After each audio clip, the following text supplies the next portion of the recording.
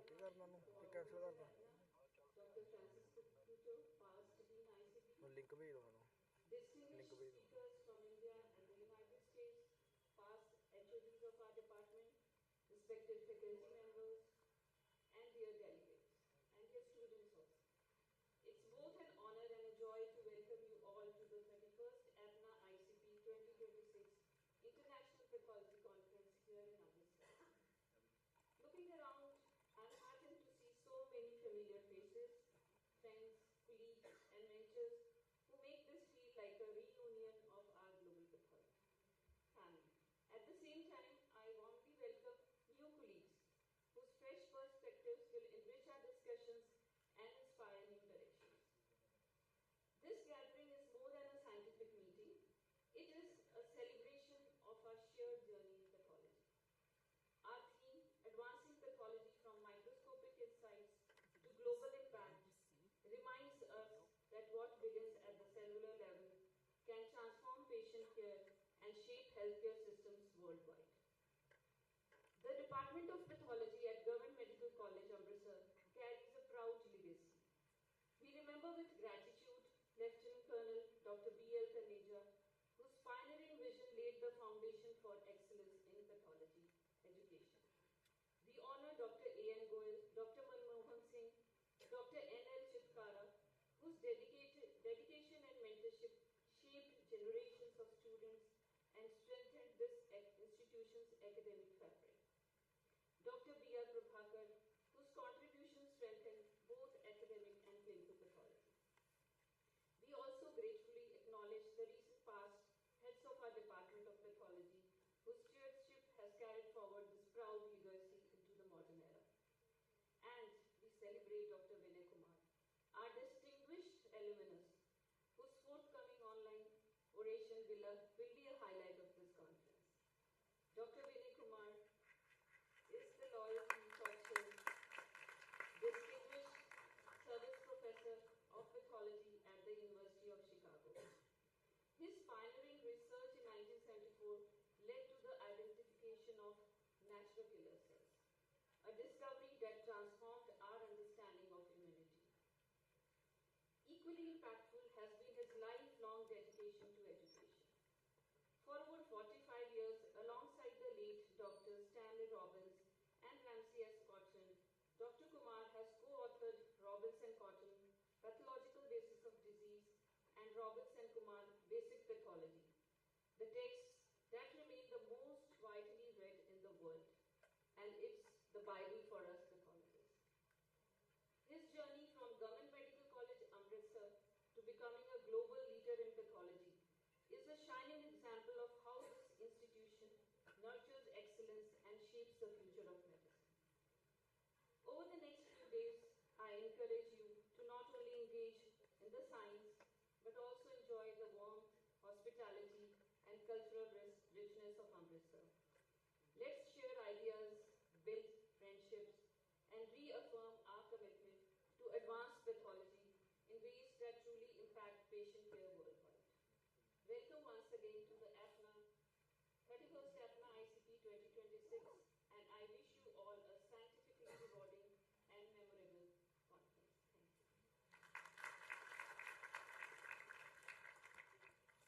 you. Thank you so much, ma'am, for this gracious welcome and the generous words. We begin this academic day with an oration that symbolizes scholarship, mentorship, and enduring contribution to the field of pathology.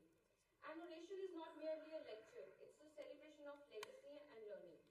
May I now request Dr. Ritambra Nada Duseja, Secretary, Indian College of Pathologists and Professor, Department of Histopathology, PGI MER, Chandigarh, India, to grace the dais and begin the academic day.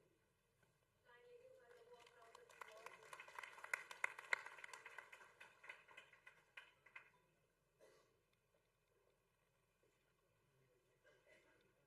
Good morning, everybody, and good morning, sir. So today, I as Secretary of Indian College of Pathologists, welcome you all for this great 31st IPNA ICP meeting here.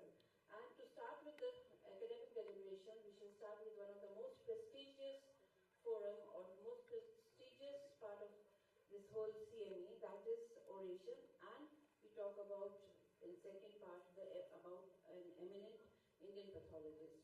For ICP IPNA oration, as you see on the stage, this is in memory of our founder, the founder teachers, that is Dr. S.J. Naglotimat and Dr. Vijay V. Joshi, who conceptualized this whole concept of having a collaborative Indian and American Indian pathologists to have this meeting to exchange ideas and to teach each other. For this oration, I would like to request Dr. Megha Joshi, who is president of IPNA, on the stage, and Colonel Dr. Deepak Kumar Mishra, who is Dean of Indian College of Pathologists, to come and introduce our eminent speakers and then start this rolling the whole series of this eminent lecture, followed by oration, followed by eminent pathologist lecture. So welcome, sir. So I would request Dr. Deepak Mishra first to introduce Dr. Naglotimat and Dr. Vega to introduce Dr. Vinay Joshi, and following that we shall have the oration. Thank you.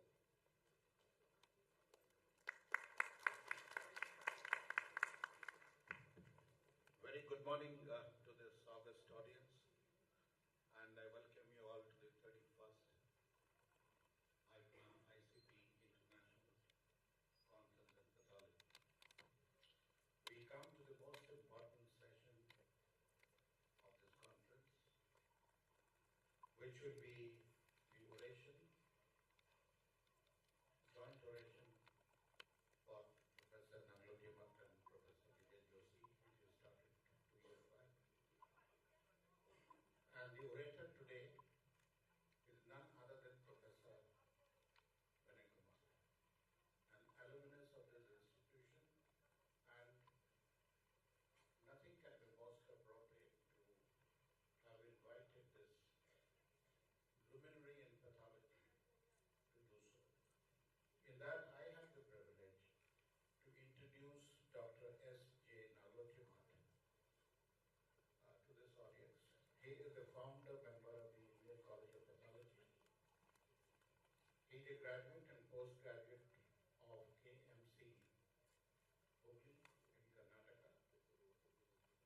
In 1970, he joined the microbiology department at HOD and then became head of pathology in JN Medical College, Belgaum. Just for the information of youngsters, in those days, MDs used to be MD bracket pathology and microbiology or bacteriology. So people used to rotate between pathology and microbiology in those days. He developed the country's most landmark pathology museum, which has earned accolades all over the world. The collections that he had in that museum is mind-boggling. I had the privilege of seeing it during the last ICP IPNA conference in Belgaum, and it is something that every pathologist should have the privilege to see once in their lifetimes. He was the founder and chairman of the Indian College of Pathologists, the very conference that we are hosting here. He had the honor of being awarded the Dr. B.C. Roy Award in 1989, which is awarded by the Indian Council of Medical Research for propagating medical science in different disciplines in the country. And Dr. B.C. Roy, I think everybody knows that he was a leading figure in his heydays. He was the Chief Minister of West Bengal, a very prominent medical professional, and had great contribution to the scientific and political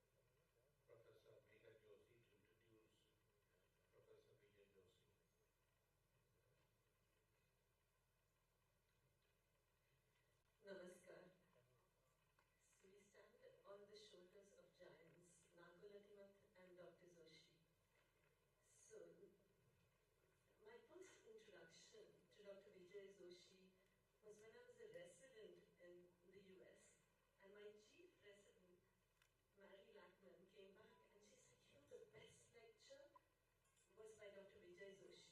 Are you related to him? And of course I wanted to say yes. And so, but over 30 years, I came to see and experience the wisdom of Dr. Vijay Joshi.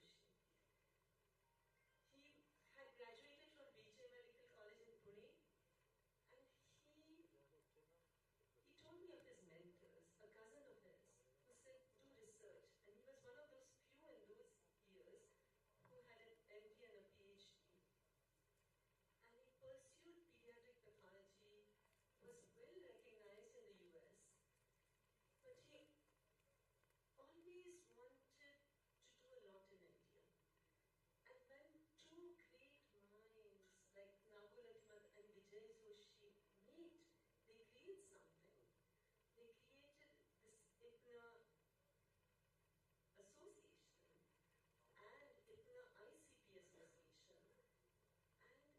And it is their legacy that we are here today, that we share knowledge that we gain in the US with our colleagues in India, what's new over there. And this conference has gone on for many, many years. So Dr. Vijay Joshi, his work on neuroblastomas is very well recognized. He had great visions of what he wanted to achieve in India. And many of you are medical students, and the first thing to do is to dream. So Dr. Vijay Joshi dreamt that he wanted to create pediatric path as a specialty, subspecialty in India. And it is few who achieve their dreams, and he did. At St. John's in Bangalore, he started a pediatric path department. There's a pediatric path fellowship, and with Dr. Ranganathan, he sort of created this whole subspecialty with conferences now on pediatric path. If you think of India, 450 million children in India, and no pediatric pathology departments or subspecialization. And he made it happen along with Ranganathan now, who's carrying on this beautiful work. And there's an annual conference in pediatric pathology. So those of you medical students who wish to go into pathology and can also think of this specialty of pediatric pathology. And because India is a very young country and we need pediatric pathologists. So to honor these two luminaries who started this initiative of IPNA ICP, we had this oration in their memory. And who better to give this oration than Dr. Vinay Kumar. Dr. Vinay Kumar and I share a guru, as they say in Sanskrit. Guru Devo, Guru Maheshwar, Guru Brahma. And so Dr. Kumar is the guru of pathology. Won't you agree? And he's the guru of pathology to all medical students all over the world. And he and me, we were blessed with having Dr. M.G. Dev as our PhD guides. Of course, I'm no one in comparison to Dr. Kumar, but I just want to recognize Dr. M.G. Dev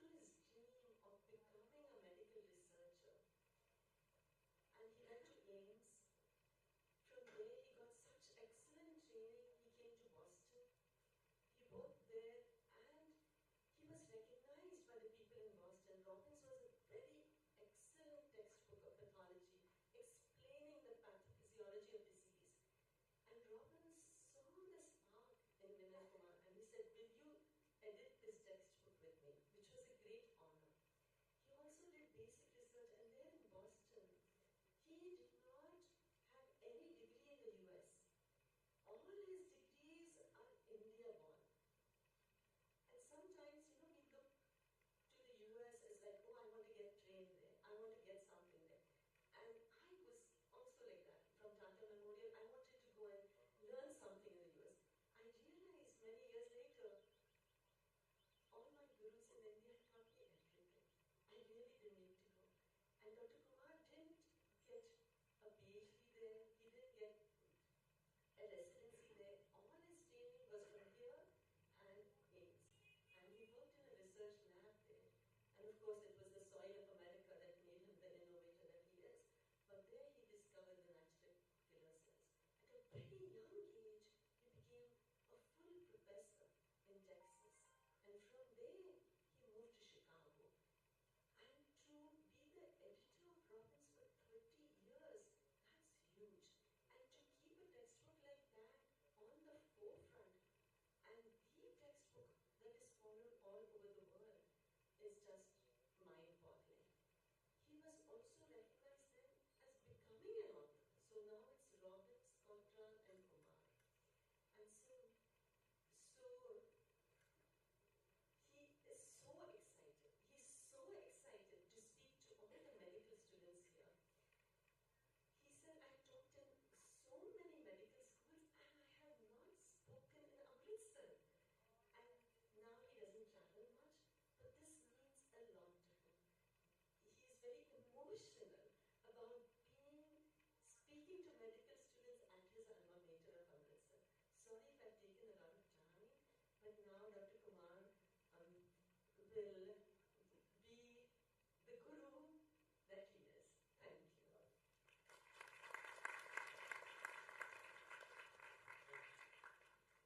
All of you,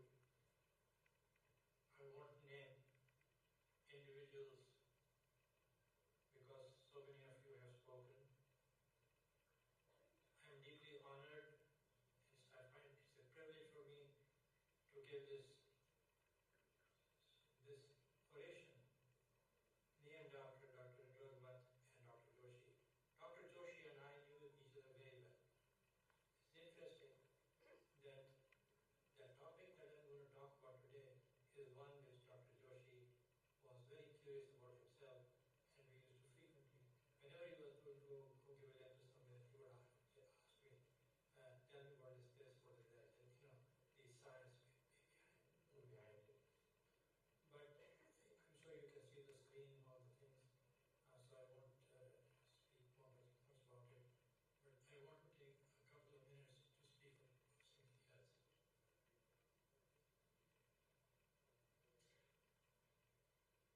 And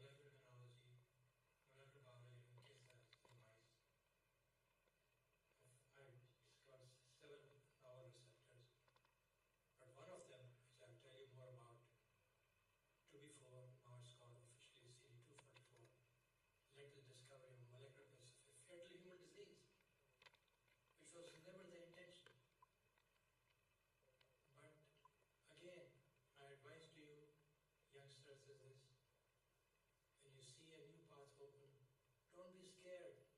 Go. Try. And that work led to the development of a diagnostic test for this. Once I tell you what it is, you say, oh, this is in the books, we know about it. What you don't know is how it was discovered, which is what I'm going to tell you. So as mentioned, and I want to give you a little bit background on NK cells. This paper which I published 18 months after I had reached Boston. I reached Boston in 1972 in July, and this was submitted in December 1973, exactly 18 months after I arrived there. And it led to the, I won't tell you more details, it led to the first description of a novel class of lymphocytes responsible for resistance to leukemia in mice. Leukemia in mice is genetically controlled, and it was thought for a long time that it was not immunologically mediated, because you could remove the thymus, you could remove them, give them steroids, you could remove the macrophages, they're still resistant. What we did was, we did a bone marrow-ectomy by giving mice radioactive strontium, which goes to the bones and radiates the bone marrow cavity. Our hypothesis was there's another cell type which required the bone marrow not only for its progenitors but also for the maturation. And that turned out to be correct. Next year, a paper came from a very prestigious group in Karolinska in Sweden. They described, they did it in vitro, and then the same year, another group in NIH found the same thing that the Karolinska group found. So within 2 years, these cells were discovered in 3 independent labs. The fact that we did it first, it doesn't matter. It doesn't matter who's first, who's second, third. Science is science. And I've never felt, oh, I'm good because I did it first. It's a matter of chance. And interestingly, it took almost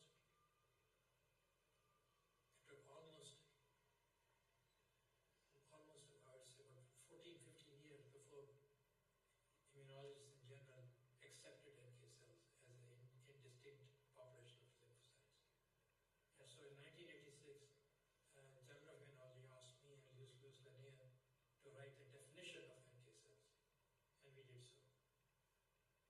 So there are distinct population of lymphocytes that can kill tumor cells, virus infected cells, and some normal cells without prior sensitization.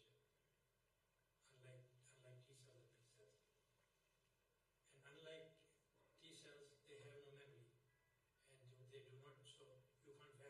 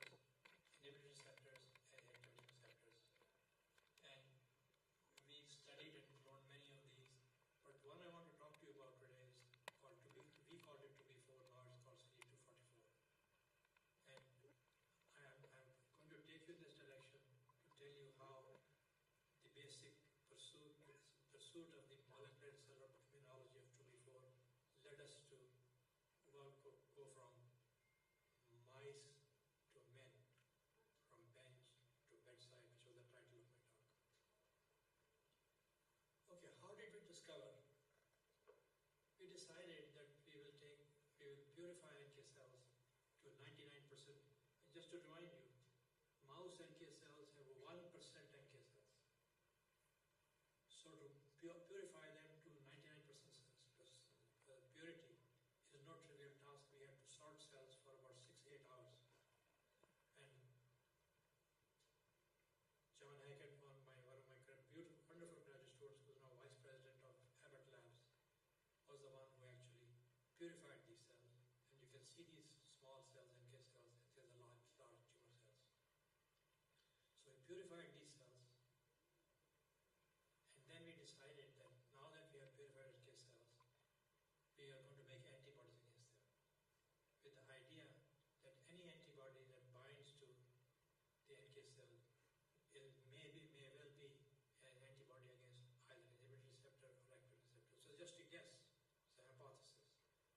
So we made antibodies against purified NK cells. And our screening was that it should not stain T cells, B cells, or macrophages, but stain purified population of NK cells. It was NK specific. Okay, so the method was purify NK cells by cell sorting, make monoclonal antibodies against these highly purified mouse NK cells, and we actually made a dozen monoclonal antibodies, which we have still not yet finished working on. And then we said, if any one of these antibodies is against one of the receptors, then if we use this antibody in an NK cell function in vitro, it will either activate the cell or inhibit the cell, depending on which receptor it is against. If an antibody passed this screen of modifying the function of NK cells, we said this must be against a receptor, but we did not know what receptor. I want to show you this picture because this is going to come. I'm going to use this again and again, so that it will be easier for you to follow what happened after this. This shows you how a killer lymphocyte, CD8 cells, NK cells, how are they wired. All of them have a receptor, which has, of course, an extracellular portion and a cytoplasmic portion, and transmembrane portion, and cytoplasmic portion. Cytoplasmic portion is the signal transducing part of the receptor, and this,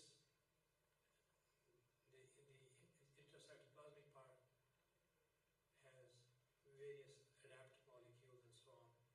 It sends activation signals downstream to lytic molecules, perforin and enzymes.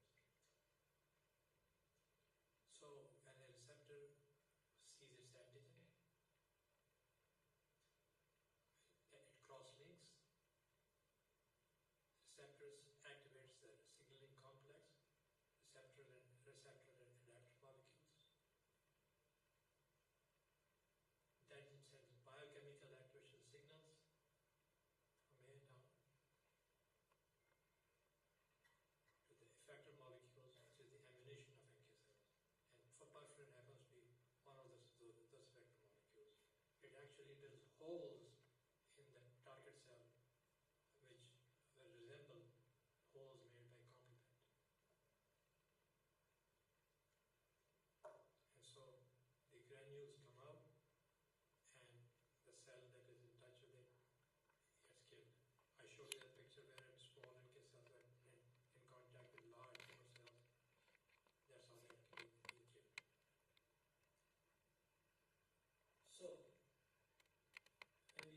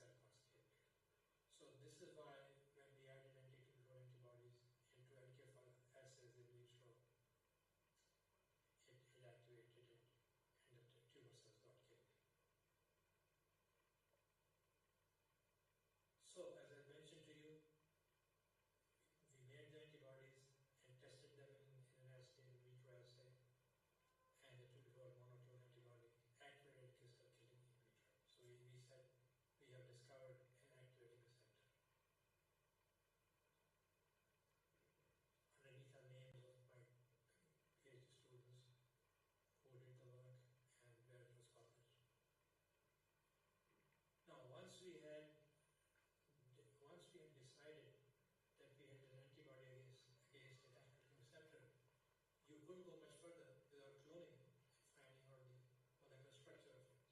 So we cloned 2 before, and we found it was a member of the CD2 family. Can everybody hear me? Am I loud enough? Okay. If my voice gets soft, please let me know. So we cloned, as I said before, and we found it is a member of the CD2 family of receptors. There are many receptors in this. I won't go into those in great details. CD2 is very well known, was known for a long time. But a subset of them, these 4, have a unique tyrosine motif in their cytoplasmic portion. And again, I won't go into the chemistry of that, other than to tell you that these tyrosine motifs, when they are phosphorylated, they recruit an adapter molecule, which is called SAP, or because it was first discovered with the SLAM molecule, and so it was called SLAM-associated protein SAP. Okay, so far so good. Then comes a very, very interesting finding. And Cox-Terraus in Boston discovered that mutation of SAP causes X-linked lymphoproliferative disease. That is when our attention went from working in mice, lying on the bench, to working for humans. So we said, oh, it's very interesting. Mutation of SAP causes a human disease called, of course, you know what XLP is. And 2B4 has a very similar structure. It also recruits SAP. What does it do? Let's see. Let me remind you that XLP, which is the short form for X-linked lymphoproliferative disease, is a peculiar form of immunodeficiency to Epstein-Barr virus. It's an 85% mortality. 50% of those die of fatal infectious mononucleosis. What happens in these? This is also about virus-induced immunodeficiency. What happens in these is that macrophages and CD8 T cells get highly activated, and spleen becomes big, liver becomes big, okay, and the human dies of the cytokine storm that these cells release. Here's a bone marrow aspirate with hemophagocytosis of red cells and white cells, immature myeloid cells. So as I say at the top, from mouse to man. So SAP mutation, SAP is an adapter molecule. SAP mutation causes XLP, a hemophagocytic syndrome. So if SAP is mutant, the signal can't go down, failure of killing, and the disease.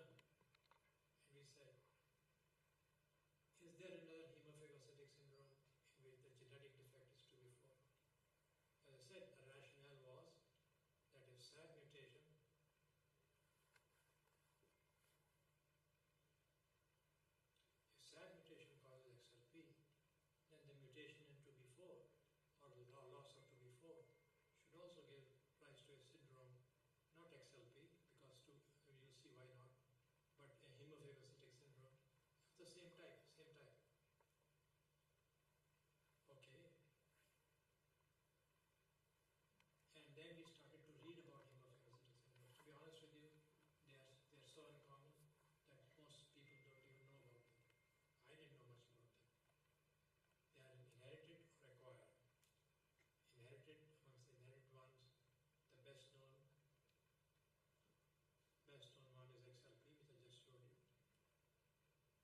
Another one, which is a long name, familial hemophagocytic lymphohistiocytosis, commonly abbreviated as FHL, Chiari-Higashi syndrome, and Coselli syndrome, and acquired is far more numerous than inherited, in association with malignancy, in transplant recipients, and autoimmune diseases.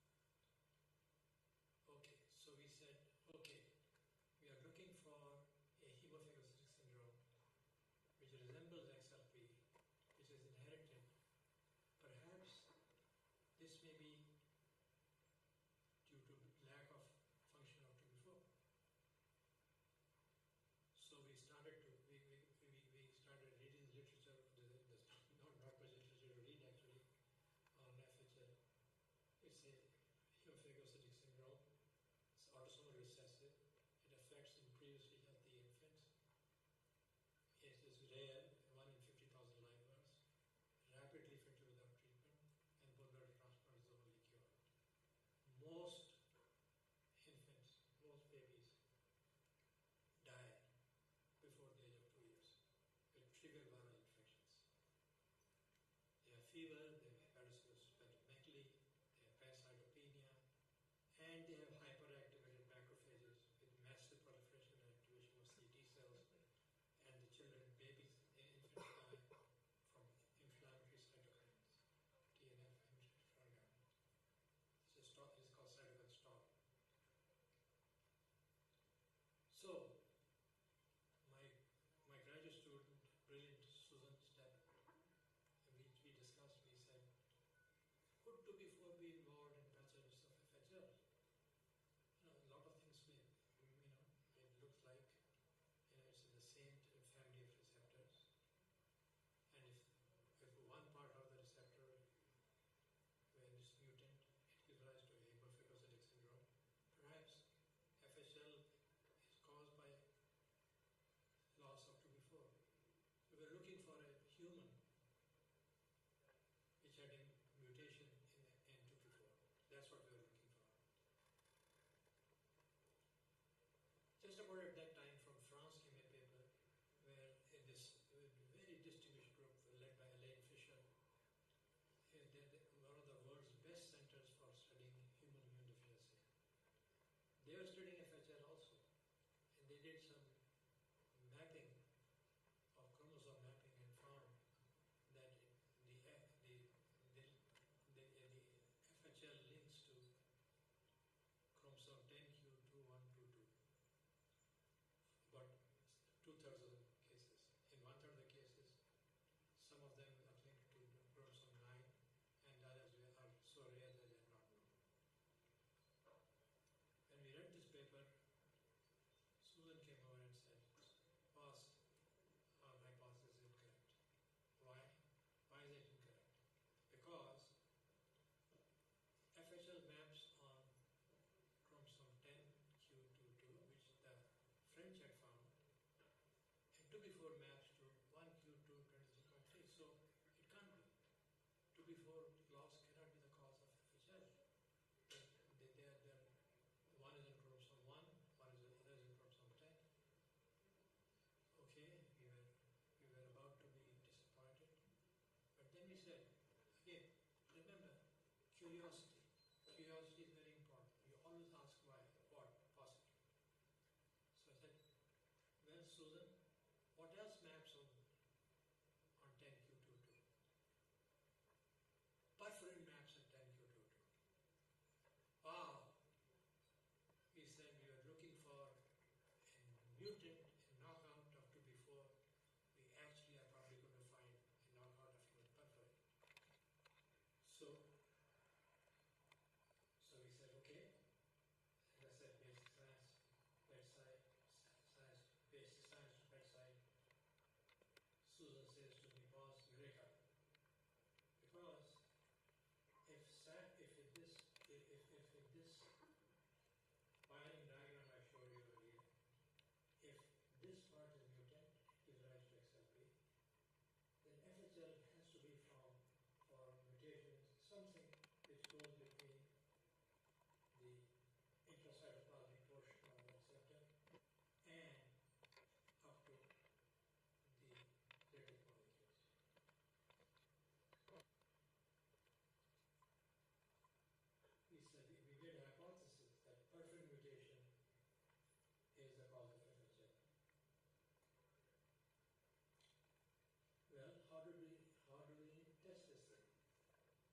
patients are very rare.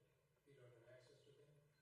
So we called Dallas on the phone and spoke to the senior investigator. Let me tell you, he's in the seat. And I said, look, we know what causes FHL. Send us coded genomic DNA from 4 patients, 4 controls and 4 patients. And in 2 weeks, we will tell you which one was the patient, which are the controls. You code them, you don't tell us which is what. And if our hypothesis is correct, we will correctly tell you. We will correctly predict who are patients and who are normal. So within 3 weeks of getting the DNA, we had sequenced the 3 exons, 2 exons of the perforin gene. Fortunately, it had 2 exons, coding exons, exon 2, exon 3. And we found, initially, that the four of those 8 samples had either stop codons or frame shifts, which should prevent the protein from being formed. Later on, we did this on almost 25 patients.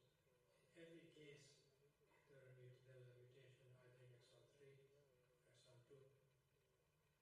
Okay, we said that's good genetic evidence, but we need phenotypic evidence. So from there, we took lymphocytes. Fortunately, the French had frozen the cells of these patients because they don't come every day. So here you see control, patient 25, patient 21, and patient 5. The first panel is granzyme. Granzyme is just another enzyme molecule in the granules, so it's a marker for granules. It's a way to identify granules. In control, you see this confocal microscopy. Perforin is labeled green. Yeah. And we put both and they overlap, and red and green look yellow. Look at patient 25 and patient 21. They have enzymes, they have granules, but no perforin. No perforin. So we had genetic evidence, we had phenotypic evidence, and we also did some functional studies. And so, as I said, we went from basic science to bedside, from mice to men, and then we found out that perforin gene defects. This paper was published in Science literally within 6 months. We started the experiments in May, paper was published in December. Perforin gene defects in FHL. Susan Stack was the first author, my student, and I'm the last author. So what was the impact of the discovery of perforin mutation? As I told you, we were not looking out for finding humans with perforin, lack of perforin. But our research and cases took us to that direction. Genetic defects in perforin are responsible for 10q-linked FHL disease. The diagnosis of FHL is based on molecular testing of perforin. In fact, these days it's flow cytometry, not molecular. You don't have to do PCR. Importantly, look at point number 2. He said that other cases of FHL, those that map at different parts, and other HLH syndromes are also caused by molecular lesions that impair the cell-limitation near the lymphocyte. Anywhere from the receptor down to the aggregation. And third is a very basic question.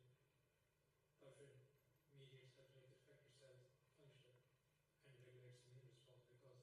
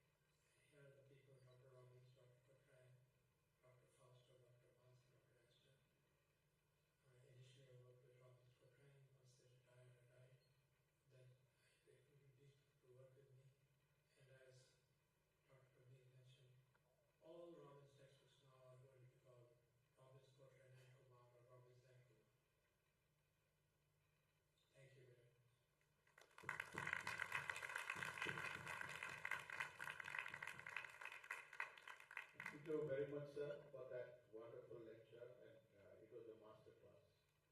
And I'm sure the audience has well appreciated it, and we would like to give a standing ovation to Professor Vinay.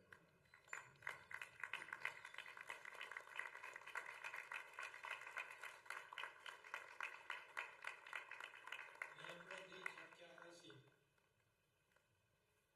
सी संभाल के रखिए क्योंकि मैं तो क्या सीगा कभी पहले एडवांस मैं आ गया थैंक यू सर सो आप सचमुच हमारे साथ थे हमें लग रहा था शिकागो से directly into your home and एक इट तो सुन रही थी and it was mesmerizing the hall was spiritually spellbound बहुत ही it was great your presence has blessed this conference really we are very lucky to have you it was great moment for all of us here present here and even otherwise so as a very small token of appreciation and regard Indian College of Pathologists Before you put token, I think Professor Vijay Wadal would like to speak a few words sir about I'm it. calling Yes. so as a small token of regard we as Indian College of Pathologists would like to give a small memento and Dr. Vijay Wadal who was the first one when we started planning this conference AMRITSAR he said appa na Dr. Vinay Kumar nu le aave the and that was a moment you really gave boost to this occasion thank you so much for being in our hall though virtually though we would have appreciated if we could have been personally so Dr. Vijay Wadal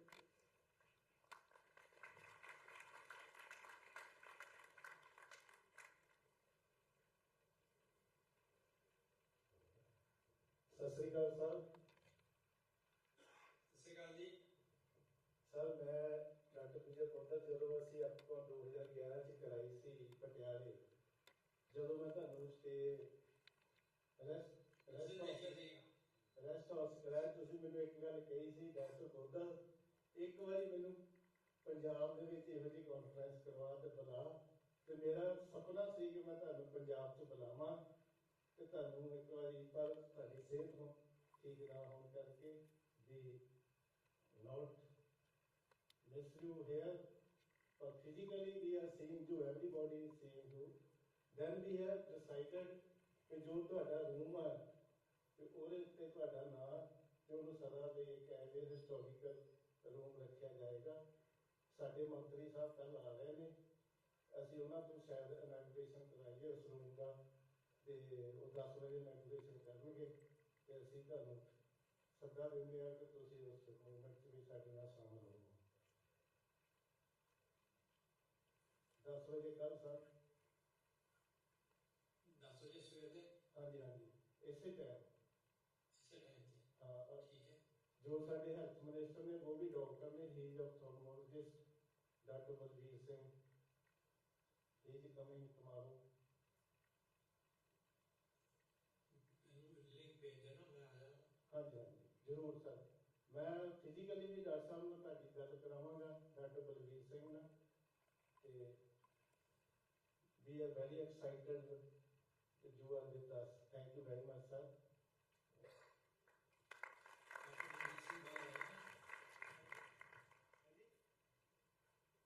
ਹਾਂਜੀ sir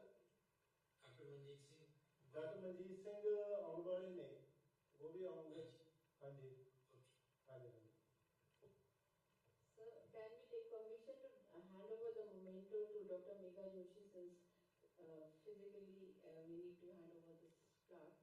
So if you permit, we will hand over that to Dr. Megha Joshi. Please do. Thank you, sir. This plaque ceremony can all executive of Indian College of Pathology and APNA come on the stage to have a memorable photograph with sir in our background. Thank you.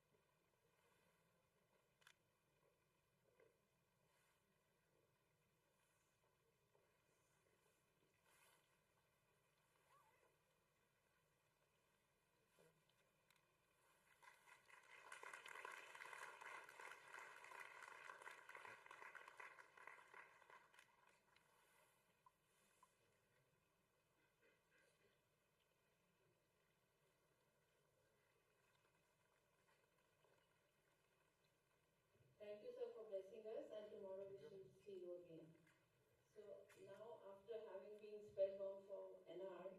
Now it's time for our next emotional bonding. That is, now we are going to have a session on an eminent Indian pathologist, where we will, get to know about one of our senior pathologists. The session will be again chaired by Dr. Megha and Dr. Colonel Deepak Mishra, and for that they will invite the speakers. So let's start with the second program.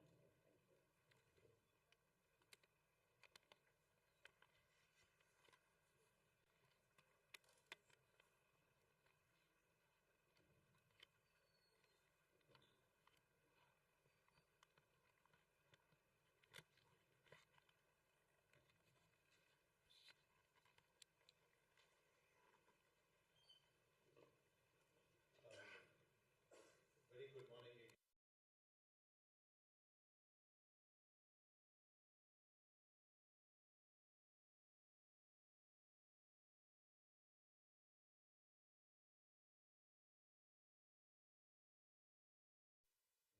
International Conference, honor an eminent pathologist during the conference. And this time we are honoring Professor Steven Lala. And for that we have again two eminent pathologists who would be doing the honors to honor Professor C.I. Lala. So I have the unique privilege to introduce Professor Neeraj Challa and my co-chair, Professor Megha Joshi, would have the honor to introduce Professor Darsuna Jala. So Neeraj Challa doesn't need any introduction. He is very familiar to this audience year after year. But for the benefit of my youngsters who are behind, I would be keen to introduce him briefly. He had his MBBS training in India, in Ahmedabad, in BJ Medical College, which is a very prominent medical college in the country. Then he went to the US. He did his MD also from BJ Medical College in Pathology, and went on to do his ABCP training in the United States. Did a fellowship in cytology at the Allegheny University of Health Sciences in Philadelphia. He also had a GI pathology fellowship in Baylor College of Medicine in Houston, and renal and urology pathology fellowship in AFIP in Washington, D.C. So very, very well trained in many facets of pathology. So he is a trustee of IPNA, American Association of Indian Pathologists of North America, past president of the same, first chief of oncologic pathology at Rutgers University in New Jersey, professor and vice chair of Rutgers Robert Wood Johnson University Hospital and Bangladesh healthcare system, have provided seminal contribution in the field of endosonographic biopsy procedures. He is the only pathologist to receive Fulbright Award by endosonographers at the International Orlando Life Conference. His CV runs into pages. That itself will become a 45 minutes lecture to introduce comprehensively Professor Neeraj Challa.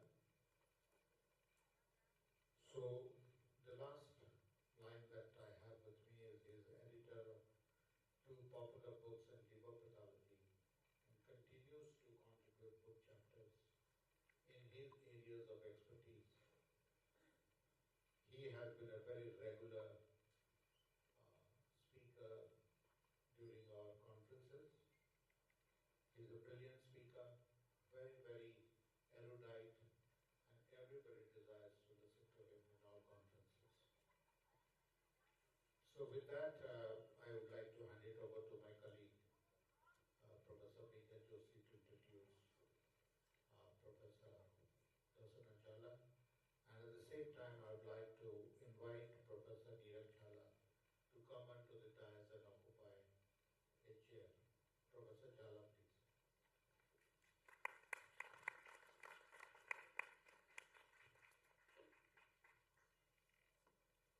Hi, I know I started with Namaskar, so I apologize. I should have said SATKAR. So, it's a great pleasure to introduce Darshana. So, Nirag, used to always come for Etna conferences, and I really knew Nirag very well.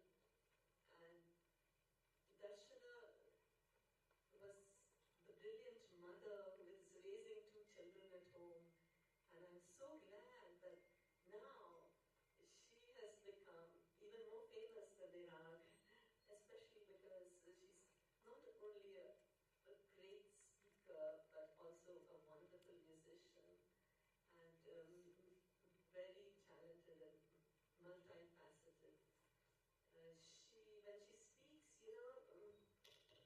she's performing and she's taking you with her on her journey. And it's just, you will hear her, and it's a great pleasure to introduce her.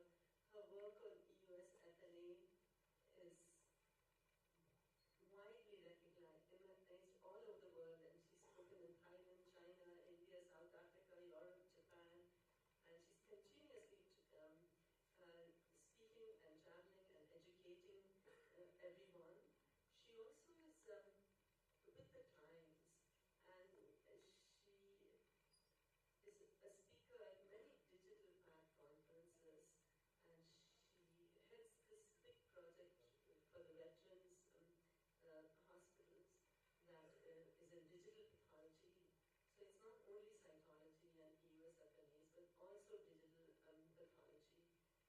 We had a great panel discussion at the IAPM in Jammu, and she was advising, it was a great panel, and she advised a lot about how to get consent for synoptic reporting, how to work with government agencies, how to talk to all the people involved in the project to get their okay to make it happen. And so I just end by saying she's a doer, she executes, she gets things done, and she's a great addition now to the ITNA faculty. Thank you, Darshana.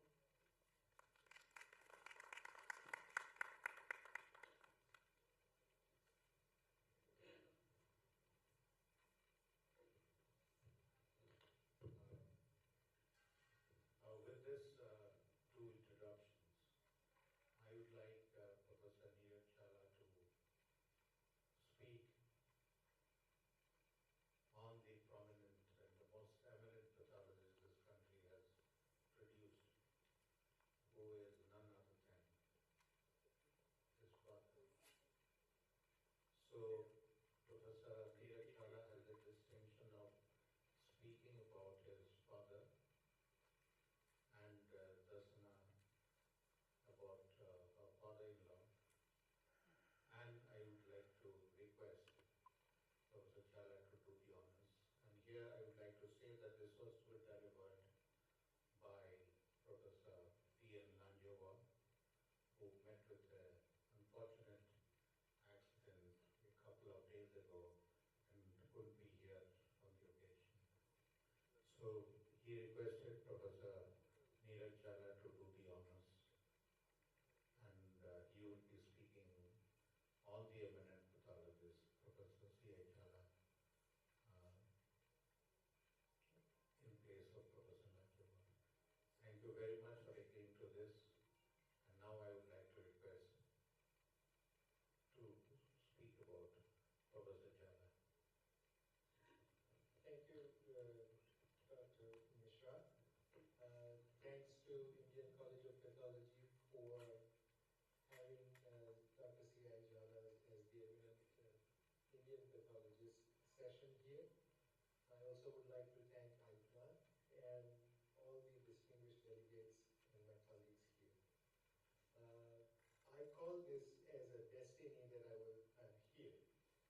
were actually not going to come to this meeting for the SATKAR ICT program. We went to Jammu for the APCON meeting with Dr. Joshi here, and there we were told by Dr. Vijay that you are going to come. And Dr. Purnik was there, and she said, you are going to come. Both of them insisted that you need to be here. Then I told Dr. Mishra that probably I won't be able to come because the program is all set. We are not involved in this piece, so you won't be coming. And he said, no, go back and talk to Dr. Ranga and see if something is possible. And Dr. Ranga made it possible for us to be on the faculty here at this time. So we came here, but we were not supposed to talk about this topic at all. It was going to be spoken by Dr. Langeva, who has been an eminent pathologist in his own right for the Indian pathology scene. Unfortunately, Professor Langeva could not remain present, so he sent his slides to us and said, if you could do the honors and present it on my behalf. And so I said, we will do it. So most of the slides that you are going to see are from Professor Langeva. You made some modifications, not a lot. But if you ask me, 30 minutes won't be enough. I've spent 60 years knowing him. 30 minutes will not be enough. But with that said, we'll talk about C.I. Jhala, an eminent Indian pathologist.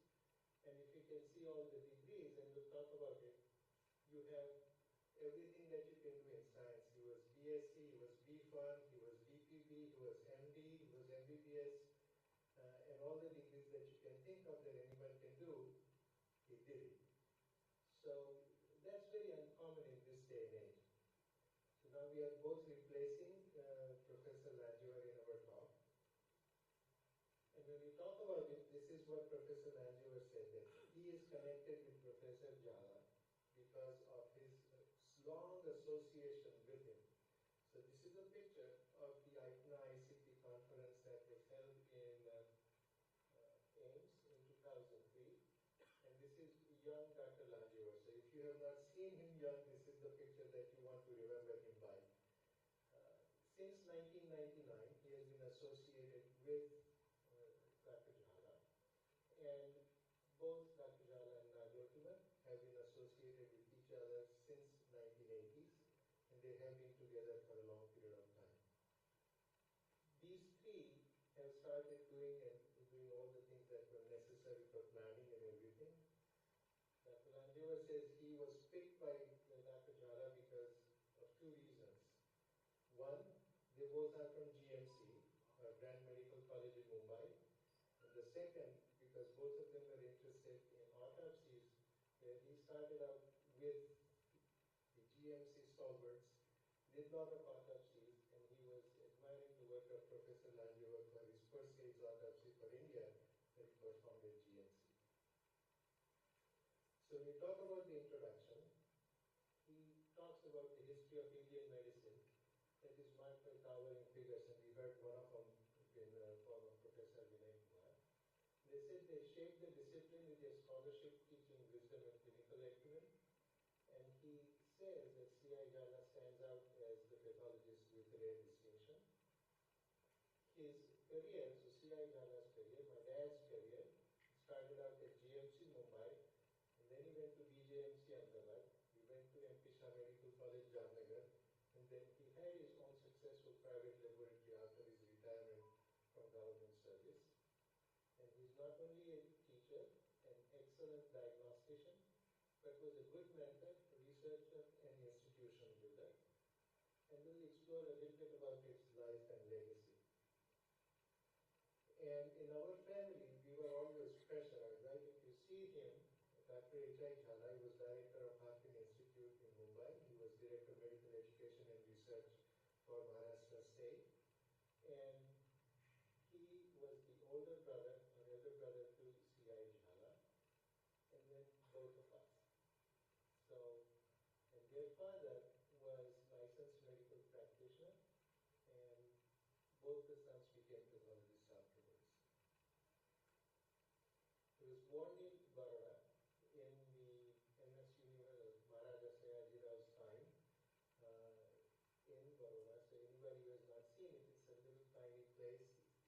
little tiny place at the time. Now everyone recognizes as Baroda is a big city. He was born December 30, 1930. And these are my grandparents. Ishwarlal Jala, he was a licensed medical practitioner. He studied in Karachi and then traveled from Karachi to Jamnagar and then Ahmedabad. They had 8 children. After the death of their eldest daughter, H.I. Jala became the eldest son of the family, and C.I. Jala was the youngest of all of them. Dad studied schooling from 1st to 9th standard in Ahmedabad and the state called Navanagar, which is now called Jamnagar, and everybody may recognize Jamnagar as the name, but Navanagar was the name at the time. And they lived in BMS quarters in Sir J.J. Hospital campus. So this is the quarters that were given at the time when H.I. Jhala came to J.J. Hospital in 1938. He was appointed as tutor in pathology, and this was the house in 1942. My granddad expired in 1943, and at that time, because H.I. Jhala became the bearer of all the siblings, he said, okay, father expired, I'll be the lead of the family. They shifted from Ahmedabad to Mumbai and lived in these quarters for a long period of time, which is now occupied by the interns at BMS quarters at J.J. Hospital. And mom expired in 1947 due to chronic infection. So the schooling and education of C.I. Jhala, he did inter-science from Elphinstone College in Bombay.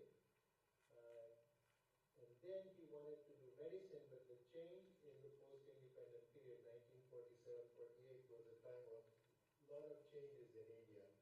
A lot of regulations changed and he could not go into medicine, so he chose to join the B.Pharm, or Pharmacy College, in LM College of Pharmacy in Ahmedabad. And he started studying but was also interested in the athletic team. So he started joining the sports, became captain of the athletic team, and was in the long distance running piece.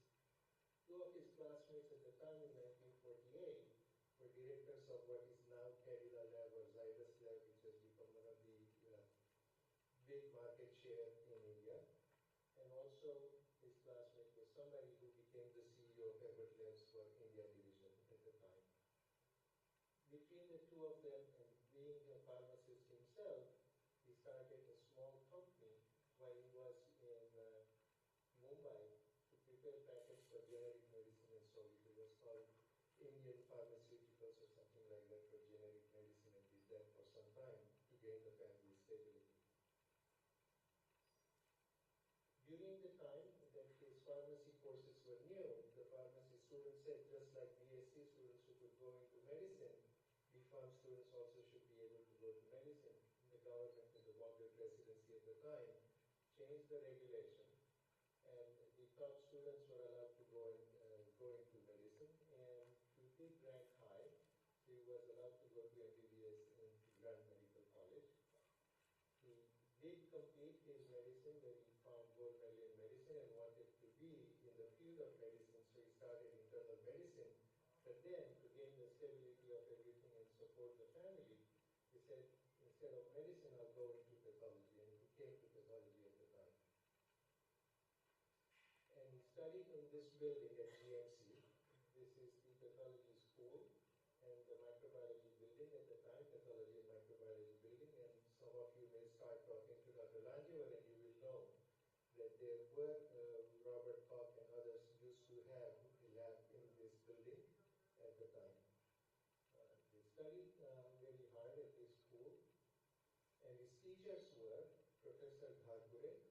And as a child, I was introduced to Professor Gharpure as Dada Gharpure because he used to live with H.I. Jhala in our Hafkin residence. So Professor Gharpure, after retirement, his student was H.I. Jhala, who became the professor of pathology at GMC. And following him was Professor Gargill, who became the professor of pathology. Both of them did a lot for polio vaccination in India, and they brought polio vaccination, indigenous vaccination to India. And Professor Gargill is the one that you will know about the schistosomia story from Hindi that he created. So C.I. Jhala was influenced by all 3 of them.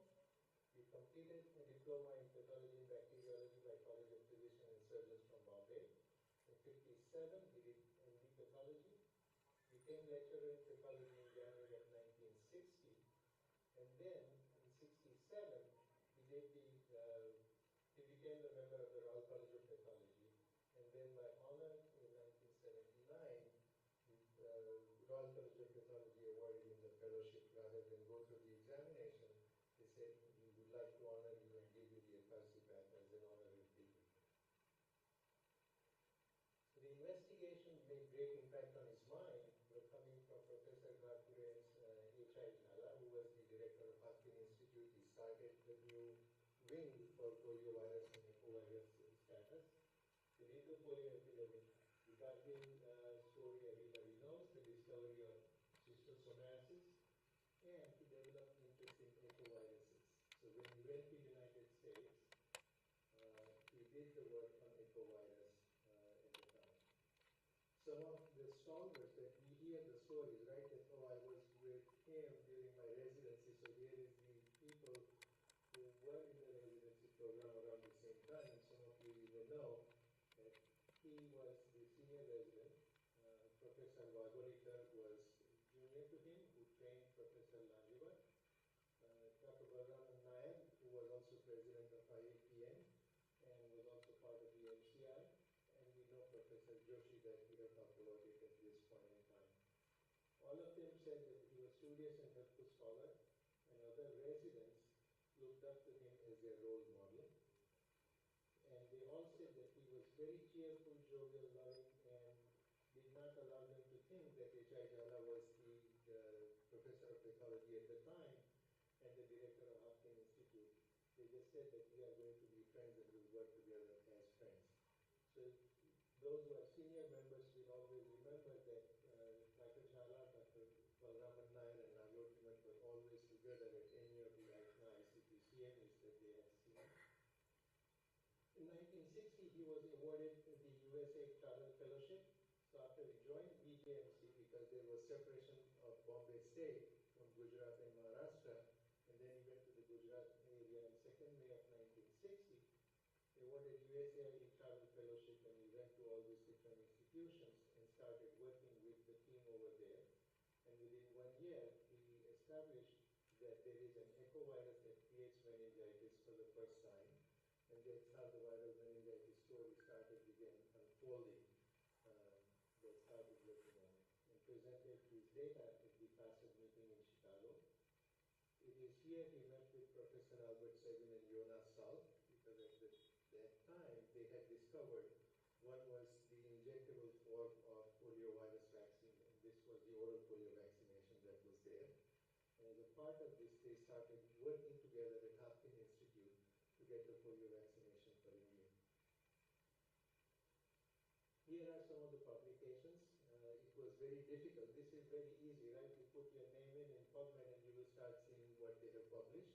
At the time, it was not that easy when they were doing all these things. They had to go to NLM and do all the cross-referencing and indexing. He did about 80 publications.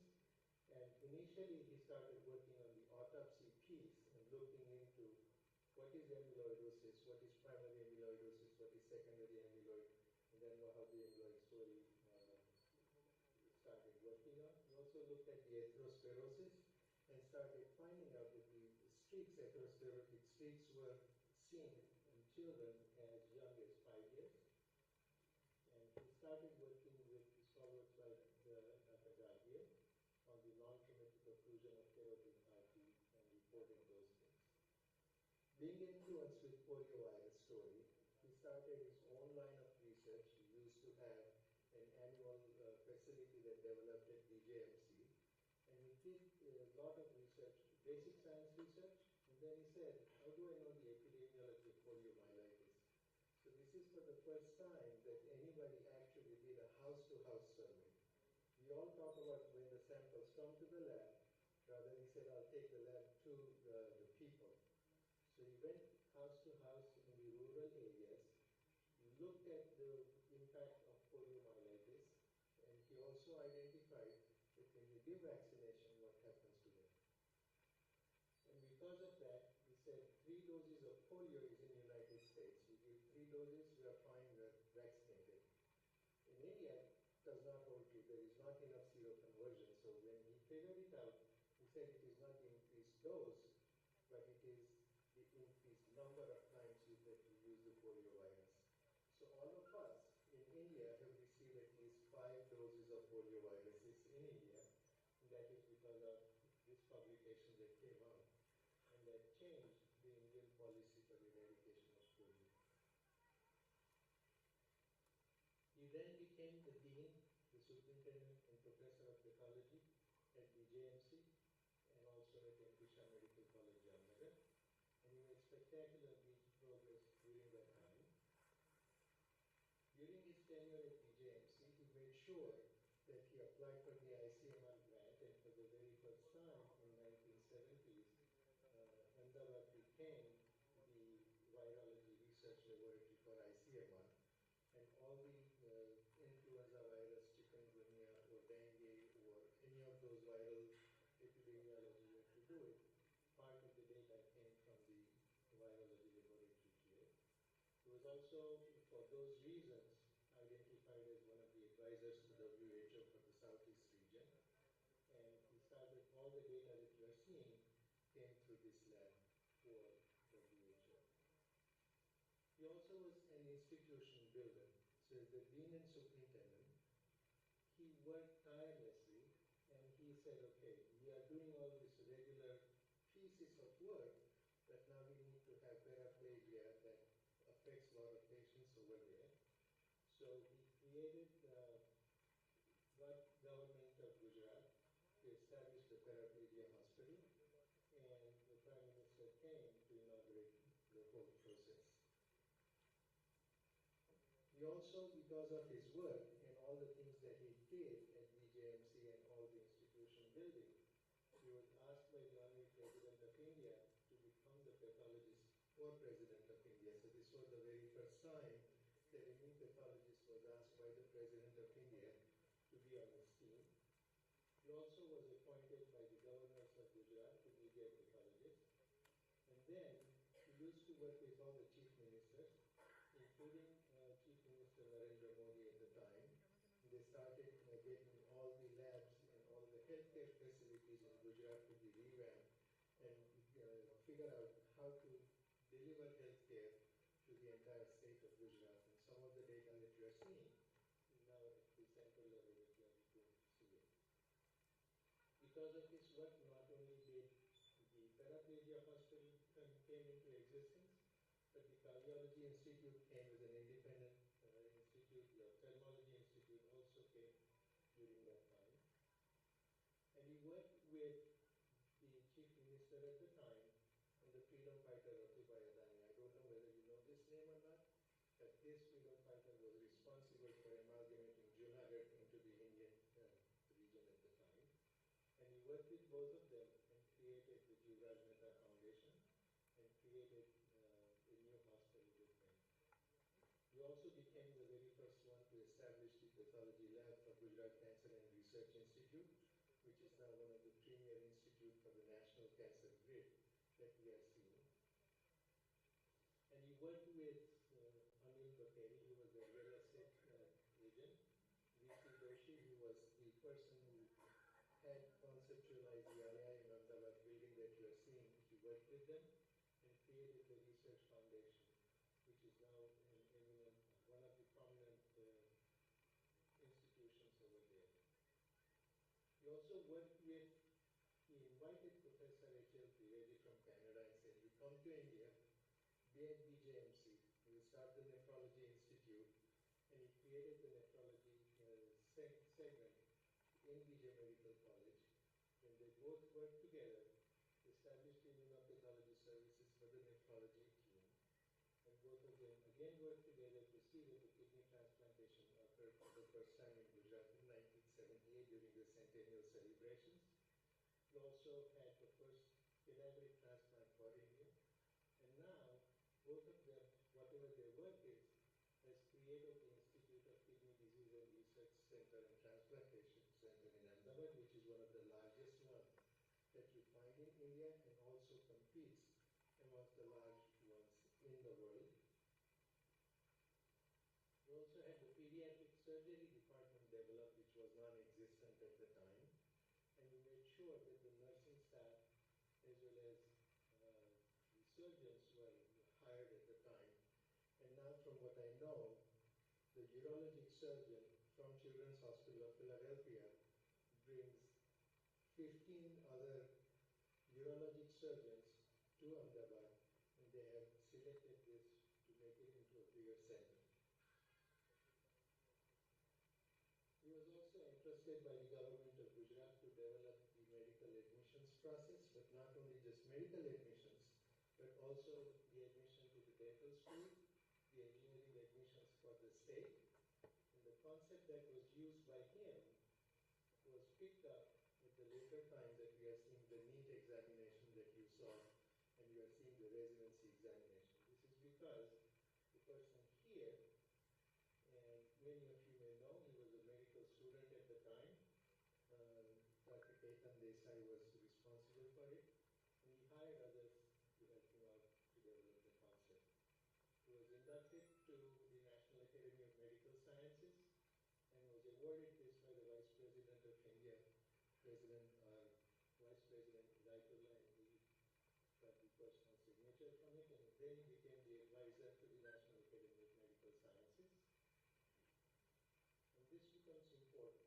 In 1990, he became the president of IAPM and inaugurated this at PGI Chandigarh. At the time, at APCON 1990 in Chandigarh, he said that I would like to have something called as an Indian College of Pathology. So in 1990, he floated the idea of Indian College of Pathology that was picked up in 91 by the annual body of IAPM, and in 1992, this became in existence. So I was going through all the work that was created in the home, and I found the very first constitution bylaws of ICP that was written. So I kept it on the side, and I'll go back to Ahmedabad, I'll find it.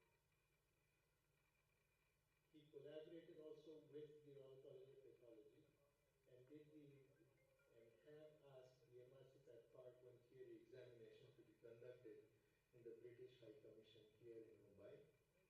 And he became the advisor on education matters between India and the Royal College of Pathologists in London. He started the 12 postdoctoral certification courses, or PDCC courses, in oncopathology. Now we have about 12 of them here, and it's growing by the day, and I'm sure Professor Mishra will be able to highlight if we ask them that how ICP is doing to get these things going. IFPM also instituted the oration in the name of Dr. C.I. Jala in 2019, and Dr. Lanjewar was the first one to receive it. And since that time, we have had eminent speakers who have taught on these oration awards by IAPM. Many of the eminent pathologists and medicine, so diabetologists or medical oncologists, they have highlighted what his contributions were not only to the field of pathology, but to the field of medicine and to the field of caregiving at the time. And then in 1984, we were three brothers, and viral hepatitis B did strike Civil Hospital in Ahmedabad. And the three physicians who were first to succumb to the disease was Dr. R.K. Shah. He was a neurosurgeon. My brother succumbed to the disease, and when he did die of viral hepatitis B, that opened up his lab and said, free of cost, I will see any of the residents in the state of Gujarat who wants it, and one of them was found positive for viral hepatitis B, was the orthopedic surgeon. And he got in, he went back home, came back again to Civil Hospital and died. And as a result, there was a huge uproar in Gujarat and in medical fraternity. So government asked during this time that, okay, you are passing through this tough time, but we want you back because we want to curb the hepatitis research, how hepatitis has spread. So they created the hepatitis research cell and how to curb the spread. And from his, whatever the data that he found, they started seeing the change of practice in India. And he also started having the immunization as an occupational health. So every medical facility should, or every medical person should have the hepatitis B vaccine. But now it has turned into a national policy for immunization against hepatitis B in India in childhood.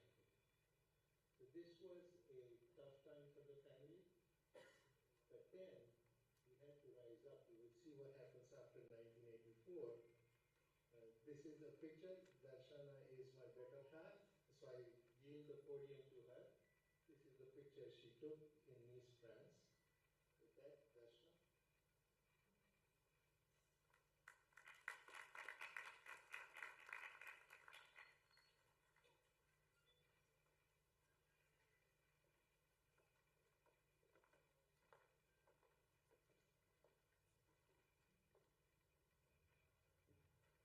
What an honor for me to be talking about my father-in-law that I call Papa. First, thanks SCP and ICMA for the invitation. It's a pleasure and tremendous honor. And I think by this time you know Papa was larger than life. There is no doubt he did not contribute only in pathology. For me, what is unique is with his administration capabilities that is unmatched. He was able to go way beyond pathology. He was visionary, paraplegic hospital, kidney transplant hospitals. I could go on and on. I have been in 2 continents as an administrator, as an academician, as a pathologist. They asked me in USA after my training, who is the best pathologist or mentor you have had? My answer was and is, it's Dr. C.I. Jada. So I don't have any intention of talking about his degrees or what he did. I want to talk about his legacy, and what I did was I reached out to his 2 grandchildren, which are not our children, and I said, I would like you to send me something about Dada Babu. What do you think? Because they have been almost brought up over in USA, and you will see what impact he had on them. So I think this journey will show you who he was as a human being. So I knew him in BJ Medical College as our dean of the medical school and a fantastic pathologist. In 1988, it changed for me. He became my father-in-law. You can see a picture where Nirag and I, we were very young then in 1988. And that's on left side you can see Ma Papa. Ma was the backbone or pivot of our family. And on the top you can see the picture, my daughter 1 year old. When Nirag was in USA, they absolutely kept me under their wings and we are playing Holi. And when I got my American Board of Pathology certification, he was the most happy human being. And I got lucked out that whatever I did, he would take an interest. He was not interested in music. I was the first human being actually in Jala family who deviated, who said, in addition of medicine, I love something and I would do it. We had our own discussion, Papa and I, but we understood each other, and he would attend each and every music program that I performed down the road. Now, this is the slide that shows his granddaughter, 1 year old, who is now actually MD, MBA, radiologist at Harvard Medical Institution. She's also a program director and has kept the legacy of Papa, of mentoring trainees. And they both actually published a paper. In the center, you can see on the Hippocratic Oath, the paper came out after he passed away.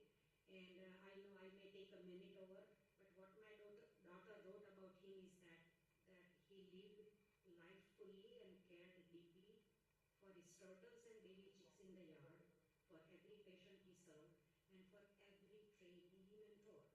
From him, I learned that curiosity and empathy belong together. A cultural historian, scientist, father, husband, brother, son, grandfather, and an extraordinary pathologist. What he accomplished so gracefully in one lifetime, many could not in centuries. Forever grateful, cheers to him. You can go to the next. And that's our son. When he was born in USA, Ma Papa visited and stayed with us till he was 3 weeks old. And now you can see he just graduated from Penn. He's 23. He's a healthcare consultant. He counts money, how we save money in healthcare. So probably he will be boss of all of us down the road, but he's also in the healthcare field. And I think he said something very significant, that Granddad always emphasized the importance of family bonds, even when we were thousands of miles apart on different continents. He taught me more than I can fully express about what it means to be a good man. Look at the impact, look at the legacy. This is this generation we are talking in United States of America. And he said, it's not about only excelling in academics, it's about enjoying the life, hard work. Papa loved food, Papa loved Bollywood movies, Papa loved going late at night to have chai and eat pan, and it was full of life. We can go to last slide. I think he was just a unique human being, legend. No second Dr. C.I. Jala will be walking on this earth. You can say I have a conflict of interest. I do. Even neutrally, I believe he's just so unique. His vision, establishing the ICP along with Dr. Naryoti Bhatt and others, I think we can see the fruits of those. We have ICP meeting, we have collaborations with Royal College of Pathologists, and I think whoever is attending meeting today, whoever will attend meetings in future, when you collaborate academically, when you publish, Dr. C.I. Jala legacy lives. So keep on enjoying the conference, and thanks so much again. This is such an honor for us to be able to talk about Papa. Thank you.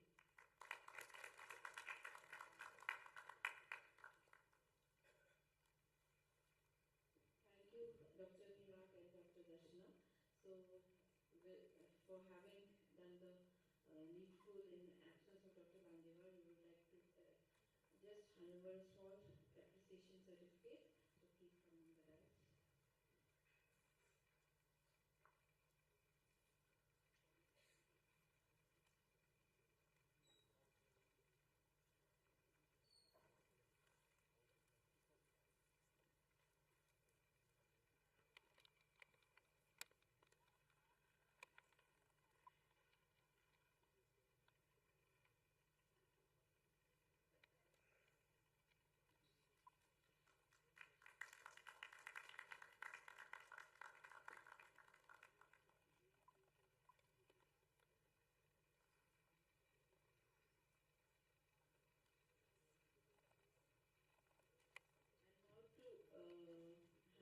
dais.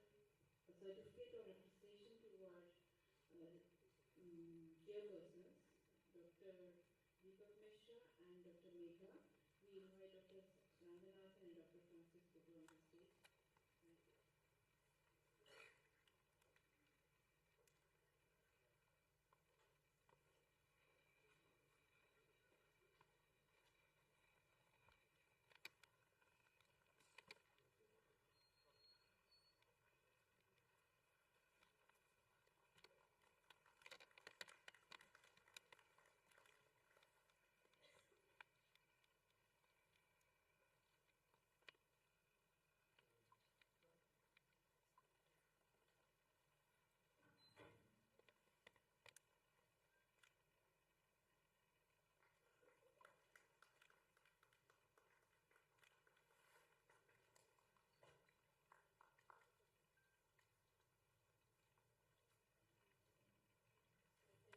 For being part of this whole academic for these sessions. Now we begin the next applauding session, which will go with the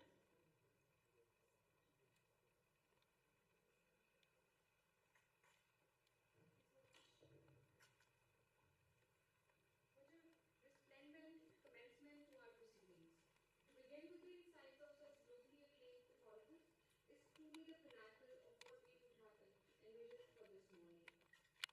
Before moving ahead with the sessions, I have an announcement to make.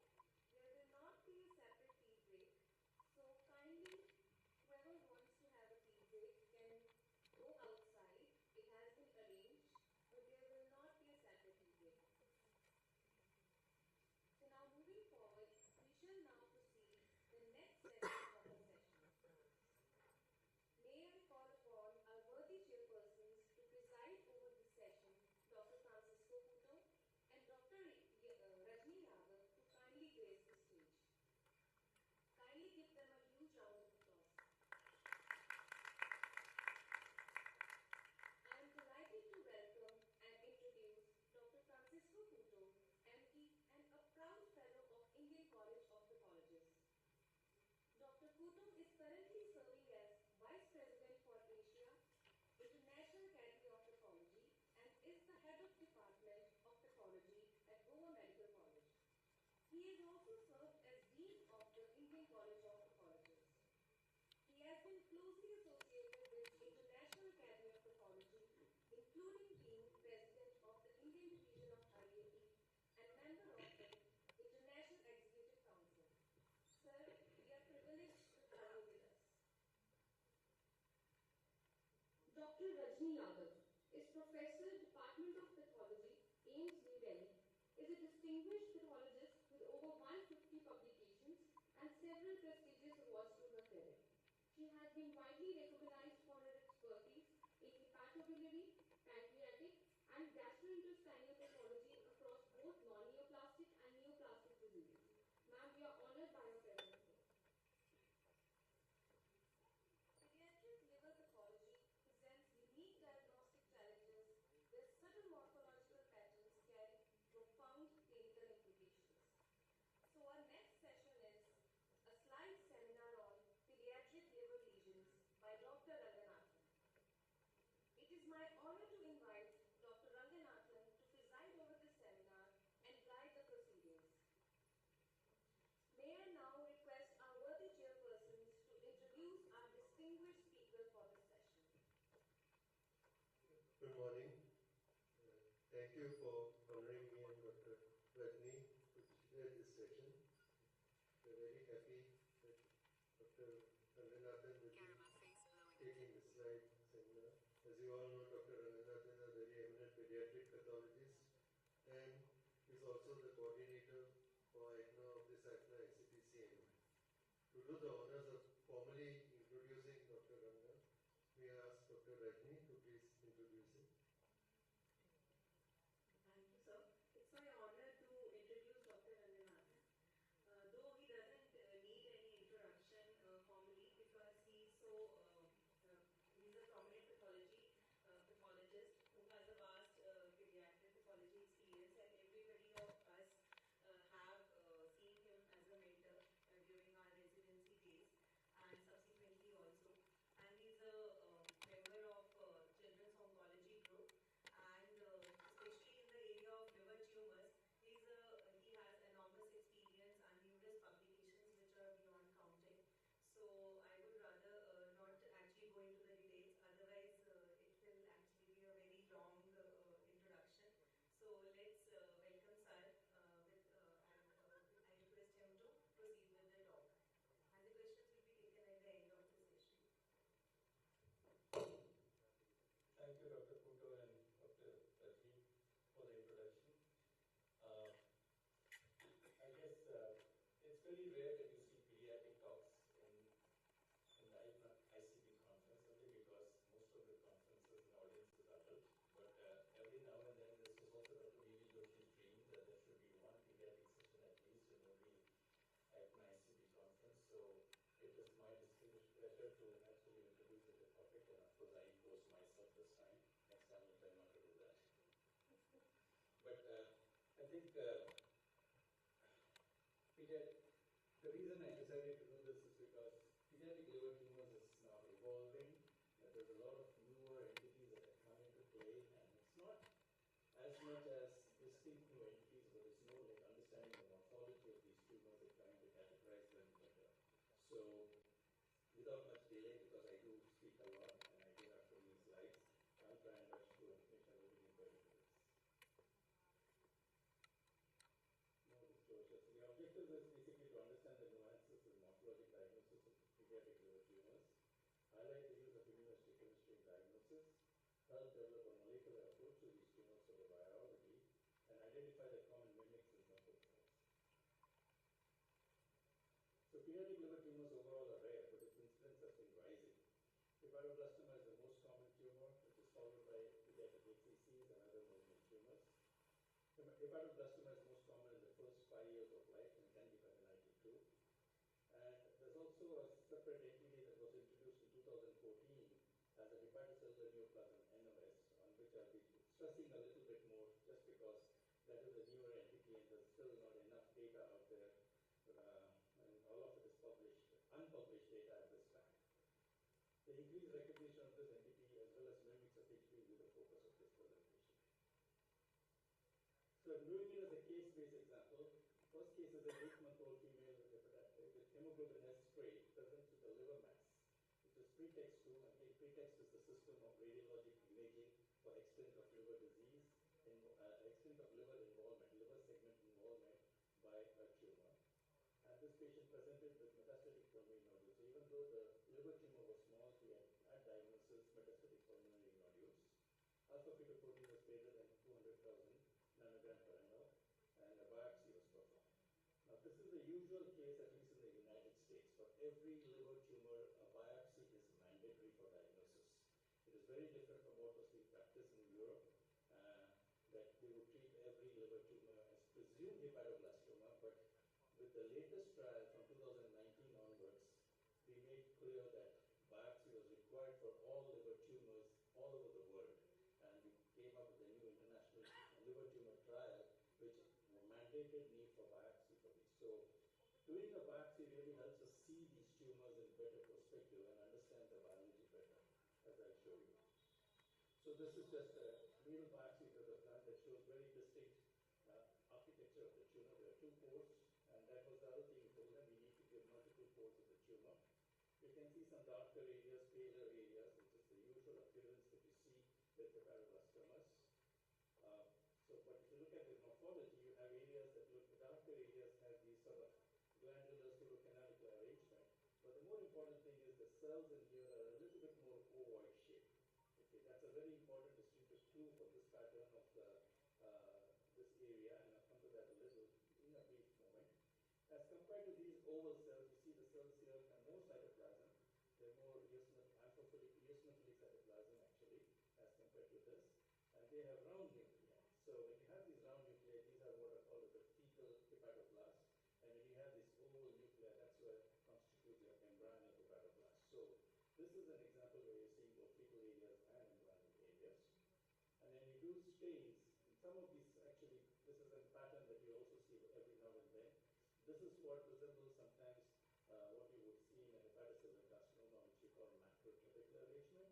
But remember that macrotrabeculae here are all very small macrotrabeculae. They're all 3 to 5 cells thick only. They're not more than 5 cells thick. And that's a very important distinction to make from hepatocellular carcinoma, where you get almost always all the macrotrabeculae at least 10 cells thick. So that's a good distinguishing point to keep in mind. Immunohistochemical staining for this classic stain that you use is beta-catenin. It shows nuclear staining that is stronger in the embryonal areas, but also positive in the fetal areas. And glypican-3 is again similar. It's a maturation marker. It's again a fetal oncoprotein, so it's produced in the fetal hepatoblast commonly, and it's positive in 100% of the cases of hepatoblastoma. So if you have any epithelial component of hepatoblastoma, invariably it stains. The only exception is a very, very primitive appearing undifferentiated pattern of embryonal hepatoblastoma, which may not show glypican-3 stain. SALFO is a stain that I use very routinely in every single tumor. And I should say that I have done over 1,000 cases of immunohistochemical panel for these tumors, and it's the same panel, and SALFO is the best marker for embryonal hepatoblastoma. It's almost always positive in the embryonal areas, negative in the fetal areas. It's a good distinguishing marker there. So I'm not going to worry about the diagnosis, it was straightforward, because it's a hepatoblastoma, classic hepatoblastoma with epithelial areas with fetal and embryonal component. And there's of course a focal macrotrabecular arrangement. And I always make it a point to highlight the areas that are unusual, like this macrotrabecular arrangement, because invariably these are the tumors that tend to behave a little bit more aggressively. And they, as in this case, this patient presented with pulmonary metastasis at diagnosis, which means that there was already some degree of vascular infiltration, and that's why you have tumor in the lungs. Molecular diagnosis on this tumor actually showed only one mutation, which was of the CPNMB1 gene, which is the beta-catenin gene, and it was at a single point mutation at E332Y locus on the exon 3. So this is a typical pattern of hepatoblastoma. It's a very unique tumor in that it has just the hepatoblastoma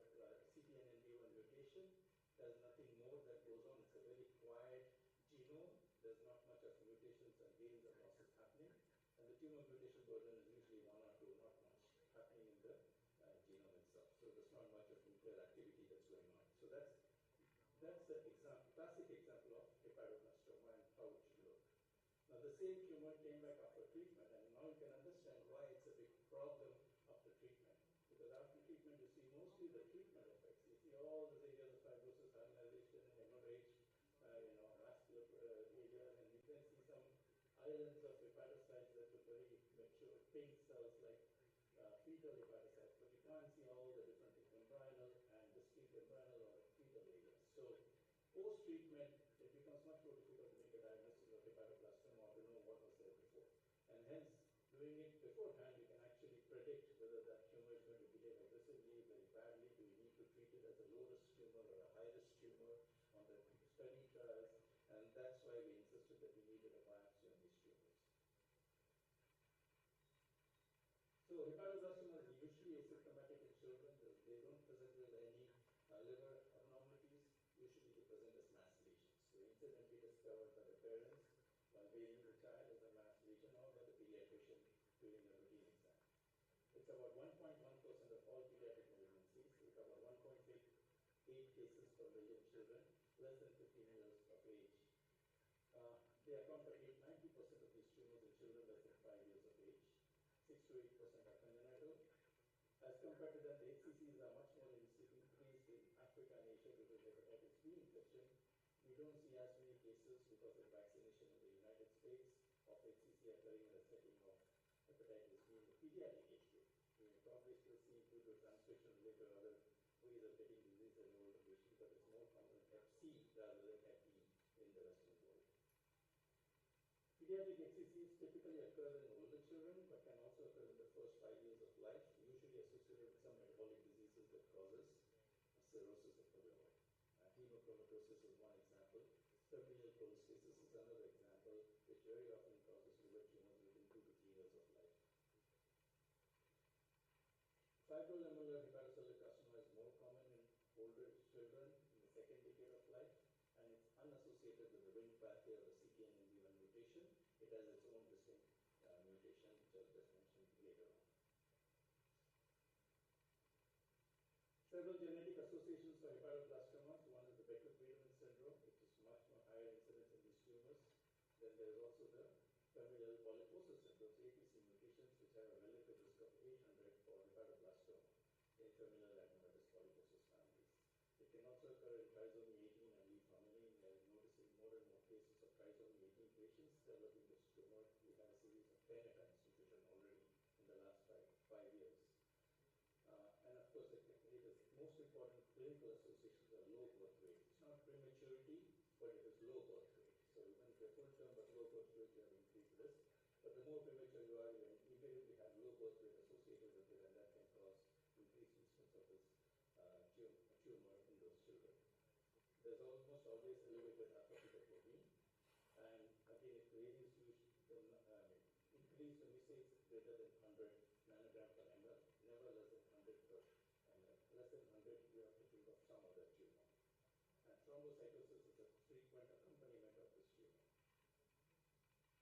This was the pediatric consensus classification that was published in 2014 that listed the different types of epithelial variants, which included pure, fetal, and this was the one important thing that was important to recognize based on this trial, because these patients were then observed without any chemotherapy. So the pure, well-differentiated fetal hepatoblastoma is just a very small subset of these tumors, where the entire tumor is represented by only a population of fetal hepatoblasts that look very bland, almost resemble fetal liver. And sometimes these small biopsies, people wonder, is this tumor or is this normal liver? So it looks that bland. So that's an important thing to diagnose. But again, you can't make a diagnosis on a biopsy. And that is a pitfall, because biopsy can have sampling error. You may be identifying only the area that looks like this, but there might be other areas of the tumor that look like embryonal or other fetal areas that I showed you before. So it's important to remember that this diagnosis can only be made when the entire tumor is resected prior to chemotherapy. So there should be no chemotherapy given, and it should be resected at diagnosis. That's the only time when you can make this diagnosis of pure or differentiated fetal hepatoblastoma. So it's a very rare tumor, very few examples in a current trial of almost 450 patients that we just finished analysis. We found only 2 cases that had fit into this category. So it's a very, very rare tumor, even in the group of hepatoblastomas. This is the trial that I was talking about, the FIT trial. This is followed all over, even in India, they were following the same protocol, more often the European counterpart, the SATKAR group. But again, all the processes were standardized and treatment protocols across all the continents were also standardized on this trial. And it included central pathology review and had a rapid review for some of the criteria, especially if the AST was less than 500. Less than 100 to make sure it's not some other tumor. Age greater than 8 years to identify this group of hepatocellular neoplasm NOS and distinguish it from hepatocellular carcinoma. And then anytime there was a biopsy diagnosis made of hepatocellular carcinoma, we would review it rapidly again to make sure that this was not this tumor. And the reason for this is, I'll come to that shortly when I do a subsequent case. Immunohistochemical profiling for hepatoblastoma. The panel that I use include beta-catenin, glypic, and gluten synthetase. I don't use hePAR because it does not help me distinguish between liver, tumor, and normal background liver. So I don't use this in day-to-day practice. I do use SAL4 and toxin because SAL4, as I said, helps me. It's almost always only positive in embryonic. You won't find it in any other component. So some people have associated SAL4 with worse prognosis. That's understandable. Embryonal hepatoblastomas almost always behave more aggressively than fetal hepatoblastomas. So that could be the reason why SAL4 is overexpressed in those patients. So you have to interpret it in the right sense. I use it as a morphological indicator, not as a prognostic indicator. And then I use PROX1 basically to identify this blastomer component, very often stays very strongly. But it can also be positive in some of these background hepatoblasts, also fetal, because PROX1 is also a hepatoblast precursor marker. The other stain that I use commonly is INI1, that was specifically used to identify the small cell blastomer component. The important thing to remember is that INI1 is always retained in hepatoblastoma. It is never lost. If there is loss of INI1 staining, then you're not talking about hepatoblastoma, you're talking of a different tumor. Moving on to case 2, it's a 10-year-old female with past medical history of prematurity, migraines, mild intermittent asthma, constipation, who presented with abdominal pain and sudden weight loss. CT MRI showed multiple liver nodules with portal vein thrombosis, mild elevation of liver enzymes and very high AFP, and mild coagulopathy was seen, and a biopsy was performed. And the biopsy came with multiple small fragments. This is just a low power view of the whole slide image, and this is actually the high magnification. And when you look at it first, it looks like it's all liver-like. It looks like it could be a fetal hepatoblastoma, but you don't see too much of EMH, extramedullary hematopoiesis in this tumor. The question is, can this be called a hepatocellular carcinoma because of just monotonous sheets? Maybe. And there are some pleomorphism in the tumor. There are some multinucleate cells. These arrows indicate some multinucleation that could be seen in the cells. But there was also some other features like this, where you had tumor cells showing intranuclear vacuoles that are very prominent, some pseudoacinar arrangement of tumor cells.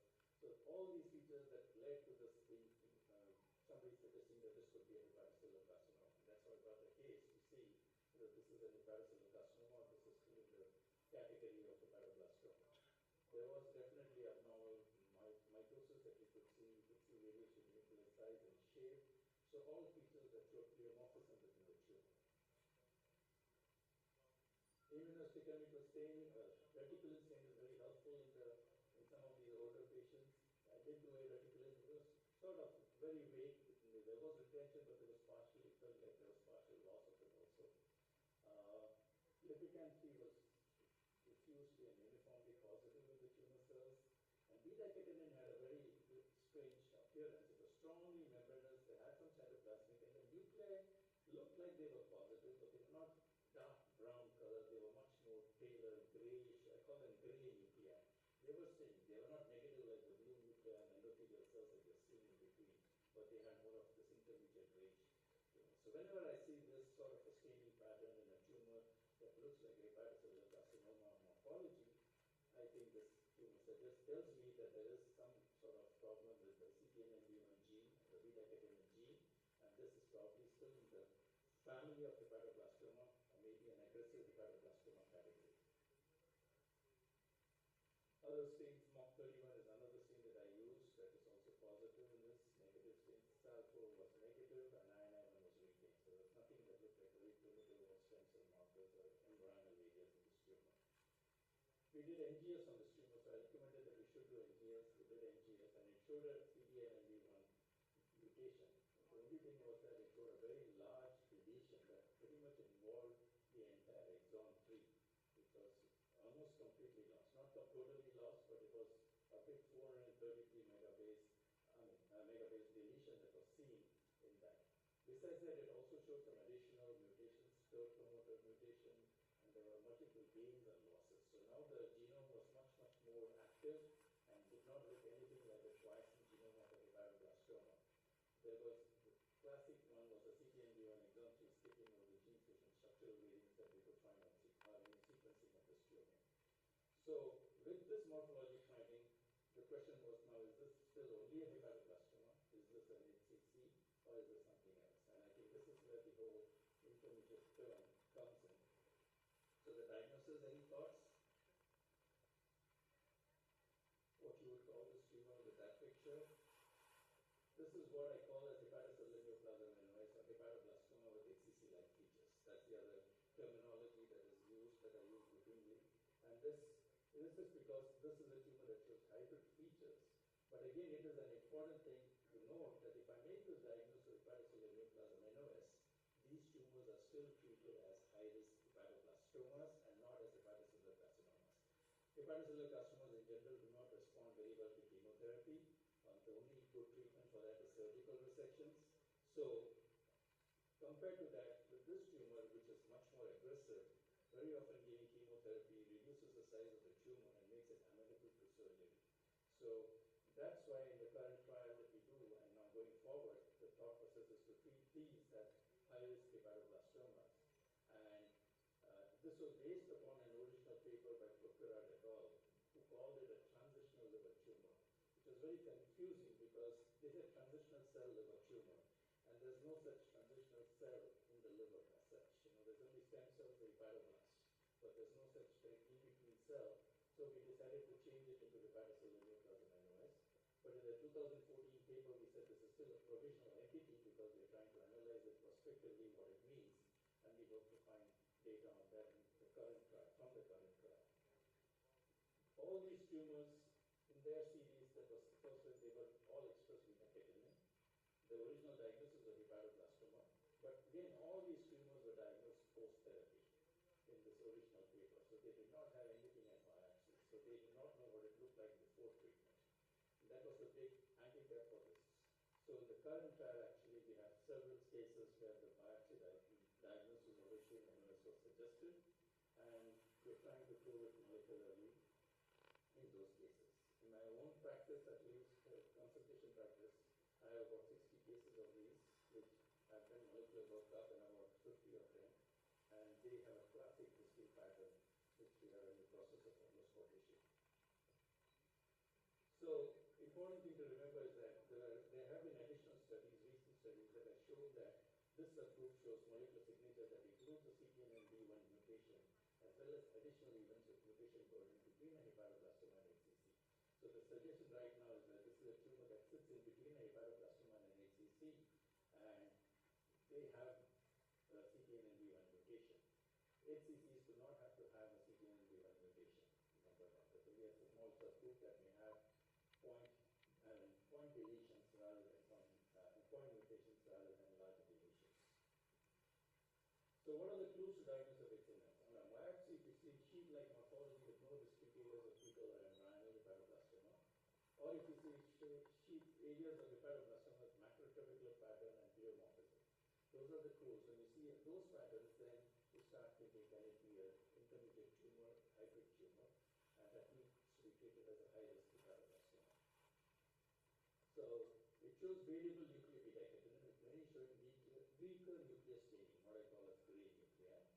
And if it's an HCC HCC that expresses strong sensor markers in the pediatric age groups, such as SAR4, COX-1, or CK19, I insist that we do molecular because this could potentially be showing large deletions of beta-catenin, for which reason the beta-catenin stain may be negative immunohistochemically, and these tumors naturally behave like HCNNOS and should be treated as such.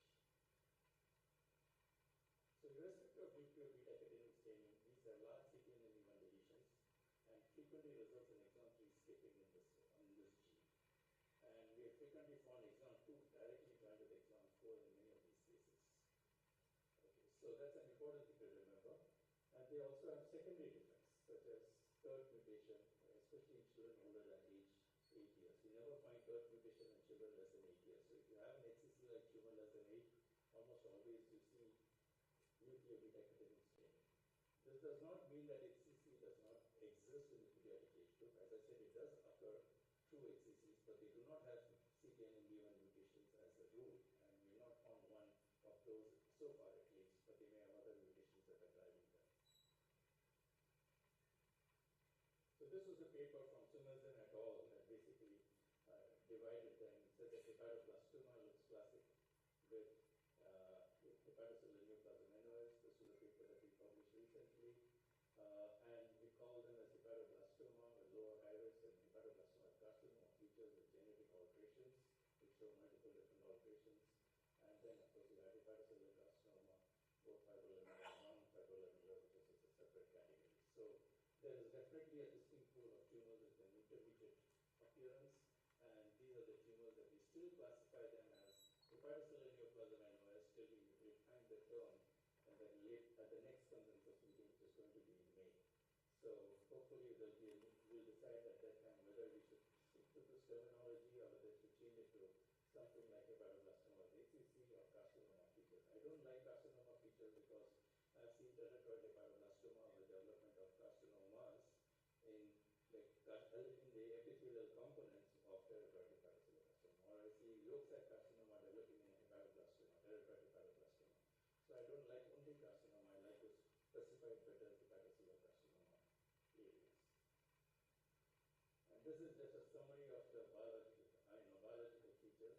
Just to show you, in hepatoblastomas, there are very few somatic mutations. HCNNOS is 3, whereas HCC is a little higher. And then the overlapping set of genes that could be seen in any of these. You see a lot more of P53 and other tryptine involvement in the HCC areas. You don't see them in the hepatoblastomas or HCNNOS areas. So immunohistochemical approach, if I see hepatoblastoma, and then I do a beta-catenin stain, and then see whether it's strong nuclear positive or weaker nuclear positive, and then work it up further along, whether it is embryonal, whether it's blastomal, or whether it's fetal, or it could be pleomorphic. So whether it falls in the hepatoblastoma category, or whether it goes there, I should be thinking about other things like hepatocellular neoplasm-NOS because of weak staining for beta-catenin and strong staining for glutamine synthetase or beta-catenin. Moving on to case 3, this is a 7-year-old male with a large liver mass with significantly elevated AFP. Again, this is the prototype in most of the pediatric liver epithelial tumors. They all have elevated AFP. And this was the biopsy. So in comparison, you can see again needle core biopsies. They show you a prominent sinusoidal pattern over here. And you can see that many of these cells are very ugly looking, very pleomorphic, and have this trabecular arrangement, macrotrabeculae. Some of these trabeculae are quite wide, some are narrow. But there's a whole range of appearance of these, and the cells look very pleomorphic and with a high rate of mitosis.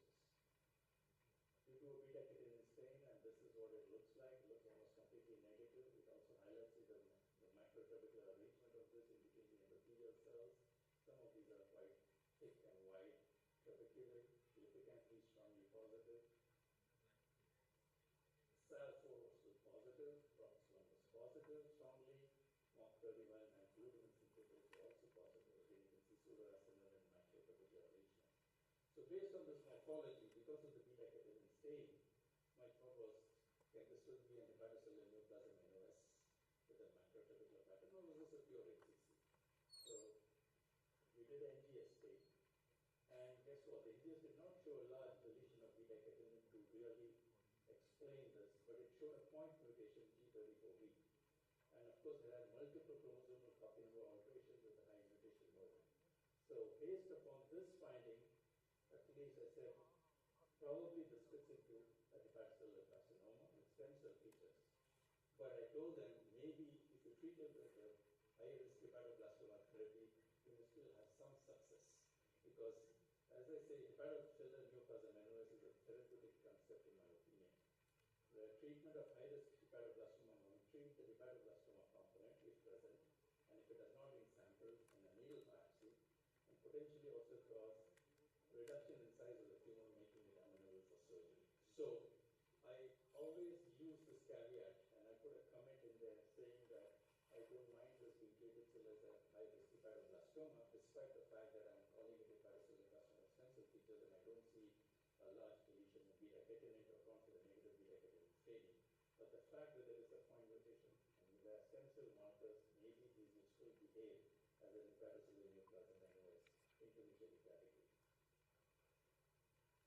So pediatric HCC, as I said, it's the third most frequent pediatric liver tumor, usually in older patients, increased in populations with number of HPV carriers, especially in the Far East.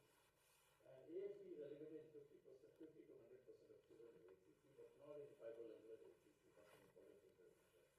Prognosis in general is poor. In fact, they tried chemotherapeutic trials in the COG, and they have been totally unsuccessful. They tried Play-Doh, they tried sorafenib. In fact, in the current trial, we're trying that, and again, we don't know the outcome of it, but it has not been good. Only the ones that have survived are the ones that have surgical resections. Important thing to remember is fibrolamellar. They have actually identified the fusion protein of the DNA KB1 PRKC8. This fusion transcript is seen in all cases of fibrolamellar HCC. So that's a very definitive diagnosis or methodology for making the diagnosis of fibrolamellar HCC. Remember that fibrolamellar is also strongly positive for CK7 as opposed to conventional hepatocellular carcinoma. Case 4, these next two cases are more like important lessons because they may mimic. This is a 9-month-old male with a 10-centimeter dominant liver and pituitary mass. Also had a complex abdominal mass with multiple smaller liver and lung lesions. Initial clinical diagnosis actually was a neuroblastoma because of the abdominal mass. LDH was elevated and serum AFP was normal, and the liver biopsy of Renas was performed. And this is what the biopsy looked like. It looked like it had a microcystic appearance. It had cells in between that looked a little undifferentiated. Some looked like could be hepatoblasts, but most of them looked like they were bone cells rather than, true hepatoblasts or hepatic cells. So this came to me as a consult, and the question was, what is this tumor? They said this looks like a hepatoblastoma. Is this a hepatoblastoma? I did a beta-catenin stain, and the beta-catenin stain was one membranous, negative in the nucleus. I did in the higher magnification, there were some areas that had this nephrotic look, but the cells looked much more variable in size and shape. There were some cells with more cytoplasm and some with less cytoplasm. But this myxoid matrix was also noted in the background, which was somewhat of a problem for the hepatoblastoma diagnosis. So we did more stains. P2Can3 was focally positive. SAL4 was strongly positive in the tumor cells. Arginine was completely negative, and pan-keratin was strongly positive. So when I saw this stain, I said, wait a minute, this doesn't make sense. It's very rare to see this strong staining, but can this still be? SAL4 and pan-keratin didn't make sense at all. So what is going on here? And I told him, let's do molecular. So we did an NGS, and guess what? There was some loss of SMARCB1 copy number loss. And subsequent to it, I said, we did an INI1 because I didn't have one stain slides. I asked them to send me. I did the staining of this completely lost. So this was a malignant rhabdoid tumor mimicking a hepatoblastoma. Okay, so I'm going to skip some of these slides because of time and just get to important take-home messages for malignant rhabdoid tumor, which is they do occur in the liver as primary tumors. Important to recognize to prevent misdiagnosis of hepatoblastoma. The clue is AFP is always normal. So any AFP less than 100 tumor in the pediatric age group should have a staining for INI1 done, because invariably those are malignant rhabdoid tumors, and I've seen a few of them on the study. They never have nuclear beta-catenin. Okay, so with this, I'm going to stop because my time is up. I'll take questions maybe if there is a break, or I can take questions now. If there's no break. Thank you, Dr. Ranga, for that excellent slide seminar with very interesting cases. I think since there's paucity of time, maybe any one or two quick questions or comments for Dr. Ranga, if there are any. Yes, Dr. Sandeep. Excellent cases, Dr. Ranga. Just one, how do the treating physicians take this terminology? Hepatocellular neoplasm, not otherwise specified, because they want something definite, and many times we tend to put it in that bracket. So again, there is a distinction. I know if I talk to Sanjay, he'll tell me that hepatocellular neoplasm in adults means something else. Okay, so there's a total different entity which probably causes. That's why we need to change the terminology faster than before. I always put it as hepatocellular neoplasm. I know as in parentheses, hepatoblastoma with carcinoma, HCC-like features, or hybrid tumor. I use that terminology sometimes. I think the important thing is I always put in a comment that these tumors are not typically HCC-like. They are no closer, or they are in between the two, and should be treated as hepatoblastoma. And because of the FIT trial, they know that if you have a diagnosed hepatocellular neoplasm NOS, it should be treated as a high-risk hepatoblastoma, not as HCC. And how often do you come across fibrolamellar AMRITSAR? Oh, We have such a... we have about 100 cases. Again, it's all unpublished data here, and we're not analyzed everything, but I think about 50 or 60 of them are fibrolamellar. And distinctly, as you said, CK7 CK7 is the best thing. positive, and Glypican is mostly negative. Glypican is always negative, beta-catenin is negative. Thank you so much. Thank you, sir, for the wonderful talk. I have one question. So this side. So this side. Which side? Okay. Oh, yeah. Okay. Oh, yeah. Okay. Sorry. So how the therapy affects the immunohistochemical expression of these markers, especially the nuclear markers. So pre-therapy biopsies versus the post-chemotherapy resection.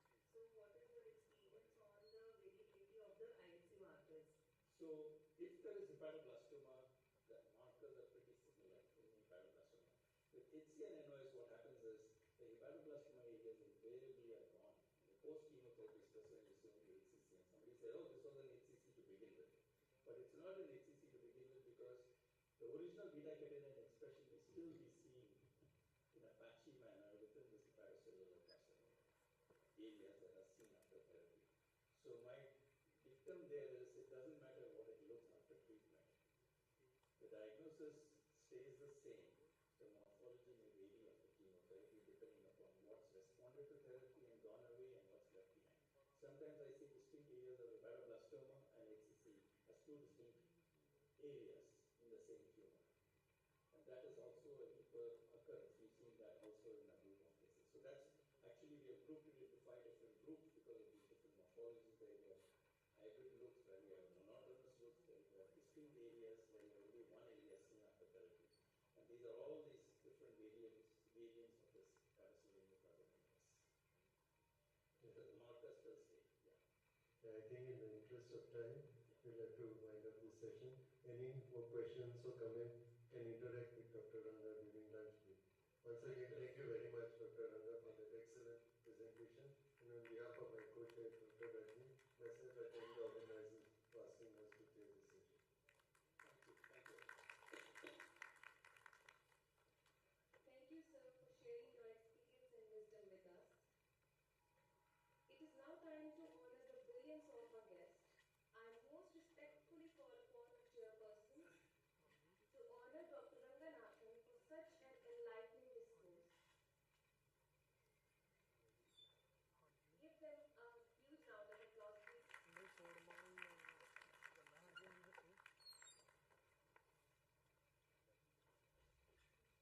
ਮੈਂ ਉਹ ਚੱਲਦੇ ਰਹੀ ਗੱਲਾਂ ਹਾਂਜੀ live ਦੇ still ਹਾਂਜੀ ਕੋਈ ਦਿੱਕਤ ਨਹੀਂ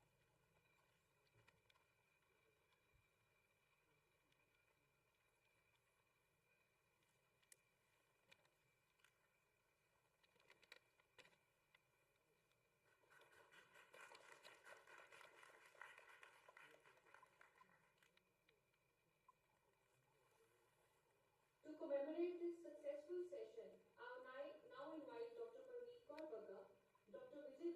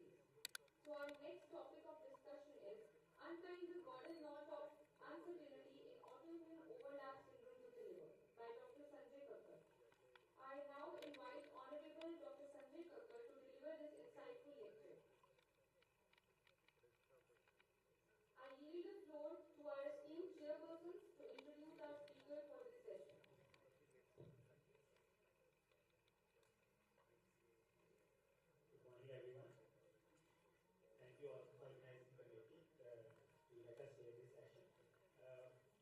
We have a close association with Dr. Sanjay Kakkar. Sir, you must remember 8 years back, we invited you. We went to Chandigarh, and you were so kind that he accepted our invitation to come to the DMC, and he interacted with our PG student, and we still remember that lecture.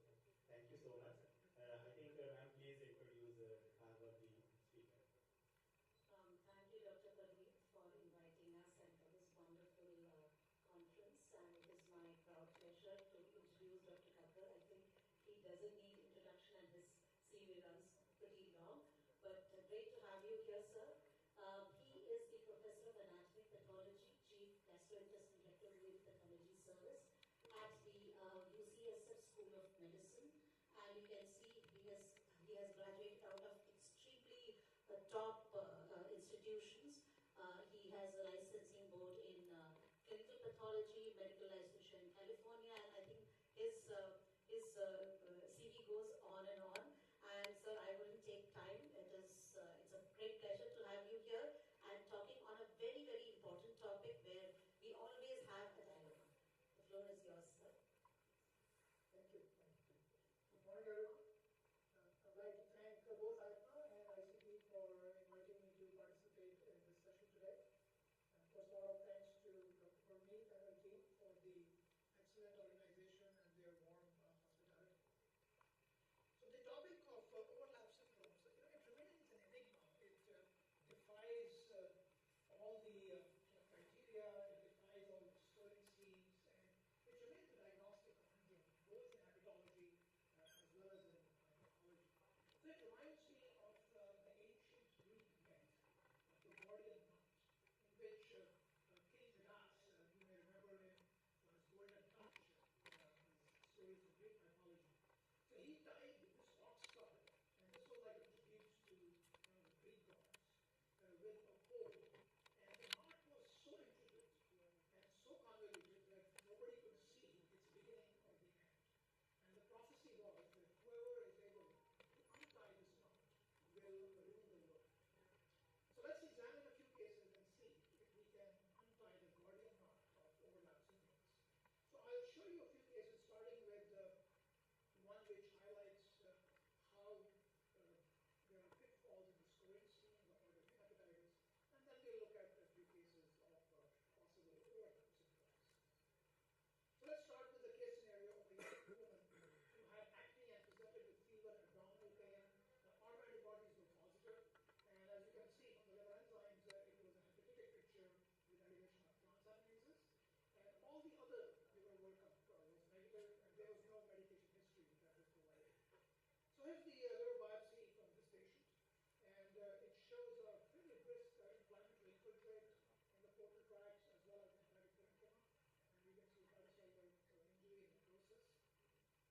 Another view also highlighting that it was a diffuse process involving the entire biopsy.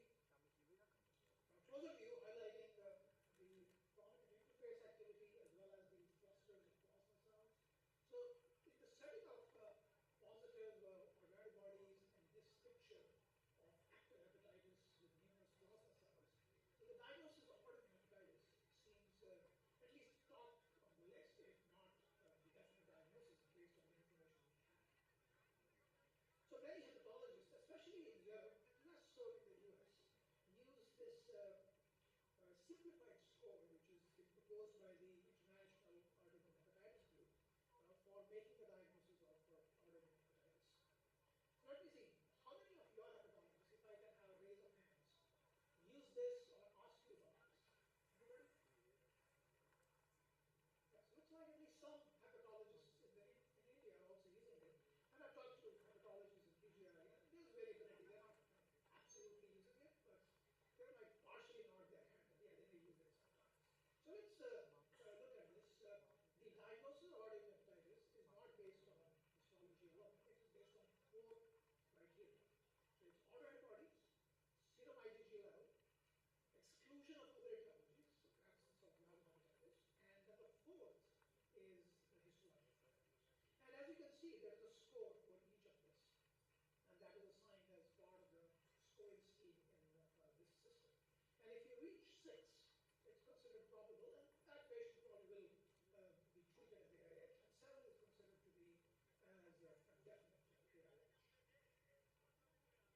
let's look at the scoring scheme for this biopsy. So based on the autoantibodies, IgG, and viral hepatitis, we have a total of 5 points. So we need to reach 6 or 7 based on this scheme to make a diagnosis of viral hepatitis. So it's histology that's going to make it, right? Because we already are at 5 points. So we need additional points from histology. So if you see the scheme, compatible with AIH is 1 and typical of AIH is 2. But then what is compatible and what is typical? How do we decide that? So in the original publications, the definitions were quite vague. So this is, if you go back to 2008 publications of this score, you will find these definitions of empiric polices and rosettes being necessary to assign 2 points of typical. And chronic hepatitis had to be present if you would call it compatible or 1 point. So it was very apparent that the features that were part of this scoring scheme are neither sensitive nor specific for diagnosis. So the International Autoimmune Hepatitis Group reconvened a few years back, and there was a consensus discussion, and based on which new criteria of histology were proposed. And just to summarize, they're very simple criteria. So if you forget the words that are on the slide here, it's likely 2 points if it is at least moderate hepatitic picture of the biopsy. And it is possible, or 1 point, if it is at least mild hepatitic picture. And if there's absence of typical features, let's say you have steatohepatitis on the biopsy, then it could be 0 point. So it's a relatively simple scheme. Moderate is 2, mild is 1, and 0 is if you have another disease that is occurring on the biopsy. So let's try to implement that scheme here. So you'll see that we were already at 5 points. And the histology in this case, which was quite active and had a lot of plasma cells, would be 2 points. So it works in the case that I just showed you. So it will be 7 points. But there are several pitfalls if you use the scoring scheme. One is that autoimmune diseases, a variety of autoimmune diseases, will have autoantibodies. And depending on the serum IgG levels and other features, it may actually reach the same threshold that is needed for the diagnosis of autoimmune hepatitis. And it is very well known that steatohepatitis, which can also have autoantibodies, will lead to mistaken diagnosis of autoimmune hepatitis if you try to use this scoring scheme.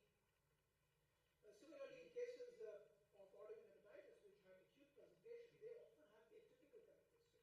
For example, serum IgG may be normal, or autoantibodies may be absent, so they may be seronegative at presentation. So all these scenarios that I'm showing you are well-known pitfalls for scoring of AIH. So the case that I showed you, if you notice the history, it was a young woman who had acne and had this presentation. But we were not provided with any medication history. But the acne was a red flag, because one of the drugs that is commonly used to treat acne is minocycline. And minocycline is well known to cause a drug-induced autoimmune hepatitis.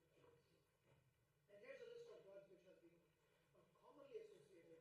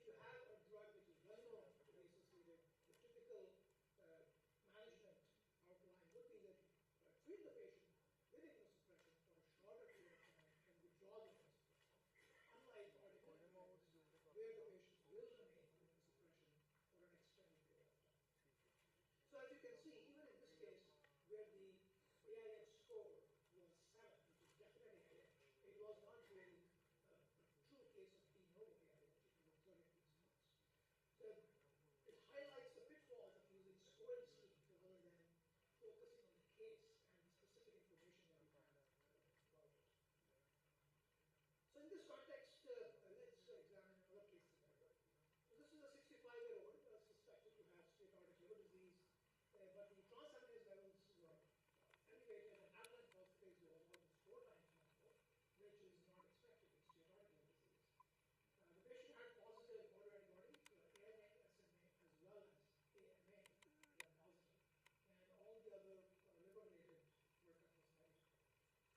So let's take a look at this biopsy. So this is a low power view, which shows a very prominent portal lymphatic infiltrate, and there's a duct here in the center which is damaged. And you can even see a small epithelioid granuloma here. So in the setting of AMA positivity and bile duct injury, lymphatic infiltrate, and granuloma, it's pretty obvious that this is primary biliary cholangitis. There's no problem in making that diagnosis here. The patient also had positive ANA and SMA, and the transaminases were around 280, 300 units. So it's kind of borderline. You can have elevation of transaminases in PBC. They generally tend to be in the 150, 200 or less. Closer to 300, you should start thinking about, is there another process going on? So because of that reason, let me show you the other cohort, which had slightly different pictures. They had much more striking portal inflammation with interface activity. You can see multiple areas. In fact, the entire perimeter of this portal tract shows interface activity with hepatocyte swelling. And this was not a localized phenomenon. Other portal tracts also showed similar findings with prominent interface activity. So if you have a case of PBC with prominent interface activity, you have to at least bring up the possibility of AIH, PBC, overlap, or syndrome. So what are the implications? Why is it important? What are the implications of this diagnosis? So if you have a patient who has PBC, it is most likely going to be treated with ursodeoxycholic acid. Steroids are not beneficial in PBC. In fact, patients with PBC are at risk for osteoporosis. And if you treat with steroids, it's going to make osteoporosis worse. So we do not want unnecessary treatment with steroids in PBC cases.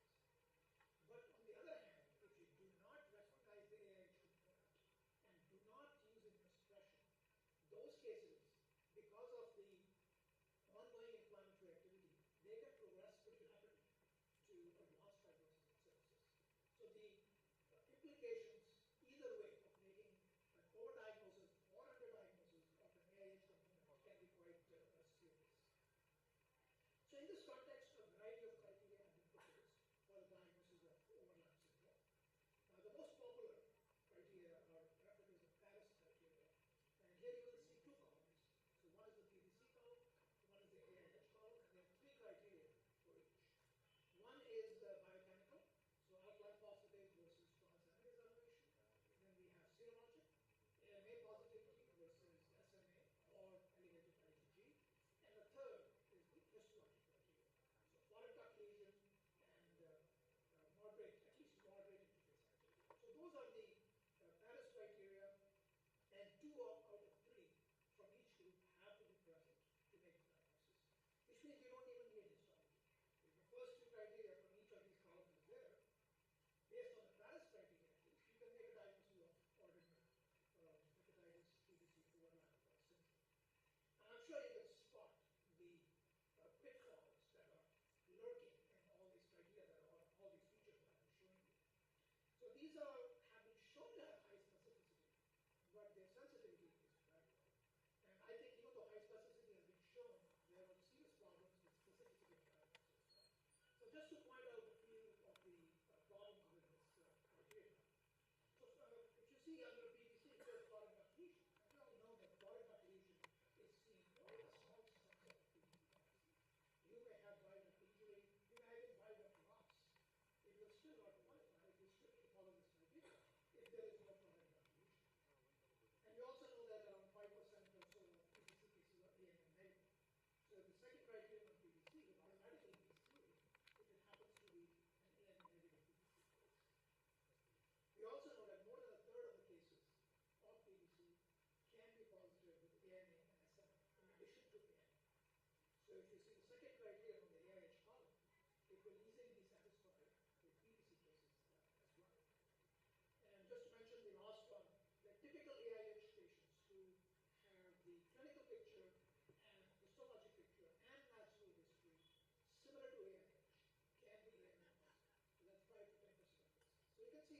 that there can be a lot of pitfalls.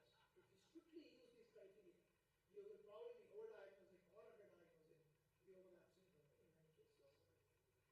The other feature that this criteria does not include, which can be very helpful in histologic diagnosis, is the presence of periportal copper and CK7 stain. So we know that copper is excreted in the bile. So any chronic cholestatic condition, copper accumulates in periportal hepatocytes.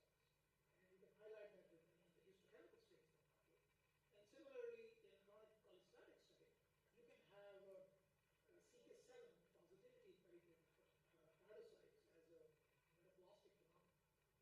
So both copper and CK7 are very helpful in determining chronic cholestasis, and these are not part of any criteria so far. You just have to be careful that absence of copper or CK7 does not exclude biliary process. Their sensitivity is in the 60 to 70% range. And you can also get non-specific copper and CK7 in advanced disease of any type. So if you have a cirrhotic liver, you really can't rely on this to state that it is a biliary pattern or biliary etiology for the synthesis. Now, since the Paris criteria have not been very successful, additional criteria have also been proposed. And here's a long list of features. This is ZANG criteria that have been proposed, and I'm not going to go over them, but just to let you know that there are many different proposals for various scoring schemes for the diagnosis of overlap syndrome. And this is much more elaborate criteria and a lot of scores for histologic features. But if I go one by one over each feature, I can easily convince you that PBC cases will fall under what they call as indefinite overlap syndrome. So ZANG criteria, number one, they are too complicated for clinical use, and number two, they just don't work. That's why. So are criteria reliable for diagnosis of overlap? So this was a recent study which showed that AIH-PBC cases overlap when the diagnosis was made based on clinical impression. So those were 83 cases. The Paris criteria was satisfied only at a fourth of them, and ZANG criteria identified only 70% of them. But all of these, based on the clinical diagnosis, responded favorably to treatment as an overlap syndrome. So it highlighted that these criteria really are not working. And if you see the guidelines from various liver societies, the criteria are mentioned in their notes, but none of them have endorsed any of these criteria or advocate using any of these criteria for routine diagnosis. So one of my favorite articles is this editorial by Dr. Chaya, who's a recognized expert on aortic hepatitis from the Mayo Clinic, and he wrote that the outer boundaries of classic diagnosis are undefined, and the point where hepatitic PBC meets a cholestatic AIH is undefined. And clinical acumen involves a fixed algorithm being the best method of diagnosis. So when my hepatologist asks me about Paris criteria and ZANG criteria, this is what I tell them. You need a clinical acumen to make the diagnosis. I'll tell you the histology part, and you integrate it, and all these criteria really don't work at that level. The case that I showed you, AI positive PBC and had moderate interface and lobular activity, in this case the criteria worked very well. So it ticked all three of the features, and based on the overall histology and the clinical setting, even the absence of criteria, it looked like it would be an overlap syndrome. So what is the role of a pathologist when you are faced with a situation where overlap syndrome is likely? So our role is not to make the diagnosis. In most cases, or in fact, in almost all the cases, you will not be able to make the diagnosis based on histology, and you should not attempt to do that also. So what our role is to raise the possibility of overlap with the AIH if we identify a case which looks like PBC but has moderate to severe interface or lobular activity. And then to raise the possibility of overlap with PBC if we have a case of what looks like aortic hepatitis but has significant bile duct injury, bile duct loss, or periportal CK7 and copper. So in those cases, the possibility of a PBC component can be raised. Now you can ask the question, what is moderate interface activity? What is moderate lobular activity? Where do you draw the line? So for this, I would refer you to the ISHAC hepatic activity index. So ISHAC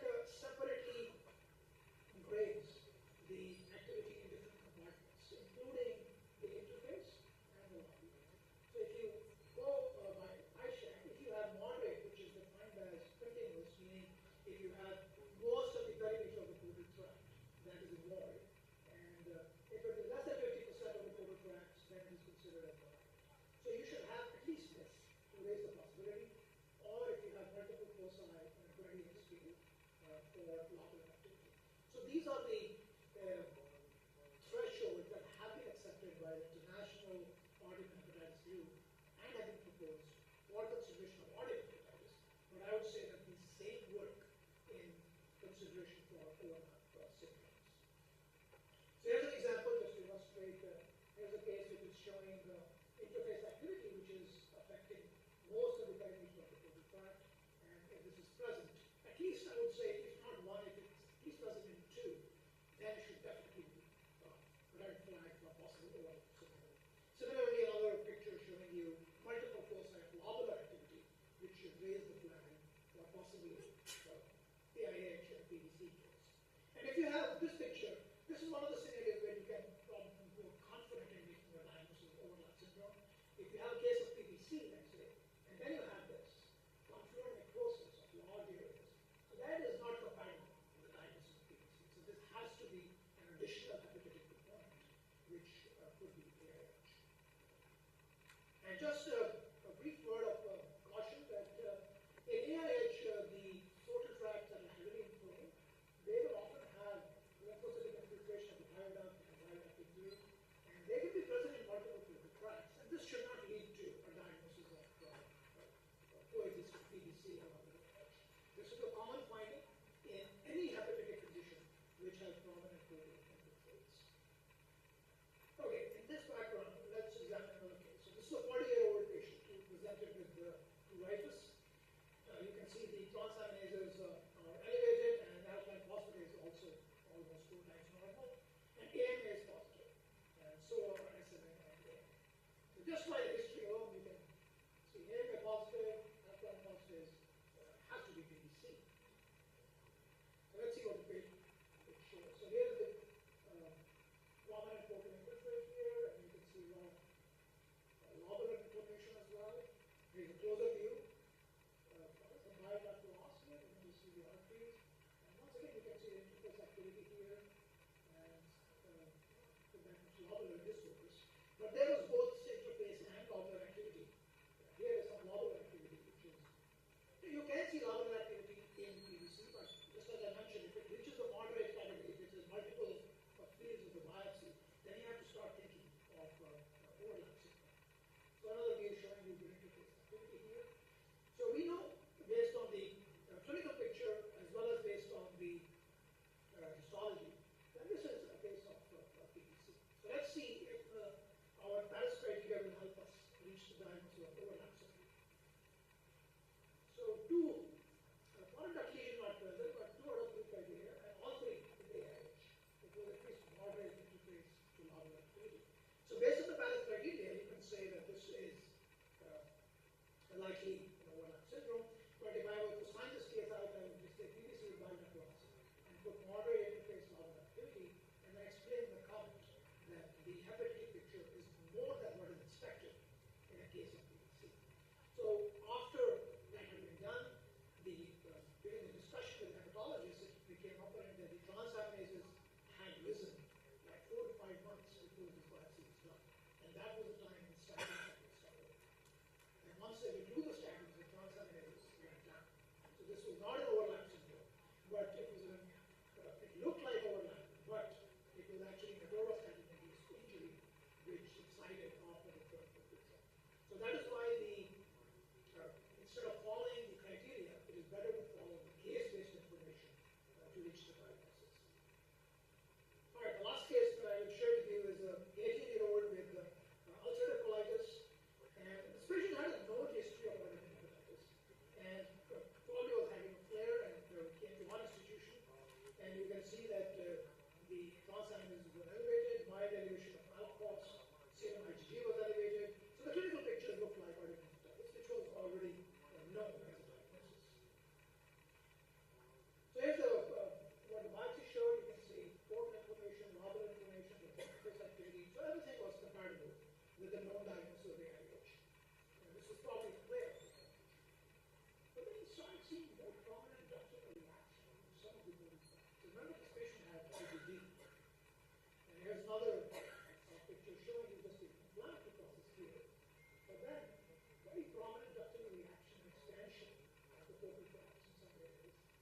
another photograph showing a very prominent ductal reaction. So when you see prominent ductal reaction, especially in a patient who has IBD, the obvious thought is primary sclerosis. And overlap of AIH and PSC, especially in IBD, is very well known. So whenever you have elevated or unexplained alpha elevations, especially in a patient who has IBD, you should always raise the possibility of PSC.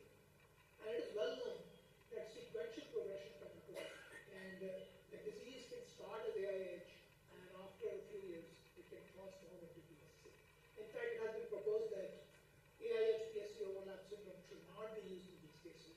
And these are not AIH cases, they are just PSC cases, which present initially in a more prominent inflammatory fashion, but their eventual natural history is more like PSC than AIH.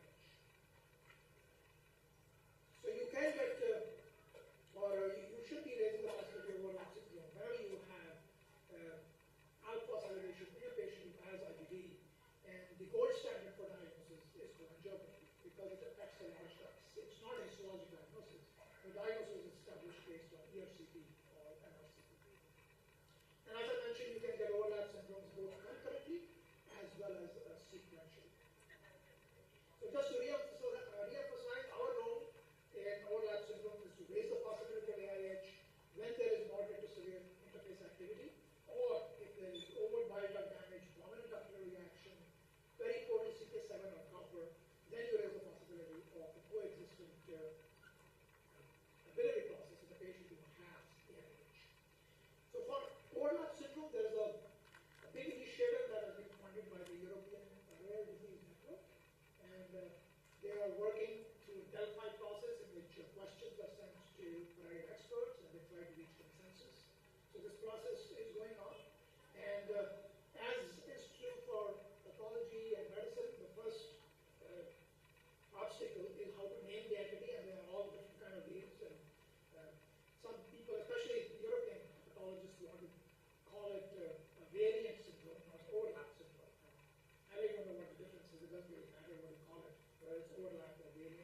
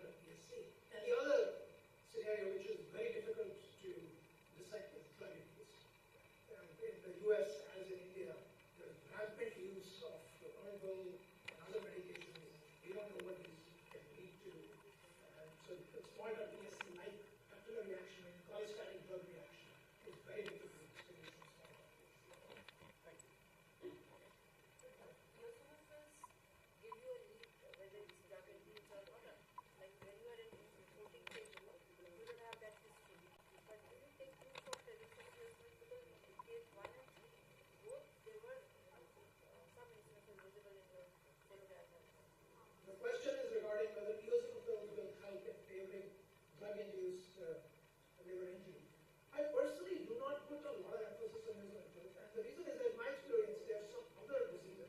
A lot of the inflammatory de novo diseases in the liver, like BDC, they can have so many eosinophils.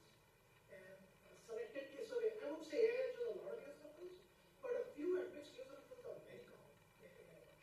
And in fact, if you see documented or well-known drug-induced liver injury, in fact, majority of them don't have it. So I think eosinophils, unless they are very prominent, they are quite not that helpful in determining inflammatory damage.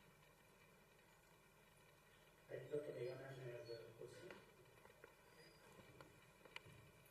In a complex situation like this, are there anything that, is there anything coming on the AI front, where AI can help you tease out cases, anything?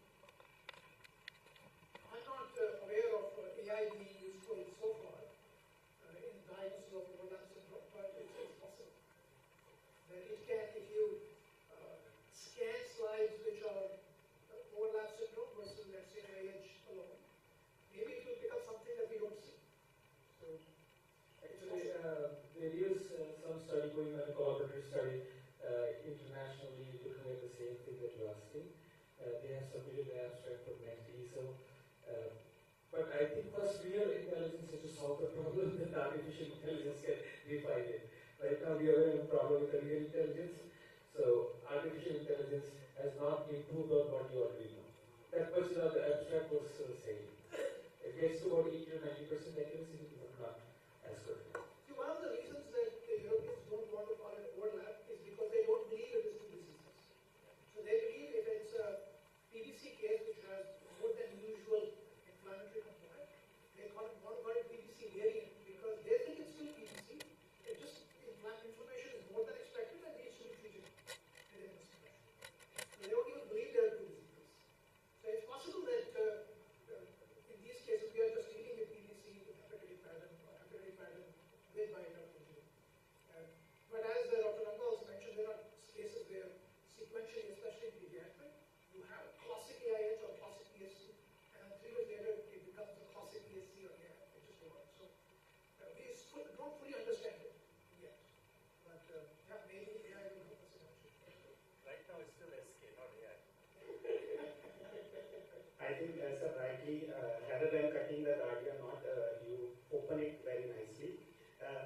So whenever we reported liver biopsy, my PG student always asks me, sir, is there any objective criteria to say these are this much kind of these many plasma cell clusters or these many number of plasma cells? Number one, number two, any criteria for a peripolis 1 focus or 2 focus or 3 or 4 or hepatocytic rosity, or will there be any occasional hepatocytic rosity will sufficient to count it in the scoring system? So what is your experience? Yeah, so for plasma cells, it has been now defined. It's an arbitrary definition. That it has to be cluster of 5. To be called a cluster, it has to be 5 plasma cells. Yeah, but it's a totally arbitrary definition. In terms of peripolis and rosettes, I think we should forget about it. It has no meaning in the sense that it's a feature of inflammatory activity. So if you have a blood-induced liver injury, you will still have peripolis, still have rosette. Rosetting is a regenerative feature. So anything that causes liver injury,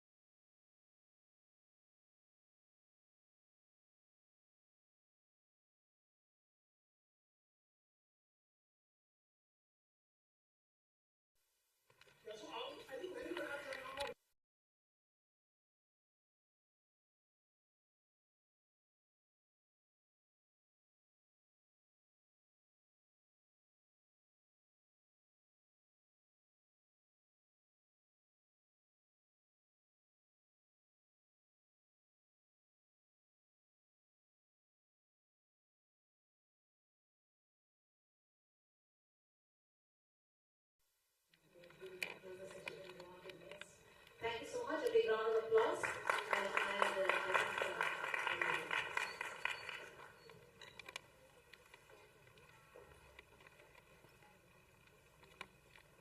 you, sir. We need to applaud the efforts of our eminent speaker, Dr. SATKAR, for his insights. Moving forward, with advancing molecular insights, gastric lesions now display an expanding spectrum beyond traditional classifications. So the topic for next session is expanding phenotypes of gastric polyps and carcinomas. May I now invite our next speaker, Dr. Dhanpal Jain, to address the gathering. I also request our worthy chairpersons to kindly introduce our speaker.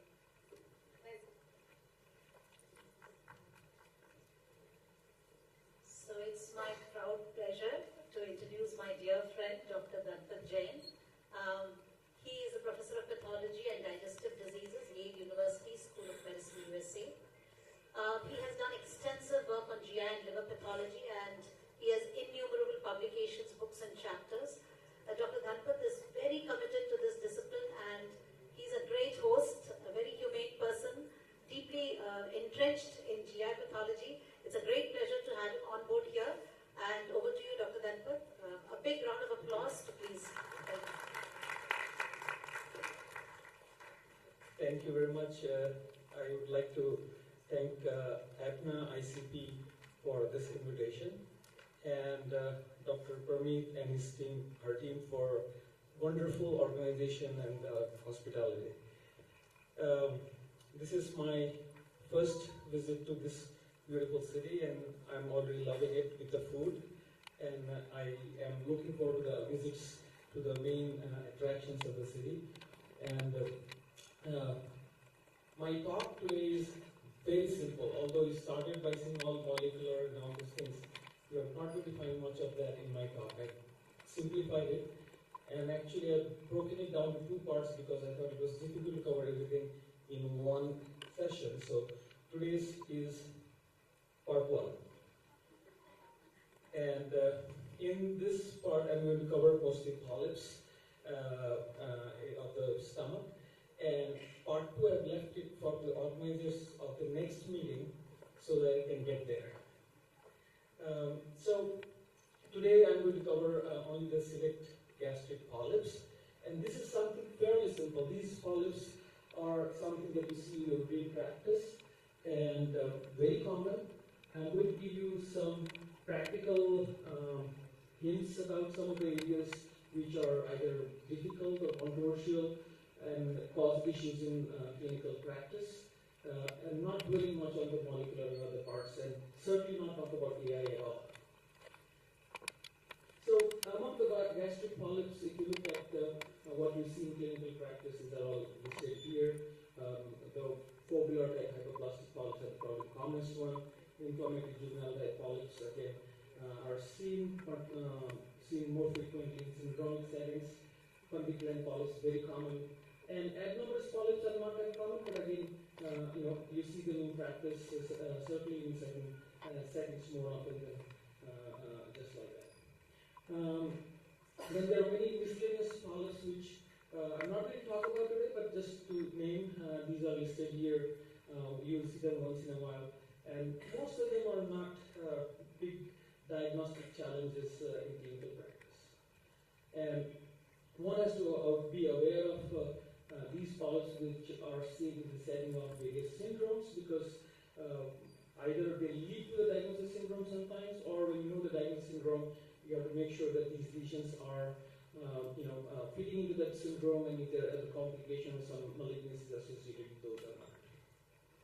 So coming to this polyp, which is the commonest polyp that we see in clinical practice, which is foveolar hypoplastic polyp or hypoplastic polyp. These are very different from the hypoplastic polyps that you see in large bowel. These are typically solitary, mostly occur in the setting of chronic gastritis, mostly following Helicobacter infection, sometimes associated with reactive gastropathy. But these can also be associated with autoimmune gastritis, in which setting they are often multiple and typically occur in the body of the stomach, in contrast to the sporadic ones, which are mostly chronic gastritis associated in the antrum. These are typically sporadic polyps, generally not associated with underlying syndrome or condition. These can be sessile or pedunculated lesions. When they get ulcerative and inflamed, they may look erythematous. As I mentioned, most of them are in antrum. In the setting of autoimmune gastritis, they tend to be in the body and multiple.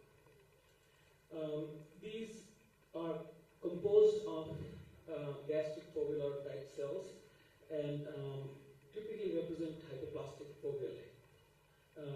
Often they have secondary changes in stroma with inflammation, edema, or it is vascularity, congestion, or hemorrhage. And sometimes in setting of inflammation, the reactive ATPI can be marked, leading to many other complications or issues in practice. And sometimes these lesions can develop other changes which can cause diagnostic issues. The risk of malignancy in this is overall low, but known to occur. And the risk increases with increasing size of the polyps. Typically, when there's more than 1 to 2 centimeters, you have to worry about presence of dysplasia. And once you have dysplasia, then the risk of malignancy becomes really significantly important. When these occur in the background of chronic gastritis or even autoimmune gastritis, frequently they might develop intestinal metaplasia. And once they develop intestinal metaplasia, progression to dysplasia or malignancy again is another issue. These can show a alteration of KRAS in a subset of patients.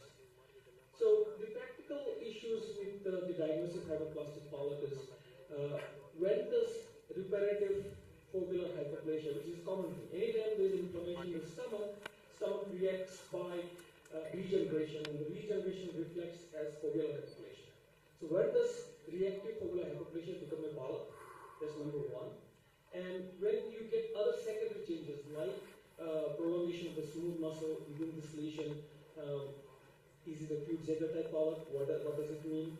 Or sometimes they will inverted submucosal growth. When do you consider other alternate diagnosis? And is there any need to consider any underlying condition or syndrome when you see more of them? So this is one example, and where you can see gastric angiotype mucosa, and you have elongated foveolar epithelium here. And this is another one. This is something which I would just call reactive foveolar hyperplasia. I would not call this as a polyp. Although the difference, as I said, is sometimes more subjective. It's a question of extent and the degree of change. And most of this clinically will also come to you as a nodule or a bump rather than a polyp. That was in the antrum. This can occur in the gastric cardiac region also, where many times you get a biopsy of what they call cardiac nodule or at the G junction, some bump or something else. And this is something where you have intestinal metaplasia. This may be in the setting of paralysis, but this may be, again, I call this reactive foveolar hyperplasia. However, you see something like this. Now this foveolar epithelium is very exuberant. The fovea are very long, and you can see some secondary changes in the lamina propria with vascular proliferation, inflammation, ulceration, and hemorrhage. So this is something which is more typical of a classic foveolar hypoplastic polyp. And these can become very large when people use the term giant hypoplastic polyp also. This is another example where you see the entire lesion is composed of foveolar hypoplastic epithelium and a lot of stromal edema and mild inflammation. This is another foveolar hypoplastic polyp. This is another example where you can see, although you can see the gastric antral glands here, but the fovea are very elongated with a lot of stromal edema and secondary changes. So this one also can qualify for foveolar hypoplastic polyp. Does it matter? Probably not. It just is clinical pathology correlation. The clinician call it polyp. You gave it non-polyp. It's benign. No clinical consequences. Both are happening. The main thing is to look at the cytology of this epithelium. So in these foveolar hypoplastic polyp, generally the cytology is very bland. No nuclear stratification, no increased mitosis, or very bland-looking nuclei. The things that can evolve in these polyps, which can cause sometimes diagnostic issues, are presence of smooth muscle bundles between these lobules of gastric glandular epithelium. So whenever we talk about presence of smooth muscle, you always think of Peutz-Jeghers type polyp. Okay, so this sometimes can be very prominent, causing diagnostic issues. But now this has been included in the next upcoming WHO book as prolapse type features in foveal hypoplastic polyp. So you don't have to bring up the issue of Peutz-Jeghers type polyp. I'll show you an example of Peutz-Jeghers polyp where this occurs in slightly different fashion. The other thing is cystic dilatation of these glands. So when you see cystic dilatation of these glands, you again think of fundy gland polyp. Okay? So sometimes it becomes a little bit tricky. Is it a fundy gland polyp with foveal hypoplasia or a foveal hypoplastic polyp with fundy gland type features?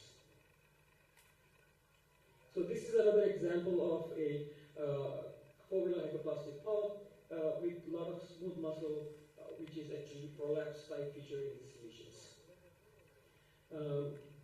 Now, to show you examples of cystic dilated glands which are in the submucosa, this can happen in foveal hypoplastic polyps also, but now has been included in the next WHO book as well. But sometimes when you see things like this, this is what is called cystitis glandularis profunda. Okay, and this is something which is a reactive phenomenon from chronic inflammation. Again, making the distinction not huge, but in this condition you are not seeing any overlying foveal hypoplasia or anything else. This is an adenomyoma where you have similar glands in the submucosa, but they are surrounded by smooth muscle. So that gives you the diagnosis. This is a real Peutz-Jeghers polyp. Now the difference here is that you see this outwardly smooth muscle, these muscle bundles are very thick and very prominent. That is the characteristic features. Whereas the prolapse type features in hypoplastic polyps are generally very thin strands of muscle. The issues come in these polyps when you develop intestinal metaplasia. And as you can see already, the intestinal metaplasia looks more blue. It catches your eye. It makes you think about dysplasia. Again, you should lower your threshold when you're looking at intestinal metaplasia in this setting and not to fall into this trap. This is one of the commonest mistakes I see in practice, where the moment intestinal metaplasia develops, many times there can be a lot of psychological atypia. If I don't show you the surface which is maturing and looks relatively normal, to look only at this part, you will make a diagnosis of dysplasia, which is not. And the only clue here is that this very atypical proliferative epithelium is maturing as we go towards the surface. Moving on to the next common polyp that you see in practice is fundy gland polyp. These again occur most commonly in the setting of PPI use. These are incidental findings in practice, and once you have PPI use, you need to be on PPI for a long time. The mean period is about 32 months to develop these lesions. However, you have to be aware that when these lesions are multiple, you have to consider certain syndromes, particularly FAP or its variants. GAPS is a syndrome where you see multiple of these lesions, but now GAPS is also considered a variant of FAP syndrome, and the MYQH syndrome is also where you see a lot of these fundy gland type polyps. These are generally small, they are generally sessile, but sometimes can appear pedunculated. These can be really very large, and that's when they become pedunculated. The classic finding in fundy gland polyp is cystically dilated glands that have lining of cheeks and sporadic cells and sometimes foveal type cells. The risk of malignancy in these polyps is very low in the sporadic setting, but once they develop dysplasia, particularly in the setting of underlying syndrome, the risk of malignancy becomes significant. These polyps do harbor, activating mutations in the beta-catenin gene, almost 90% of them. I understand that in India also we see a lot of these polyps, and my understanding of the literature is that many of them may not even have long-term PPI exposure from few of the papers published. So not sure what's the basis for that, but again, as PPI use is increasing everywhere else, probably that distinction may disappear with time. The issue in these polyps is that, as I mentioned, most of the sporadic ones don't do anything. They're benign, inconsequential. But when they develop dysplasia, then you have to start thinking. So dysplasia occurs in fundy gland polyps. Most often it's low-grade type. It can develop in both the sporadic setting or the syndromic setting. In the sporadic setting, so far there is no known increased risk of malignancy. So that's very important. So when you see dysplasia in the sporadic settings, even though you diagnose dysplasia, you have to tell the clinicians that at this or in this setting, probably there is no high risk, and you can do something minimal to just keep things under check. But if there's known syndrome, or you let the patient or the clinician figure it out the patient has a syndrome or not, in that case, there is increased risk of malignancy if we follow these patients up. The other issues are the diagnostic criteria is the cystic dilated, those structures lined with chief cell parenchyma. How much dilatation do you need to call it dilated gland? You don't know. And many times the clinicians will biopsy these polyps where you don't see classic features. What do you need? How many? One gland, cystically dilated. And when you see sometimes PPI effect, they don't really tell you it's polyp. You see features that are similar to cystic or fundigland polyp, and sometimes they ask you that this is an, or tell you this is a polyp, and you see features that will just like PPI change. What do you do those things? And what do you do when you have multiple of these lesions in a patient?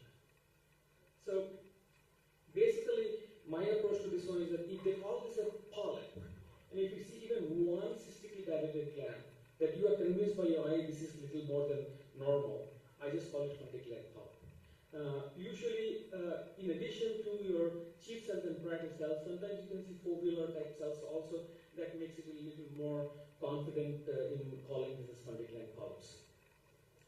Our classic fundigland polyp will have many of the cystic glands. It's not an issue. If you look at the composition of these cystically dilated glands, in addition to chief cells and parietal cells, you will often find abnormally located, deep location of these gastric foveolar type cells. There's a very useful histologic clue when you don't know whether it's just artifactual cystic dilatation due to something else or PPI effect. This is from a gastrectomy specimen, a fundigland polyp projecting like this, which might kind of appear peduncle, but truly lacks a pedicle. The other secondary changes which can sometimes cause issues in diagnosis are like this. So this is a case of fundigland polyp where you have an extensive clear cell change. And this is probably PPI associated change, which can become very marked, and sometimes in this study you can see slight nuclear ATP as well. And that should not sort of cause any diagnostic issues or make you make a different diagnosis. This is a kind of accepted change in some of fundigland polyp, and it's okay. The other changes which can occur sometimes causing confusion are presence of stromal edema or inflammation, or even smooth muscle proliferation, which is prolapse type change. Again, if you find other features of cystically dilated glands like that are like fundigland polyp, this should not deter you from making the diagnosis. The other change which you can see occasionally is shown here. This is a fundigland polyp, and if you focus on this area in high power, you can see the solidness of cells, and may look atypical, may make you worry about either dysplasia or evolving carcinoma.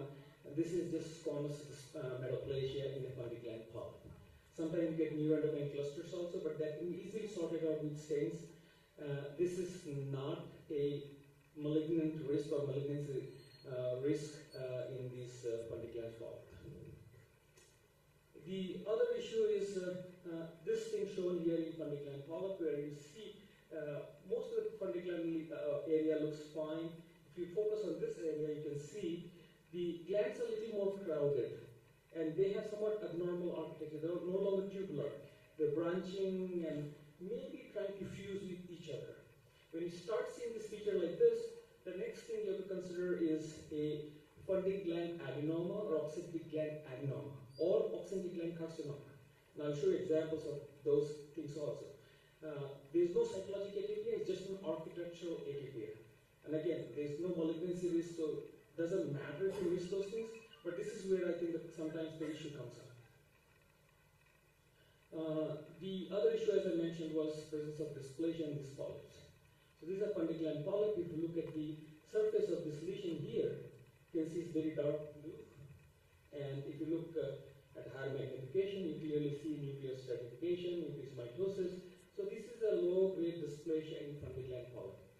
And as I mentioned, in the sporadic setting, there is no documented risk of progression to carcinoma. So overall, it doesn't make huge difference, but still, I think the literature on this is scant, and we don't still have long-term follow-up with these patients, so we don't really know.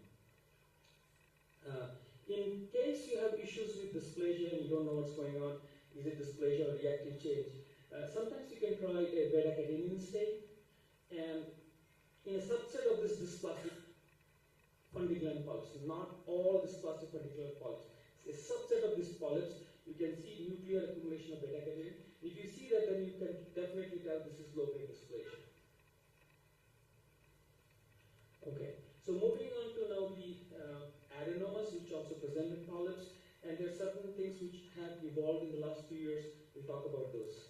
So gastric adenomas, the most common one is the intestinal type, and this occurs in the setting of chronic inflammation with development of intestinal metaplasia most frequently, and this typically arises in older adults with chronic gastritis, either Helicobacter driven or chronic atrophic gastritis with intestinal metaplasia in the setting of autoimmune gastritis.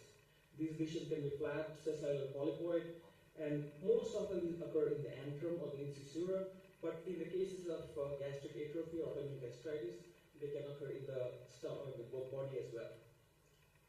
Pathologically, the intestinal adenomas everybody is familiar with.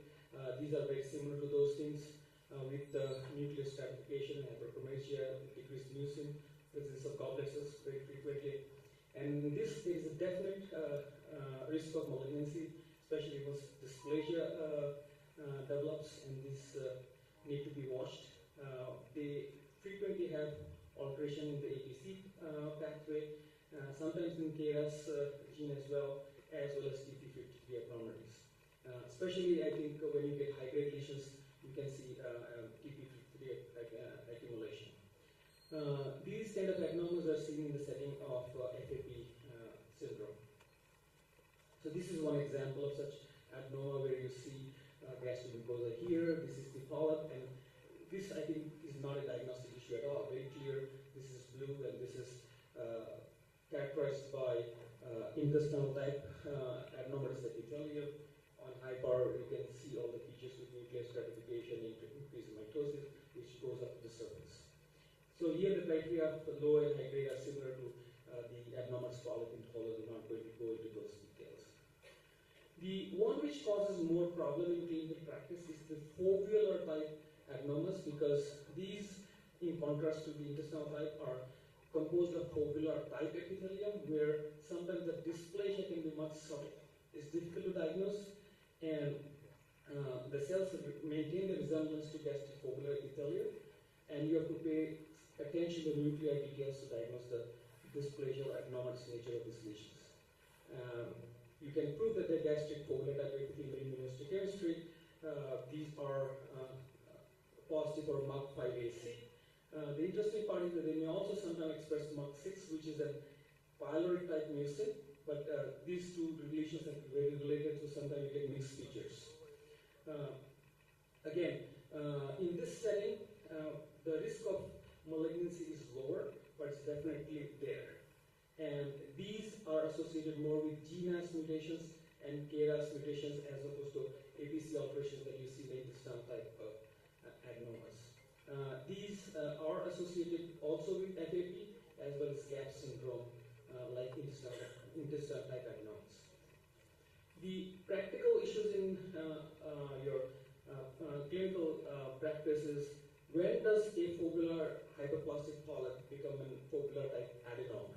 So that's one thing, because both have same phenotype, both have the same epithelium, and it's just the nuclear features that push you towards the diagnosis of adenoma or dysplasia. The grading of dysplasia in this category also remains controversial, because people generally apply the criteria of intestinal type adenomas, which are different, but there's no simple or acceptable system that helps in grading these things, and largely this is done based on the psychological features. And again, the issue is that when you start considering underlying condition of syndrome, and the simple answer is that when there are multiple, and especially in the body, you start considering the possibly underlying syndrome or autoimmune gastritis. This is one example where you can see a polyp that is composed entirely of gastric foveolar type epithelium. As you can see, a low power. It doesn't look very blue because this does not have nuclear stratification. The cytologic ATP is very mild. You start looking closer, now you can see another lesion here where you can start seeing the nuclear dough appear slightly darker, but there's no nuclear stratification. And if you look at higher power, the thing which will draw your attention is the nuclei tend to be somewhat vesicular, and sometimes they will have single nucleolus. Okay, so these are mild cytologic features that help you to differentiate just a pure hyperplasia from an adenoma. And some lesions like this here can go further and develop a more complicated architecture. And if you see in these areas closely, if you look at those areas more closely here, you can see that the nuclei are now getting stratified, the nuclei becomes more, and the architecture is slightly complex, but it's not the cribriform and other things that you get intestinal pipe adenomas. And this we call the high-grade dysplasia. And if you look at the phenotype of these cells, these are MUC5 positive, which is the gastric foveolar type mucin, and sometimes you can get an admixture of MUC6 in this also. And MUC5 is much more prominent in the foveolar type adenomas. MUC6 is much more prominent in the pyloric type adenomas.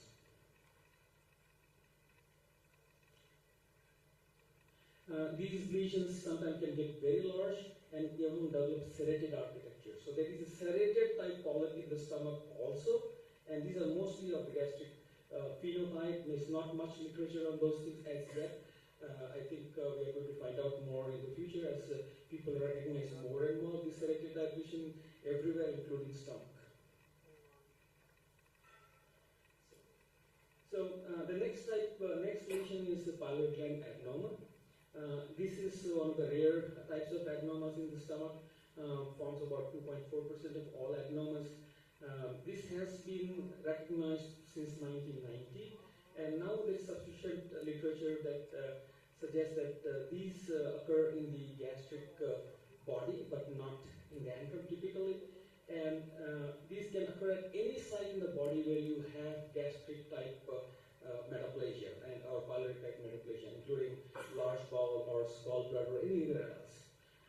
In the setting of autoimmune gastritis in the stomach, these can occur in multiple or in many numbers, and this is fairly common in Europe, and that's where most of the literature comes from. These typically occur in elderly patients and much more common in women than men. And majority are sporadic, but some of them occur in the setting of syndromes as well as autoimmune gastritis. As the name suggests, these are composed of pyloric type glands, can develop dysplasia, which can be low grade or high grade. And once these do develop dysplasia, there is a risk of malignancy, and it has been reported in very wide range. In studies 10 to 75%, but most of the people believe it's close to 30%. The immunophenotype is like normal pyloric glands with MUC6 positivity, but they can have some degree of MUC5 positivity also, especially towards the surface. They can occur as well in 10% of cases. So the issues in practice are, again, differentiating pyloric metaplasia from an adenoma. When does the pyloric metaplasia, which occurs as chronic inflammation, when does it become, when do you call it adenoma? The simple answer is that whenever it forms a nodule, clinically or polyp, and the glands are tightly packed, you call it an adenoma. Differentiating from foveolar type adenoma with which this has some overlap, and sometimes the mixed features, difficult to decide which one it is, can be challenging. So this is an example of a pyloric gland adenoma. As I mentioned, many of them will have foveolar type at the surface, which stays for MUC5. The main lesion is composed mostly of the pyloric type glands, and these things, as you focus closely, have minimal cytologic ATP. This is the key thing, that you have to look at the cytologic ATP. It could be very subtle. The nuclei are somewhat vesicular with a single prominent nucleolus, and that's the key thing differentiating just from a reactive process to an adenoma. Immunohistochemically, as I mentioned, these typically staying with the MUC6 in the main lesion, the surface can have MUC5, and sometimes you can see scattered MUC5 positive lesion also. This is another pilot glandoma. Here you can see there's no surface foveolar type epithelium. Glands are much more crowded. And if you look at higher magnification, the ATF is much more obvious in this case. And these lesions can become sometimes villiform also. So when they get villiform, it's little somewhat scary. And when you look at this lesion, they can become very large, and ATPA can be a little more. So coming to the newest member of this adenoma family, which is now recognized as gastric oxyntic gland adenoma or fundy gland adenoma. This was initially described as fundy gland carcinoma or gastric adenocarcinoma of chief cell differentiation. With time, people recognize that most of those lesions are actually benign and should be renamed as oxyntic gland adenoma. So this is entity which I think has just been described, I think last decade or so, and probably underdiagnosed in community everywhere. And this is a recent publication which has tried to sort out this differentiation between fundy gland carcinoma and adenomas, where people have said that there is a subset of these lesions which is a little more aggressive and have invasive properties, can lead to nodal metastasis, and that should be called carcinoma. Whereas vast majority of lesions, even with submucosal invasion or extension, tend to behave in a benign fashion, and those should be called oxyntic gland adenomas. So these typically arise in the gastric body, not in the antrum, and these arise in the non-atrophic gastric mucosa. These are typically sessile polypoid lesions that are very similar to fundy gland polyp. In fact, if you're going to misdiagnose anything, you're going to misdiagnose the fundy gland polyps, which are probably benign, similar to these lesions. And most of the cases, they probably don't do any harm. Etiology of these lesions is not known, but people believe that these lesions are probably related to PPI use. And these lesions were not described 15 to 20 years ago, largely because PPIs have been introduced in markets for now 20-30 years, and this is a long-term sequelae of those probably PPI use, where you start developing, because of parietal cell hyperplasia, these adenomas and maybe even carcinomas. So these lesions otherwise are like fundy gland polyp, and they may have slight or atypia in some cases, but the key is the architectural atypia. And I'll highlight that with some examples. Immunohistochemically, these lesions show mixture of chief cells and parietal cells. Most of the time, you can recognize those things on H&E. We don't need any special stains, but that is just for academic purposes or some poorly differentiated lesions. The risk of malignancy, this is low, but malignancy can arise. Molecular level, these typically have gene as mutations. I'm almost done. Practical issues are, again, when fundy gland polyp becomes a fundy gland adenoma, and the other one is when the fundy gland adenoma becomes fundy gland carcinoma. So these are two practical issues. So this is one example. Now, if you look at low power, it looks like just a fundy gland polyp, right? I mean, nobody would think twice. If you start looking at the bottom part of the lesion, you start seeing certain things.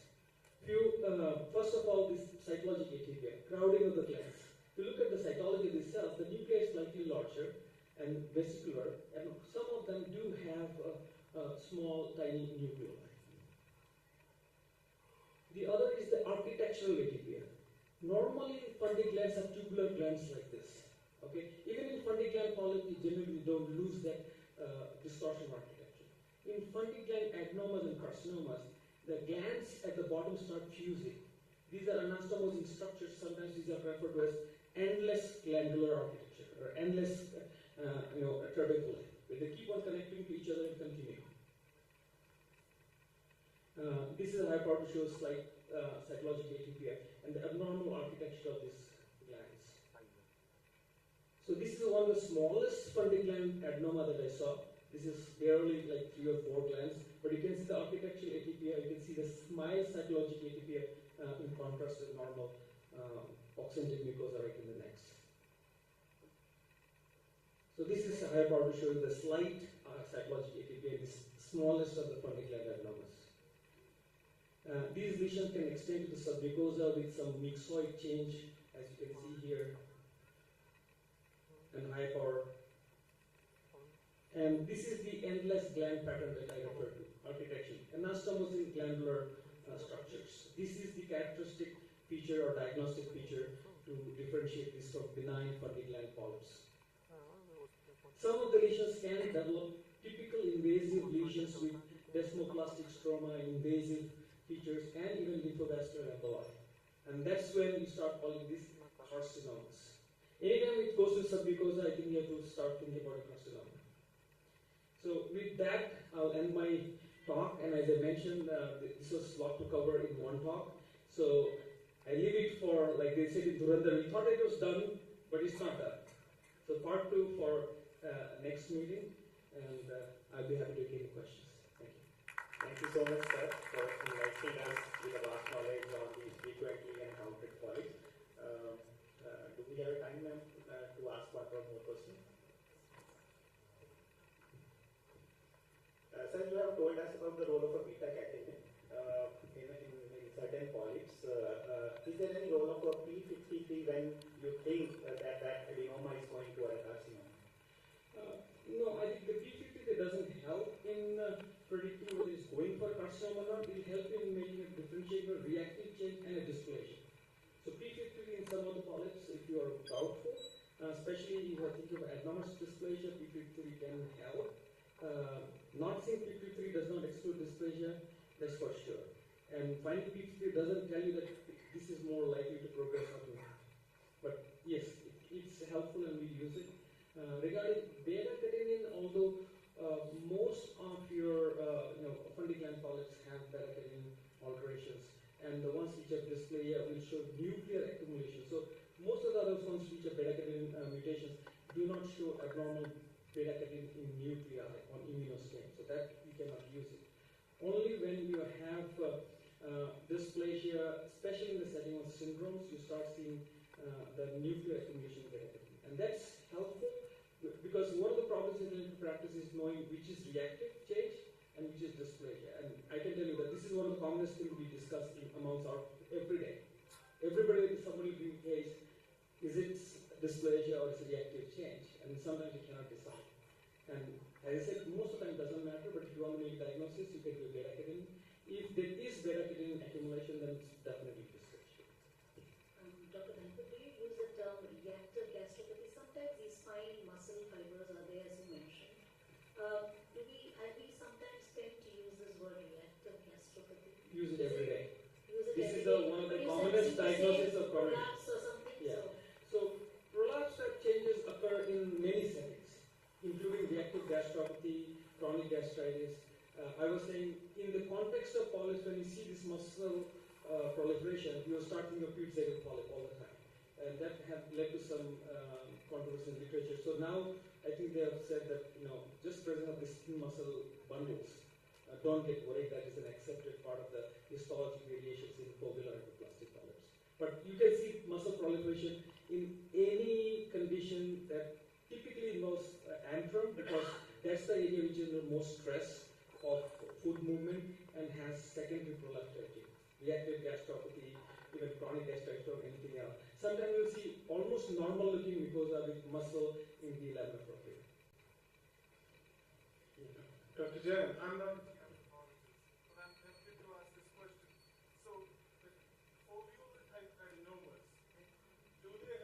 Relationship with the Peutz-Jeghers syndrome? Not really. Peutz-Jeghers syndrome, you get Peutz-Jeghers type polyps, which are composed of all the elements, including foveal epithelium. So their foveal adenomas per se are not a part of Peutz-Jeghers. Plastic ones? Not to best of my knowledge. Although Peutz-Jeghers type polyps will develop dysplasia. The pictures remind me of that, HPV negative cervical tumor that you see. Yeah, I know. Peutz-Jeghers has a very interesting association with GYN, conditions where you get very unique type of those tumors. But not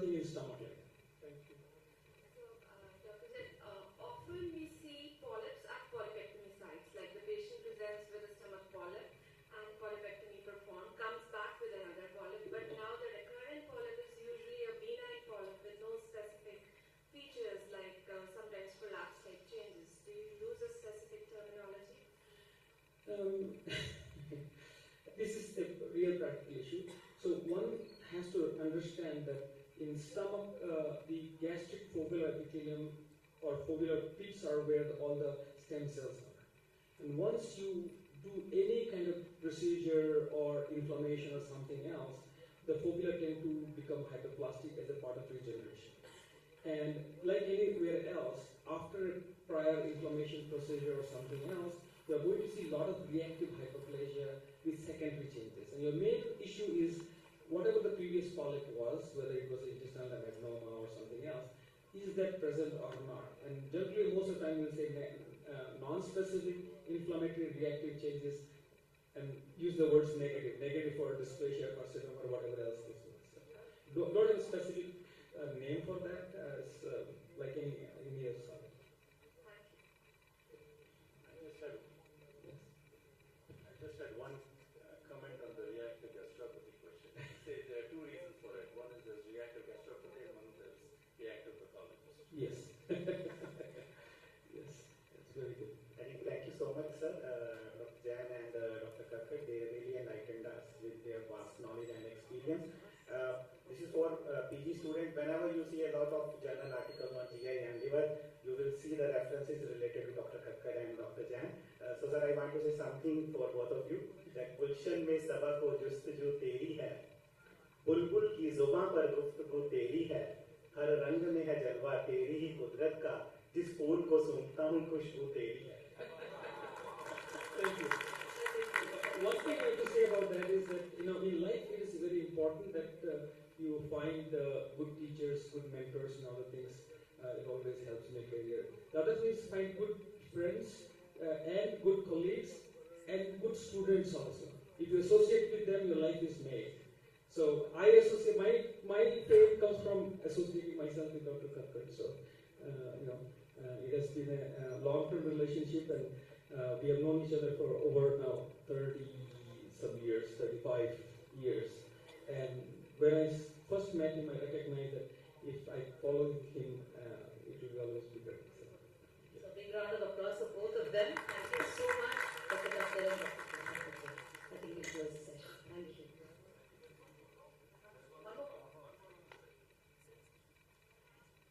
Yeah, I'm presenting on penicillin. Yeah. Thank you, sir. Let us express our heartfelt appreciation with a resounding round of applause for an excellent presentation. I now solicit the presence of our worthy chairperson and member of organizing committee, Dr. Parneet Kaur Bakka, Dr. Vijay Budal, Dr. Jasprit Singh and Dr. Mandeep Randhawa at the stage to extend the ceremonial felicitation as a mark of our gratitude to our worthy speakers.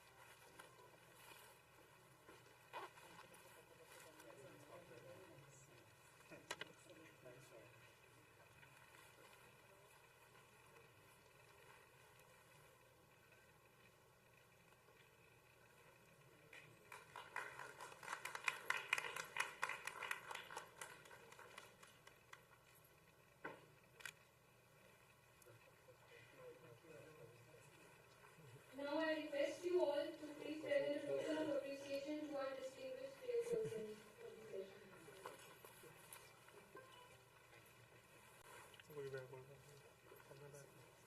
allow me a round of applause, please.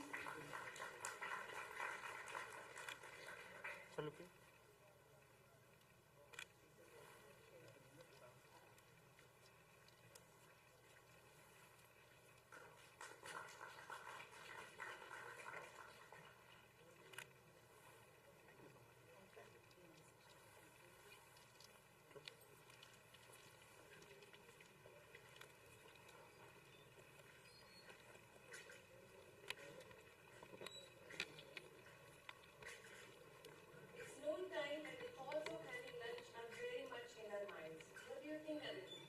Certainly, but let's power through this last session first. So may I now request our esteemed chairpersons, Dr. Aditi Bajaj, Dr. Priti Bajaj, Professor and Head, Department of Pathology at Dr. Basant Rao Pawar Medical College, Nasik, and current President of NPPA, and Dr. Sumit Grover, Professor, Department of Pathology, Dayanand Medical College, Ludhiana, to kindly come forward, grace the stage, and take their seats to chair the session.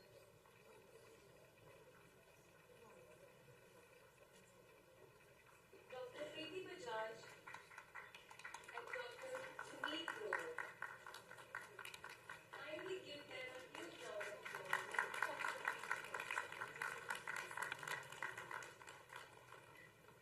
In pancreaticobiliary pathology, limited tissue samples demand maximum diagnostic precision and expertise. Our next session is Diagnostic Challenges in Pancreaticobiliary Cytology and Small Biopsy Specimens by Dr. Amarpreet Bhalla. I humbly request our distinguished chairpersons to introduce our next speaker.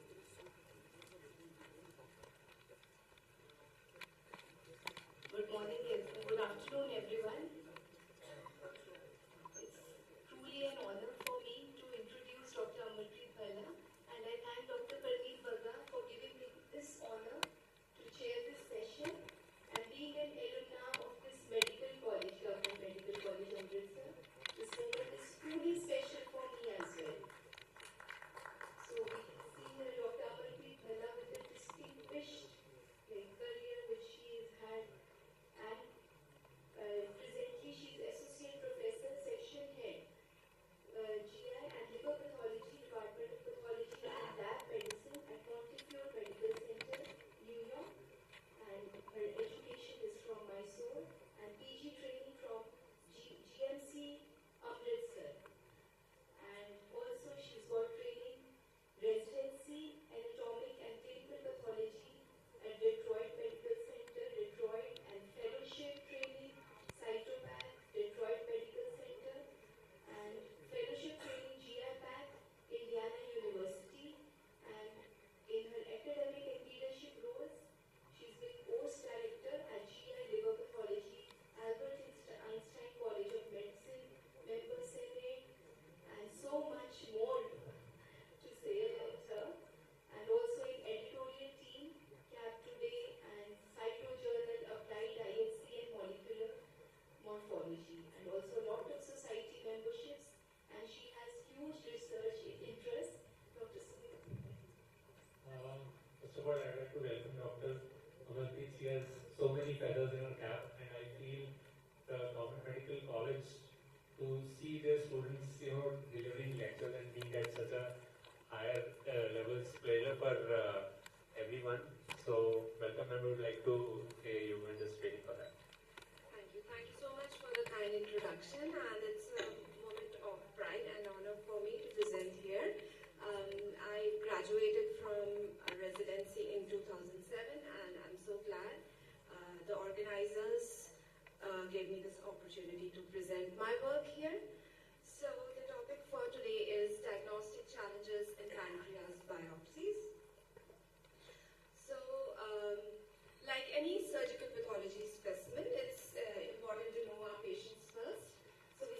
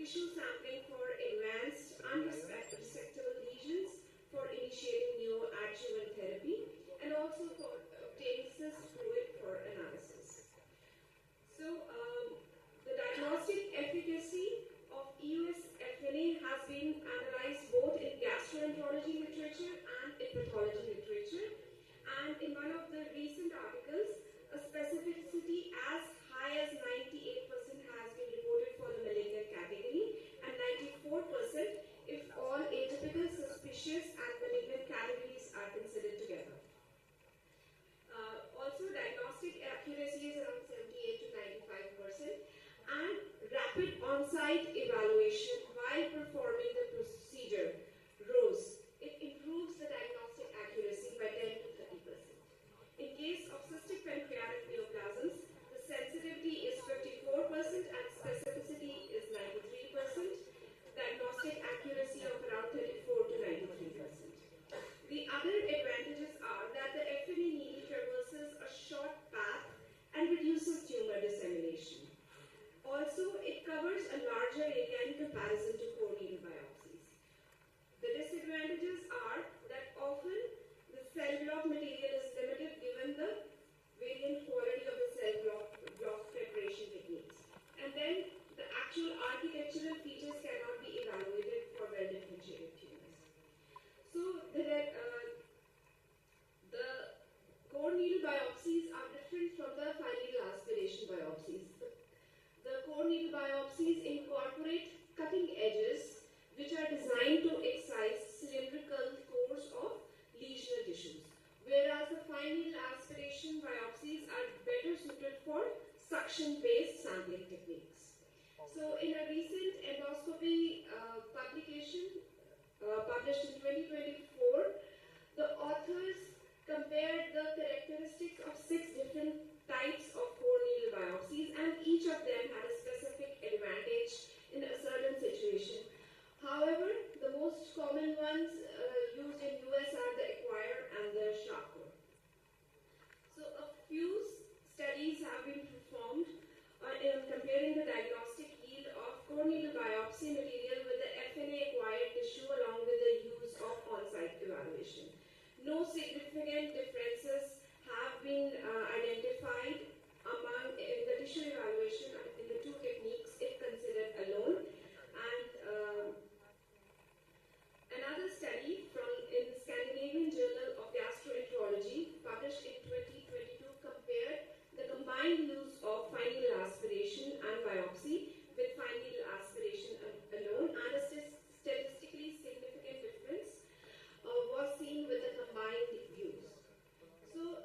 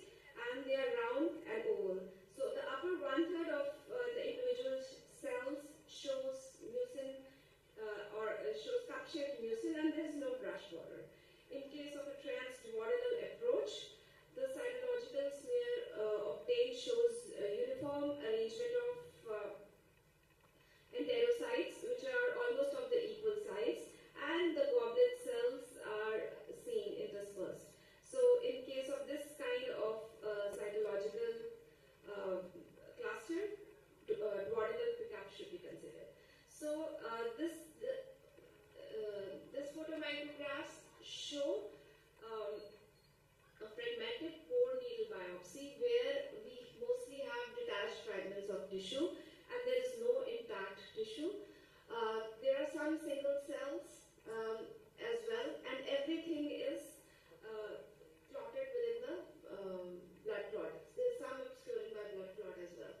So the important thing is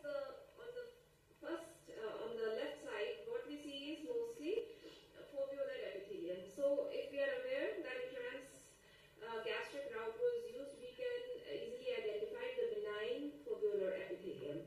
So again, the problem is if it was a complex lesion and there was an IPMN, so then it's difficult to differentiate whether it is a pickup or it is derived from an IPMN. But the important thing is to identify the foamy gland adenocarcinoma here. And then there are clusters of detached epithelium which have intermediate features with some features of dysplasia and some showing just reactive changes.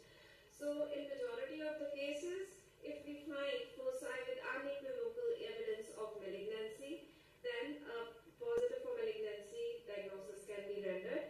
And but sometimes the diagnostic may be challenging and certain immunostains are used. So the SMAD4 immunostain shows intact nuclear staining in benign epithelium of the pancreas and the GI pickup, whereas the malignant cells show loss of nuclear staining. However, this stain should be used with a panel and it's only helpful in 50% of the cases. So P53 immunostain shows diffuse expression in some malignancies. So in a quality assurance review, we compared the specimen characteristics and looked for obscuring artifacts for both core needle biopsy and fine needle aspiration to compare which technique is better from this aspect. So both the groups comprised 41 cases and showed blood clots, mucin, inflammation, or GI contamination. Fragmentation and partial viability was a problem for some of the core needle biopsies,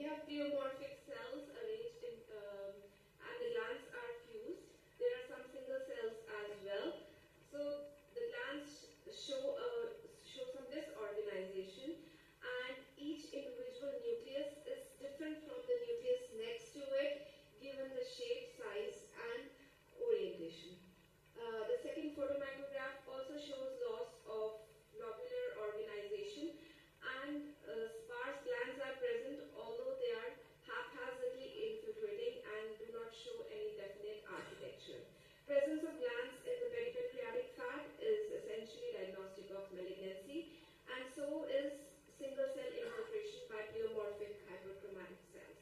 Perineural invasion is seen in olean malignancy. So presence of perineural invasion in well-differentiated adenocarcinoma helps us derive at that conclusion. The presence of glands next to medium or large size artery is a feature of malignancy.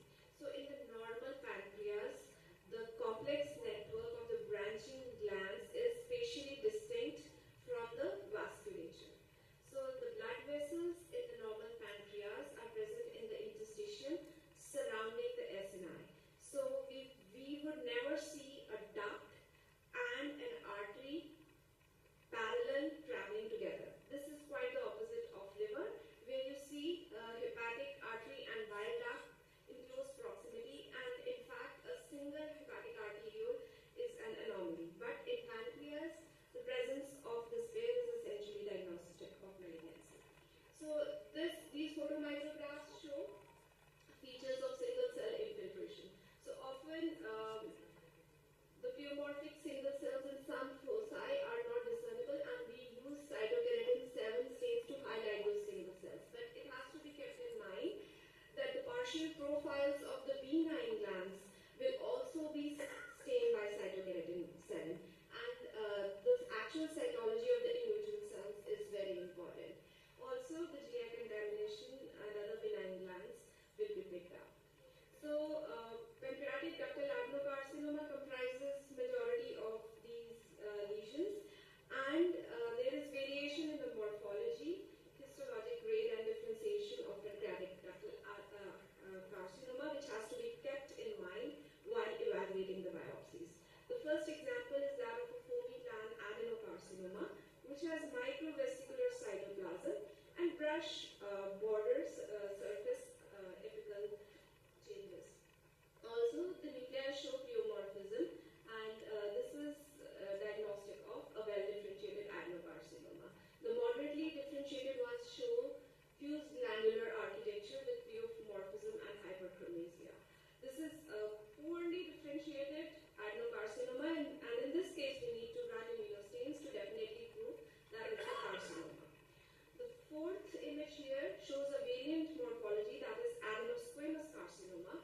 The squamous differentiation was proved with P40 immunostain, and this is important in the pancreas because oncologists can add cisplatin to their neoadjuvant regimen if they are aware of this morphology. So correlating with the cytology features, in cytology we see three-dimensional clusters of pleomorphic hyperchromatic cells and associated single cells with cytoplasm. So the other diagnostic challenge is differentiating chronic pancreatitis associated reactive atypia from well-differentiated adenocarcinoma. So this was a challenging case for us. The first procedure was cytology alone, and an atypical diagnosis was rendered.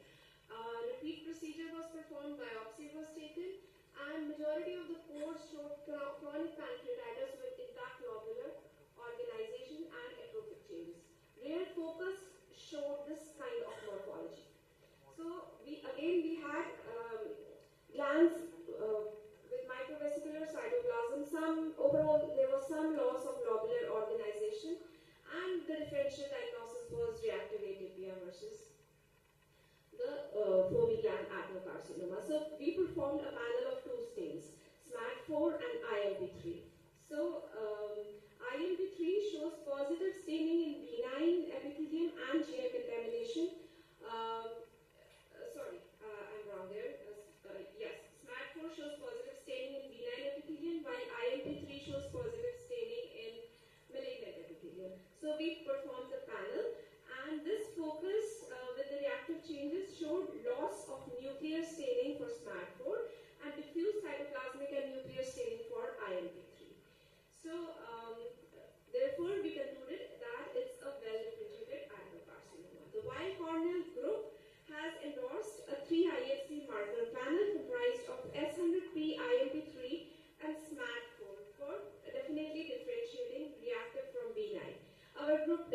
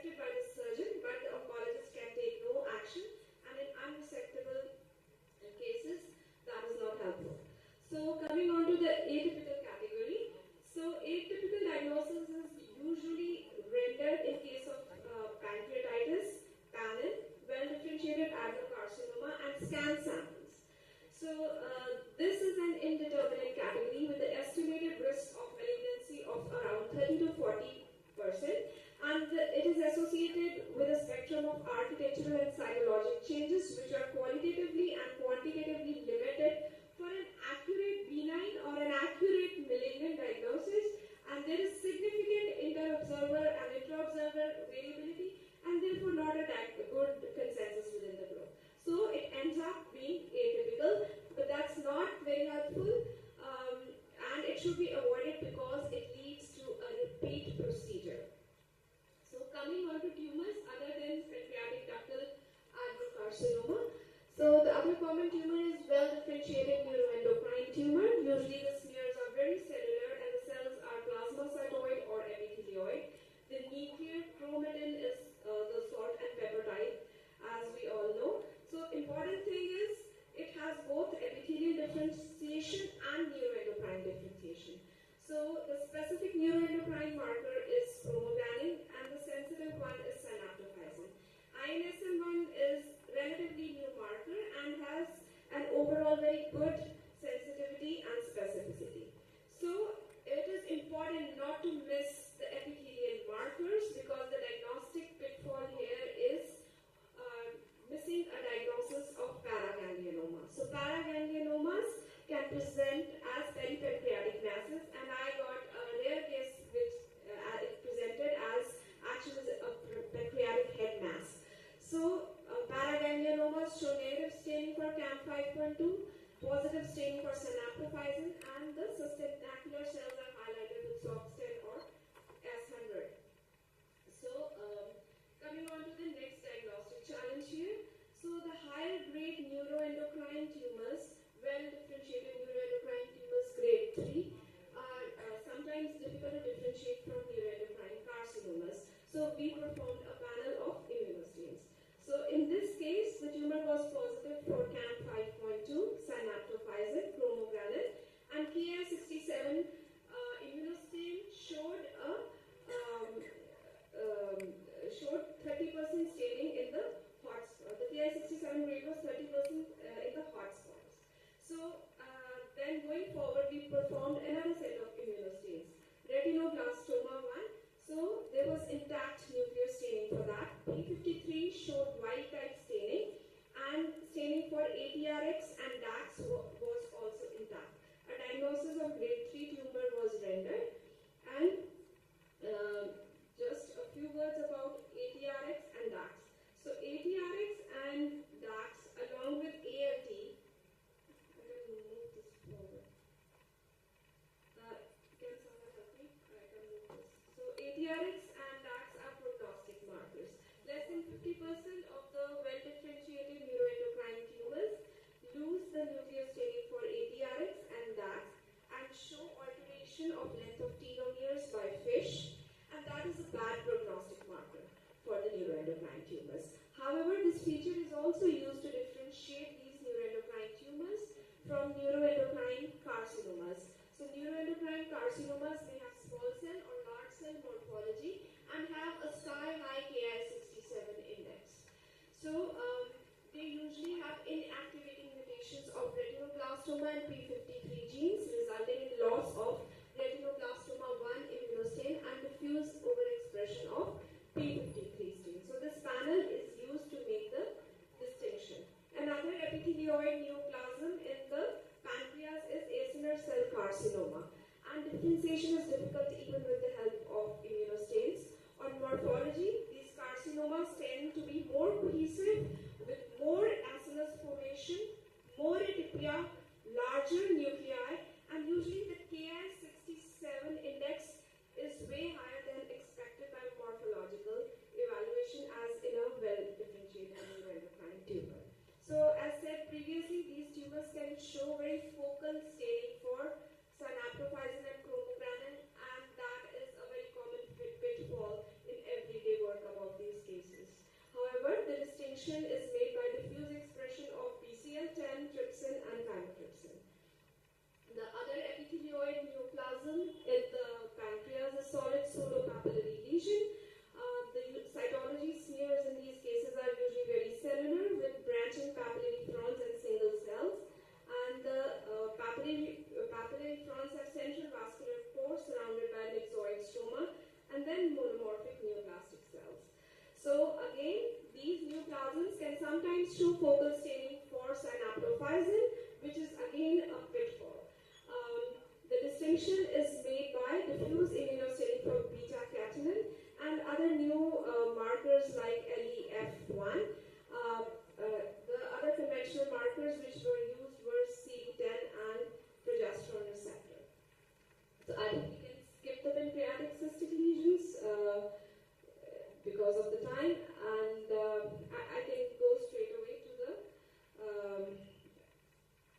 WHO classification updates and challenges. So in 2014, the Pathology Society of Cytopathology introduced the standardized terminology for nomenclature, and it was accepted very well in the cytopathology community. It is a 6-tiered system, and it advocated incorporation of imaging findings and ancillary testing into final diagnosis. It significantly reduced the number of atypical presentations. So in 2021-22 going forward, we had the WHO system, which is a refined system, and it aligns with the histopathology terminology. So on a comparison of the two systems, the PSC system had 6 categories and the WHO system has 7 categories. The neoplastic benign and other are removed, and new categories of pan-low and pan-high for cystic and papillary lesions are introduced. The risk of malignancy is way higher when there is high-grade dysplasia, requiring this new category. The benign tumors like serous cyst adenoma are included in category 2. So now we have both neoplastic and non-neoplastic lesions in category 2. All malignant neoplasms, irrespective of grade and histological type, are included in category 6 and 7 as suspicious and positive. That is the neuroendocrine tumors and solid pseudopapillary lesions. So just a few words about bile duct brushing. So the risk of malignancy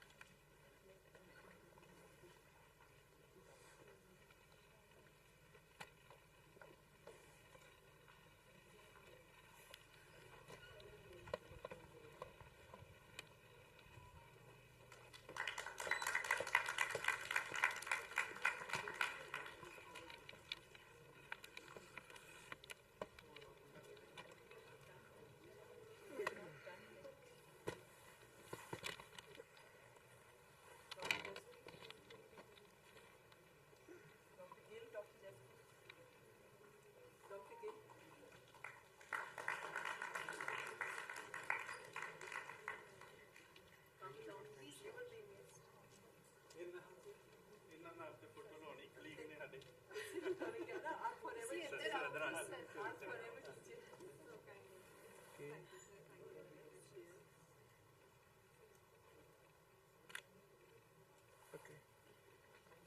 I request you all to honor our worthy chairpersons, Dr. Preeti Bajaj and Dr. Sumit Dhruv.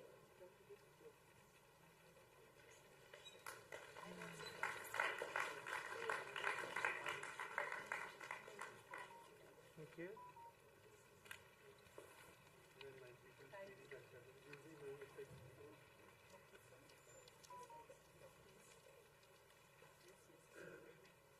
Sorry, Dr. Thank you so much.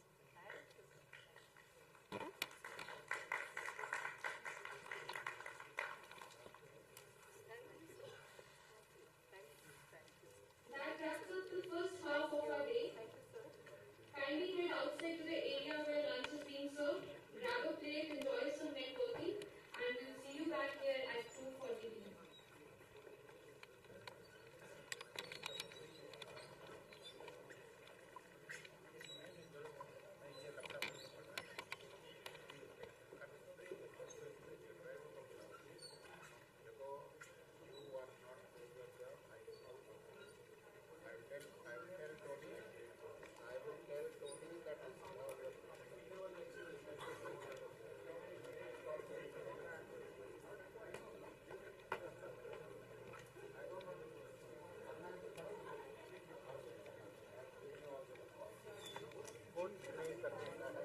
Very nice.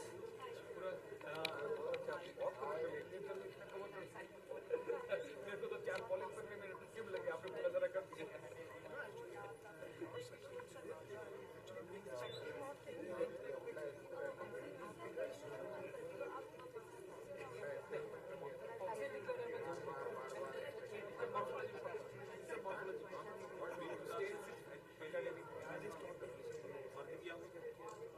most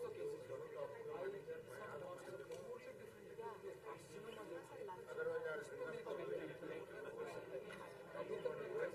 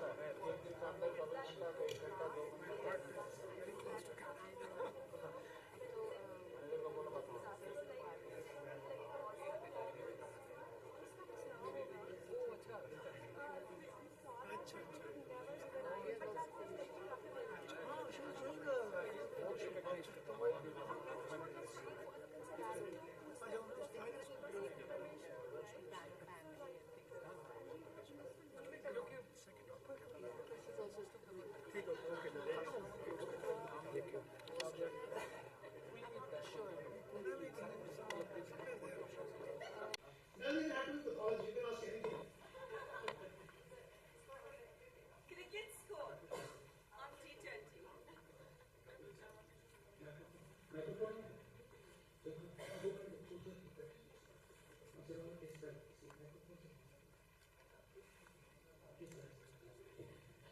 तो भाई और बहनों, देवियों और देवताओं, सज्जनों और सज्जनियों, ये खाने के उपरांत जो सेशन है ये बहुत अलग है। जैसे संजय ने बताया, ये सेशन बाकी सारे सेशनों से अलग है। अब तक हम बात कर रहे थे, आप सुन रहे थे, हम जो बोल रहे थे आपको झेलना पड़ रहा था। अब आप जो बोलेंगे हम सुनेंगे और उसका जो भी समाधान होगा जो उत्तर होगा देंगे। आप सवाल किसी भी भाषा में करें, जवाब आपको उसी भाषा में मिल जाएगा। क्योंकि स्टूडेंट्स कितने हैं? हाथ और अपने हाथ उठाइए।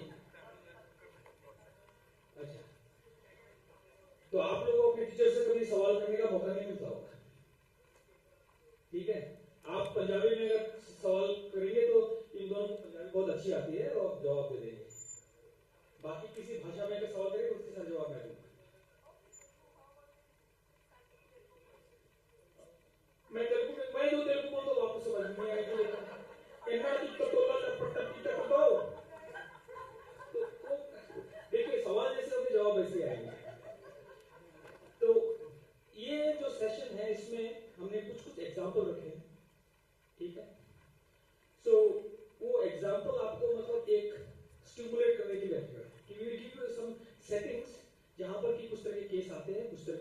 माहौल बनता है और उसमें लोग क्या सोचते हैं। तो हम तो बताएंगे क्या सोचते हैं, लेकिन हमने आपसे सीखना है कि आपसे समझना है कि आप लोग क्या सीखते हैं, आप लोग क्या समझते हैं इससे, आप लोग इससे क्या मतलब आपको क्या दिमाग में आता है। So that is the whole idea of this session, ठीक है। और आपके सामने जीआई पैथोलॉजी, लिवर पैथोलॉजी के दिग्गज सामने खड़े हुए हैं, सारे जवाब देंगे आपको। जो आपको पसंद आए रख लीजिए, जो नहीं आए वापस कर दीजिए, ठीक है। रिटर्न पॉलिसी है। So with that introduction, we'll get started. Sanjay is going to present a small scenario and small case snippet. But after that, we have very small situations, clinical situations which you probably encounter in your practice. And then we want to know exactly how often do you encounter those situations, what do you do in your clinical practice, what are your challenges, and how we can kind of help understand those things better. So that's the whole setting for this session, which is very different. We have done this session, I think, twice already before, and each time this was very, I think, liked by everybody else. Ideally, we would like to post this kind of things beforehand so that people can send us questions even before the meeting, but this did not happen. But at this time, we request be interactive. Please use your microphone, ask any question. I was not joking that you ask any question, any language, we will try to still answer it. Okay? Fair game? Please come forward. Please come forward. We won't be able to listen to people in the back. दिखते भी नहीं आप लोग कहाँ बैठे हुए कौन हैं, और सामने आ जाइए please.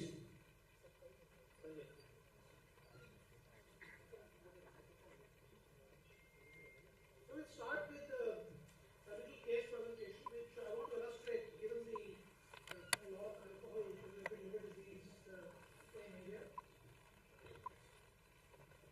Okay, so this was a 60-year-old presented with jaundice, abdominal pain, and fatigue. And you can see the liver enzymes were elevated, the bilirubin was very high. And the Pep's alcohol test was positive. So this is a test which is fairly reliable, not specific of course, but fairly reliable in detecting alcohol use for a more extended period, 2 weeks or 3 weeks, even that. We know that patients always deny alcohol use, so this can be a useful adjunct. And then all the other liver workup that was done yesterday. So this is the liver biopsy that was done for this case. So you can see portal tract is expanded and fibrotic, and we have a diffuse macrovesical tract in this field. There were other fields in which the appearance was slightly different. So in addition to these large fat vacuoles, one of the cells had these smaller vacuoles, or not even complete vacuoles, almost like a foamy kind of appearance. So a significant part of the biopsy showed changes which had more foamy kinds of hepatocytes rather than true fat vacuoles. And this is a form of microvesicular steatosis. There's a lot of confusion in the terminology for steatosis. So macrovesicular steatosis can be of two types. One is where the nucleus is pushing the fat vacuole is pushing the nucleus to the vacuole. That's macrovesicular, and that's a large droplet. And then there is small droplet macrovesicular steatosis, in which there are multiple vacuoles. Nucleus is generally central. That is not microvesicular. That's still macrovesicular, but small droplet. And then we have true microvesicular steatosis, which is in general quite uncommon to encounter in liver biopsies. It's usually a result of acute mitochondrial injury, either drug-related or it can be due to alcohol. So this is what often the appearance will be. It's more foamy. It doesn't even look like fat in some instances. So this is an example of what is called alcoholic foamy degeneration. And here's the comparison of alcoholic hepatitis, which has balloon hepatocytes and mammary highlight. So this is the classic presentation of acute alcoholic hepatitis. So on the other hand, in alcoholic foamy degeneration, you do not have this picture, but you can have microvesicular steatosis, which can appear like small vacuoles like this, or it can be more foamy, like the case that I just showed you. So why is it important to distinguish between these two? So here's a table that outlines the changes or the features between these two. And as I highlighted, let's look at only these two columns. So alcoholic foamy degeneration has less fat and it has microvesicular fat. It typically has less fibrosis.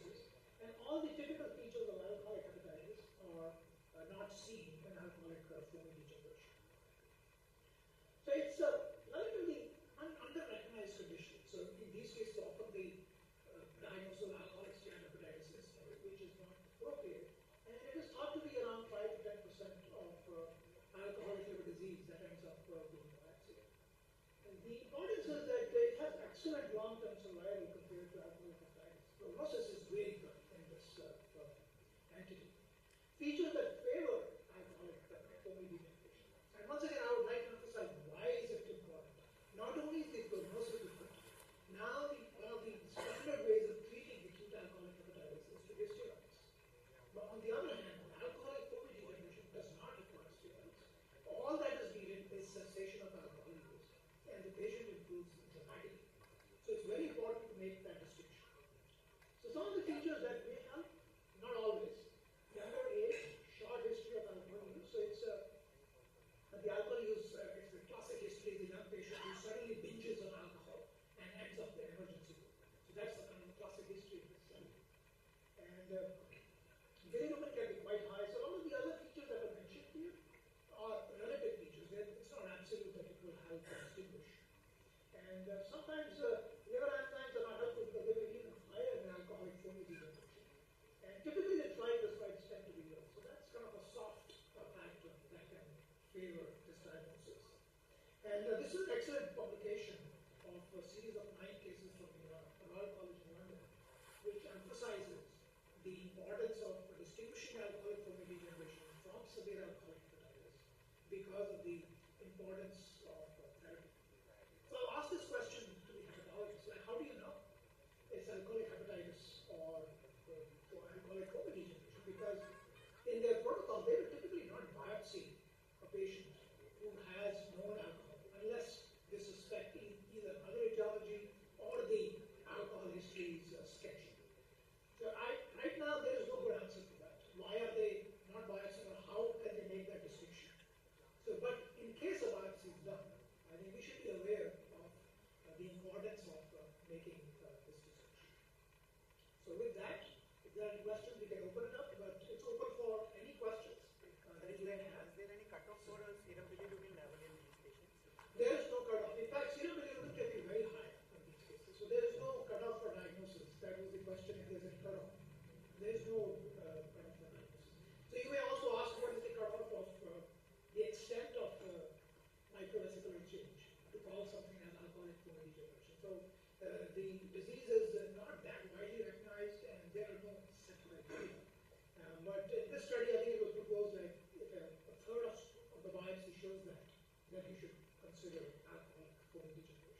So this is a state where I think alcohol is consumed at a regular basis, and alcoholic liver disease is the commonest indication for liver transplant overall, I think, in North India. So my question to everyone in the audience is, first of all, how often do you get biopsies for alcoholic liver disease here? And how often have you seen foamy degeneration like Sanjay just showed? Have you recognized it before here? Only once? In autopsy? I'm sure that I have overlooked these cases because my impression till a few years back was that alcoholic foamy degeneration is the classic microvesicular state cases. But if you go back even to the original publication that described it, it has more of a foamy look than microvesicular mortality. So this is far more characteristic than the microvesicular look. Okay, I don't see any of these cases, thank God for that. But what is the mechanism for such high bilirubin with a reversible disease as alcoholic comorbidities? I mean, is there an injury to the ducts, the canaliculus? What is driving the so high serum bilirubin? It's the hepatocellular injury, not the biliary system. It's not a problem of drainage. It's a problem. Direct was high, right? That's why Yeah, so it's primarily a problem of hepatocellular injury. So both direct and can be. So it's not a conjugation problem. It's just from the hepatocytes getting to the canaliculi or the biliary system, and it's thought to be the result of acute mitochondrial injury. That's what causes this. Divya, you have a question? Dr. Thakkar, I don't see these cases. It's not my area, but I'm just out of curiosity. Is it a part of a spectrum? That it begins with that and ends with, degeneration, and then it becomes. If you have repetitive and long-term use, then yes, it will become alcoholic hepatitis. And you can also have acute foamy degeneration superimposed on patients who have long-term drinking. So there is a difference, underlying difference in mechanism of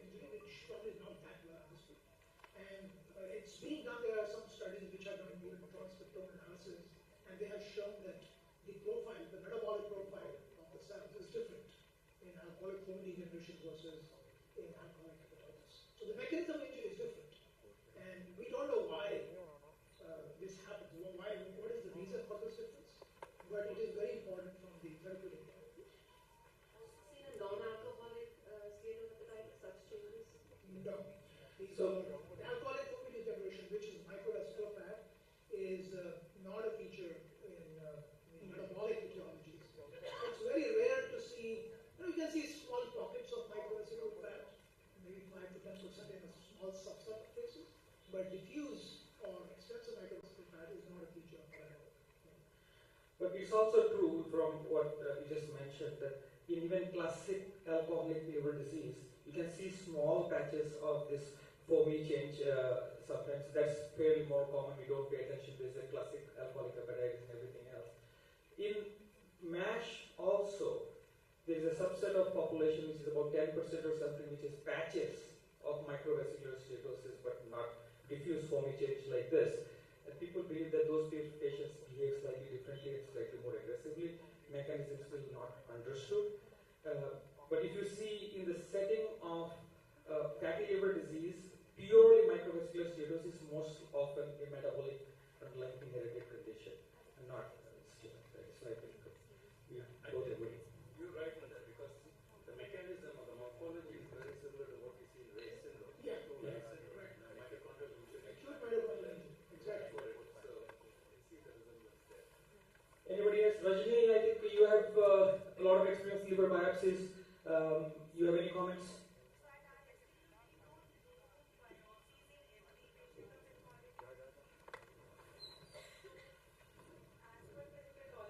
So we don't need biopsy in every case, but still we have a very high chunk of alcoholic liver disease biopsies, and many of them are ACLF, so acute and chronic liver failure. Then we get, and specifically in alcoholic we get when it's not a classical presentation, they are doubtful of a diagnosis, and again in ACLF to rule out coexisting etiology. So when you have multiple diseases in differential.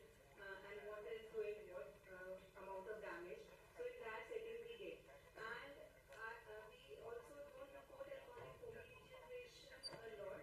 I think I also, when it is very focal, I don't pay attention to it. And since in a background of alcoholic steatohepatitis, so I personally not reported a lot of foamy degeneration. At least the diffuse cases I don't remember a lot. Though like per week load of biopsy is very high at that place. Nirag, you are here. Yes. Any experience with that before? No, what has been said is absolutely my recollection. No, I know you're our friend. You agree with us, but you don't have to. We don't want to agree with you. Yeah, is there questions? Yeah.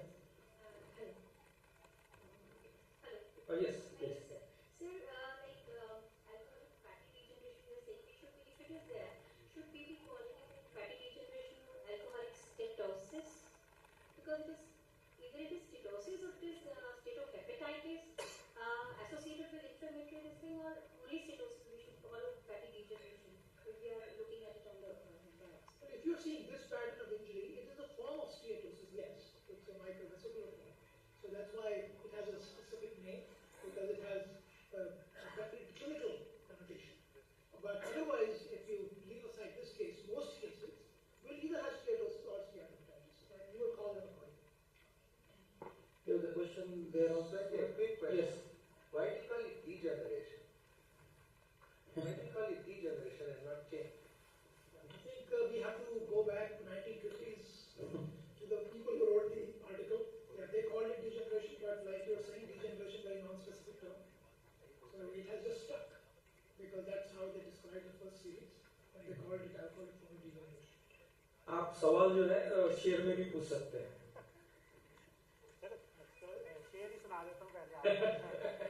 Sir आप दोनों के लिए specially again कि इस तमन्ना में के पाले हम सहारा आपका कर लिया हमने सितम हर एक गवारा आपका यूं लगा जैसे हमारे मुंह में मिश्री घुल गई हमने जब भी नाम होठों से पुकारा आपका. Doctor Sanjay Kakkar, doctor Cinference. I think we should shift gears, stop this session and call a very session. No sir, thank you. Sir, just agree with Dr. Rajni. We are, whenever we see any biopsy of alcoholic liver disease, again, we also hardly report a foamy degeneration because usually we see a lot of inflammation, mammary bodies, ballooning degeneration, and so on.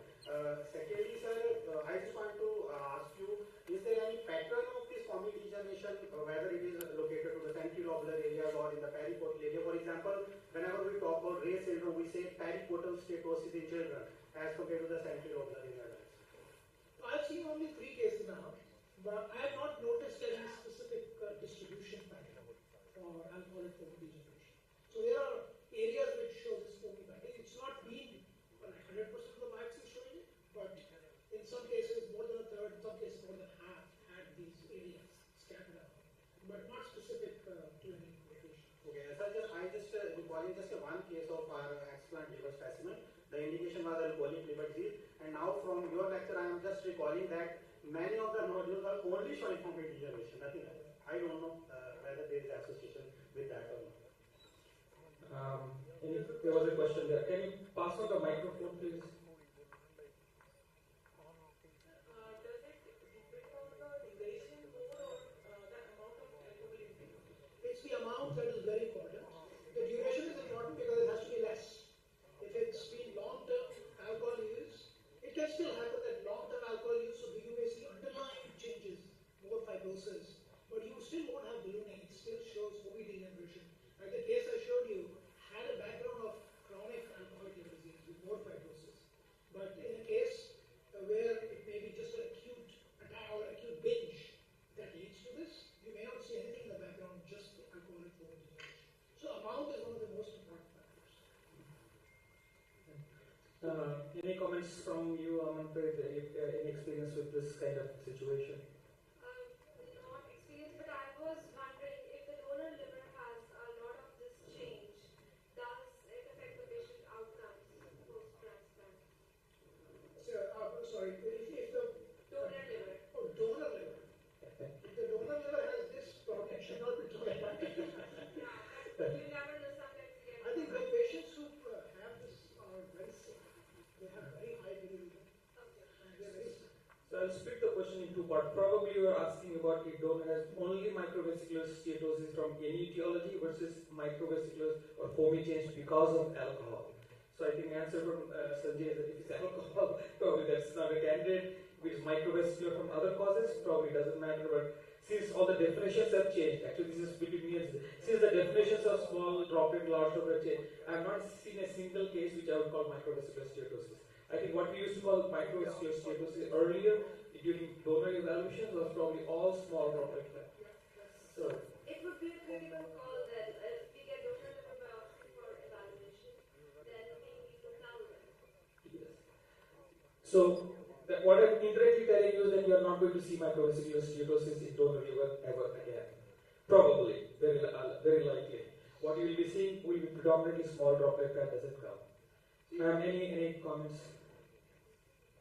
So, Dr. Rajni rightly said, there are very few cases of the audiences also, the people who are dealing with this liver biopsy, very few cases we see because most of them are advanced with hepatitis or with fibrosis. So very few cases what we get to see as microvesicular, the change we get. Yes. So, one quick question for both of you. Yes. If we can go out of canaliculi and go to the crypts. Yes. So that was our next prompt. So the question for both of you is that there has been some time when appendix and lamb and ham has worked through. Any updates on those terminologies and the outcomes? Okay. Very challenging question. This is a question which should probably be asked after our evening session. We had something to eat and drink and some other entertainment. We could probably answer that question better.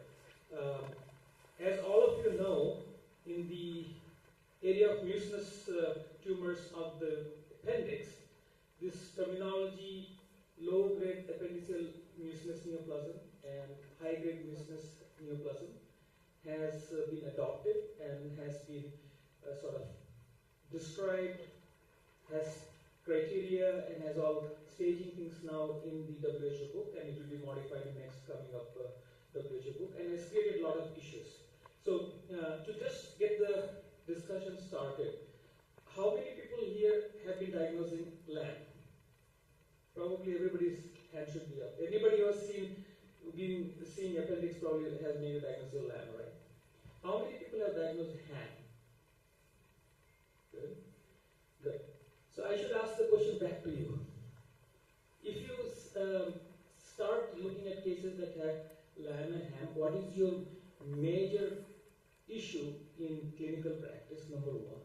And if you see peritoneal disease without knowing what's happening in the appendix, how do you deal with the issue of LAM and HAM?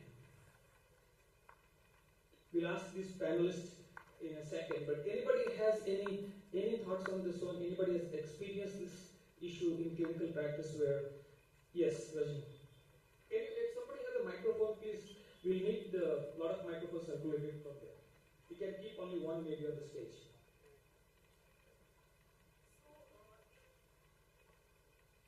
If we have both the appendix and the peritoneal samples, so the peritoneal samples always have a higher grade of the lesion as compared to the native site, which is the appendix. So when we don't have the appendix, what I feel is if I just have the peritoneal samples and appendicectomy was done somewhere outside, then I will actually upgrade that tumor. So that happens with me at least in practice in every case. The appendix has to be seen because the main lesion can be accurately tied if you see the primary site rather than just the spread of the tumor to the peritoneum. So that mismatch is high in the appendix, unlike other sites in the GI, where it is not a tough job. But in appendix, yes, it is a problem. So if you don't see the primary site, then you just see the peritoneal samples or the other organs, which is a very common occurrence. Since appendicectomy is done quite frequently, and most of the time we have a history that it was done some years back, and we don't know what is the status of that appendix. So how do the clinicians react to your diagnosis? What do they do? Yeah, so it's very challenging. So we ask them that get some details, get some blogs back because we are not able to classify. And because if it is in the peritoneum, I am going to call it a mucinous adenocarcinoma, more likely, rather than a lamin or the hamen. And especially even in the goblet cell adenocarcinoma, we face that problem. So if there is no lesion, there was never any lesion in the appendix, and I call a goblet cell adenocarcinoma directly on the peritoneal sample, so that's a problem. Though extraappendiceal is known, so that's how it's difficult to report only on the peritoneal samples without having a review of the appendicectomy specimen or the blog. Sanjay? Well, I'll make 2 points. One is that I have some good news. That is that lamin versus hamen will probably cease to be of much significance. Because now there's more than one study which has shown that there is no significant difference in outcome of lamin versus hamen if it is confined to the appendix. So it's an academic exercise. Initially, hamen was, even now, hamen is staged as adenocarcinoma because there was no data. So it was by default considered as adenocarcinoma in staging wise. But it's going to change the next, and it's lamin and hamen staging will be similar. In terms of how you call a case if it's peritoneal involvement, so like it was said, if you have a known lamin or a known hamen, and you have peritoneal disease, you can call it lamin with peritoneal involvement or hamen with peritoneal involvement. But if it's only the peritoneum and it looks like it is from the appendix, but we don't have the appendix, so there's a peritoneal surface oncology group which has proposed terminology for this setting, and their proposal is to call it mucinous carcinoma peritonei, low grade, and mucinous carcinoma peritonei, high grade. So G2 and G3 are high grade, and G1 is low grade. And that helps to distinguish it from classic adenocarcinoma, which may come from any site, including colon, pancreas, and so forth. So to maintain that distinction, instead of calling it mucinous adenocarcinoma, we call it mucinous carcinoma peritonei. So it's most likely from the appendix, even though you don't have the appendix. That's a good point. I think I'll add a few more points. We have a surgeon whose whole life has been this whole peritoneal disease. He is of Indian origin. Kiran Turaga is his name, and he we also had Joe Mishrahi in our group, who is one of the authors of this appendices chapter. He was actually the pioneer who sort of bought this or coined this term of lament. Okay? So the issues what Sanjay mentioned is very common, and we see this more often because it's a specialized center. We get cases of peritoneal involvement without knowing any prior history. Nothing is, because cases come from everywhere, we not even see the prior lesion, or we sometimes don't even know where it came from. So by default, we use the terminology mucinous carcinoma peritoni for all the cases. We don't use for peritoneal disease, Lamb or Ham, because many times don't know. Discordance between primary and the peritoneal involvement is known. And the problem that we face many times is because the criteria for converting anything from one grade to another is more than 10% of the tumor should show the higher grade or something else. And what is 10% and how it changes, we always argue. There are 5 different experts, all senior pathologists, and sit together, sometimes cannot even agree that is it Ham or Lamb, and what's the percentage. So based on what I have heard from Sanjay, I'm very relieved that differentiating Ham and Lamb may not matter eventually, and I think that's a great sort of change that I think is. Get other panelists. Yeah. We have received such cases where sometimes the appendix is taken off later, and sometimes it's not even a PT4 lamin. So those are also challenging. Sometimes we see PT3 lamin, but even on cutting level C, so we don't have to prove it is PT4. So PT3 and PT4 lesions both can have these lesions, and concurrent ovarian tumors also exist. So it has to be staged in the same synoptically. Any comments? Would it be working the same in the ovarian neoplasm what Dr. Anand had mentioned? The meritorial disease with the ovarian lesion? Sorry, can you explain that to me again? Pseudomyxoma peritoni or peritoneal disease along with the mucinous ovarian neoplasm. And no appendiceal lesion. Yes. Okay. So I'll ask Sanjay to answer this question because they have addressed this in, I think, some of the literature, but. Yeah, I think it's possible in rare instances, other sites like ovary and pancreas have been implicated, but I think it's extremely rare. Most of the times, even if there is ovarian involvement, it's usually surface involvement, and it's not a true mucinous cystic neoplasm of the ovary in vast majority.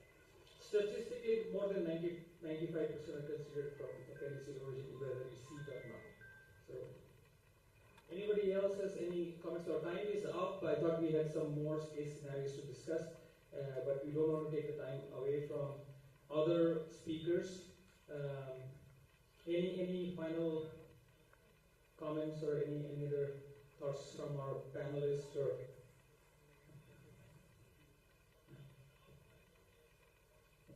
सब bore हो गए. Okay, so you have more time for this? Oh, so you prepared us 3 sessions, is it? No, this is 1. Time is over, right? Yeah, yes. हम इतने 3 बात करने वाले आपने सिर्फ इतना ही आधा घंटा ही टाइम दिया हमें. Thank you very much. Hopefully this session was helpful, and we can continue having these sessions in the future if you like. Thank you.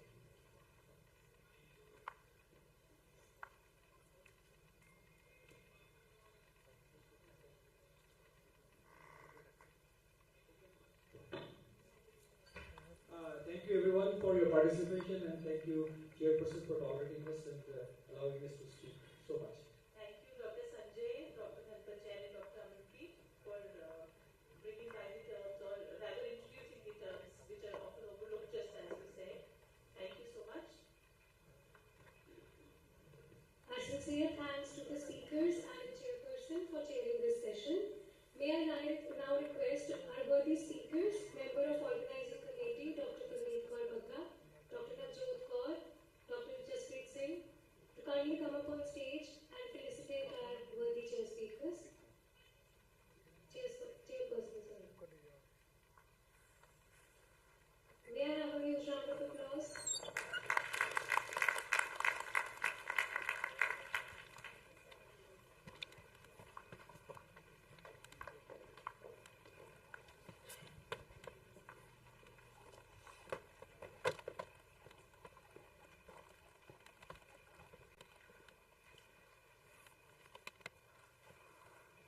साथ में आ जाओ।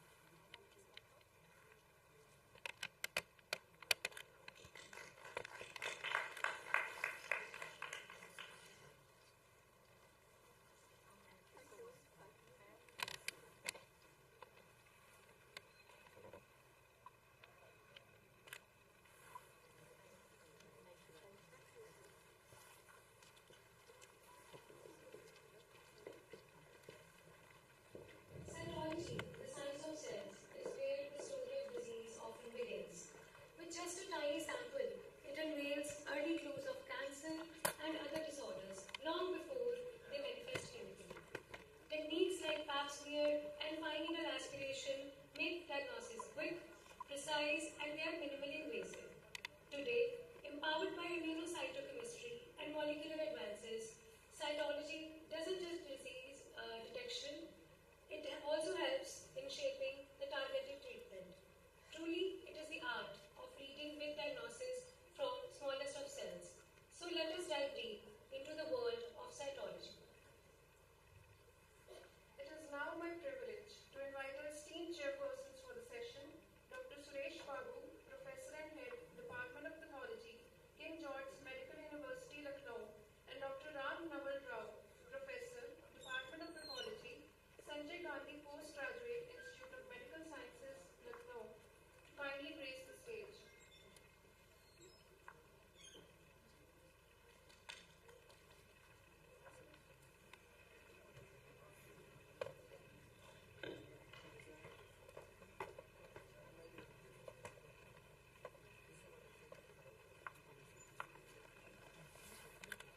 We are honored to have many distinguished chairpersons preside over this session titled Journey of Endoscopic Ultrasound-Guided Fine Needle Aspiration of the Pancreas, Morphology, Molecular Testing, and Role of Telecytology to be presented by Dr. Darshana Jha. I request the chairpersons to introduce the speaker for the session. Thank you. Hello. Dr. Darshana Jha is a renowned personality in the cytology. She has done, in morning, she's tell about the TV. She's a renowned, she's not a cytopathologist, she's also a musician, Bachelor of Musical degree, top-notch professional singer in the world, especially for the Gujarati right music with the unique touch of the literature, ghazal, semi-classical, and the classical music in the Kirana Gharana. She is a recognized celebrity singer of the TV Asia in the USA, and she also has a passion for music and has recently published a music album, Garbi Gala, last year in 2023, invited for perform for the USS Symposium. She is a presidential yacht in Washington, D.C. We invite to Dr. D. Darshana Jha.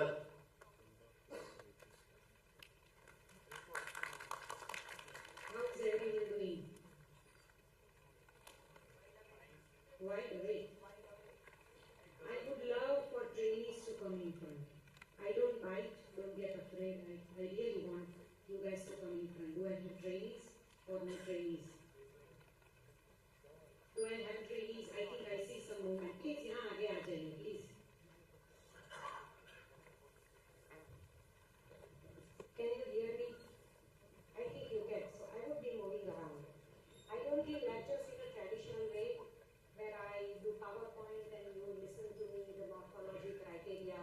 I want to share with you my journey in endoscopic apnea where no one believed really in this technique. This was late 1990s.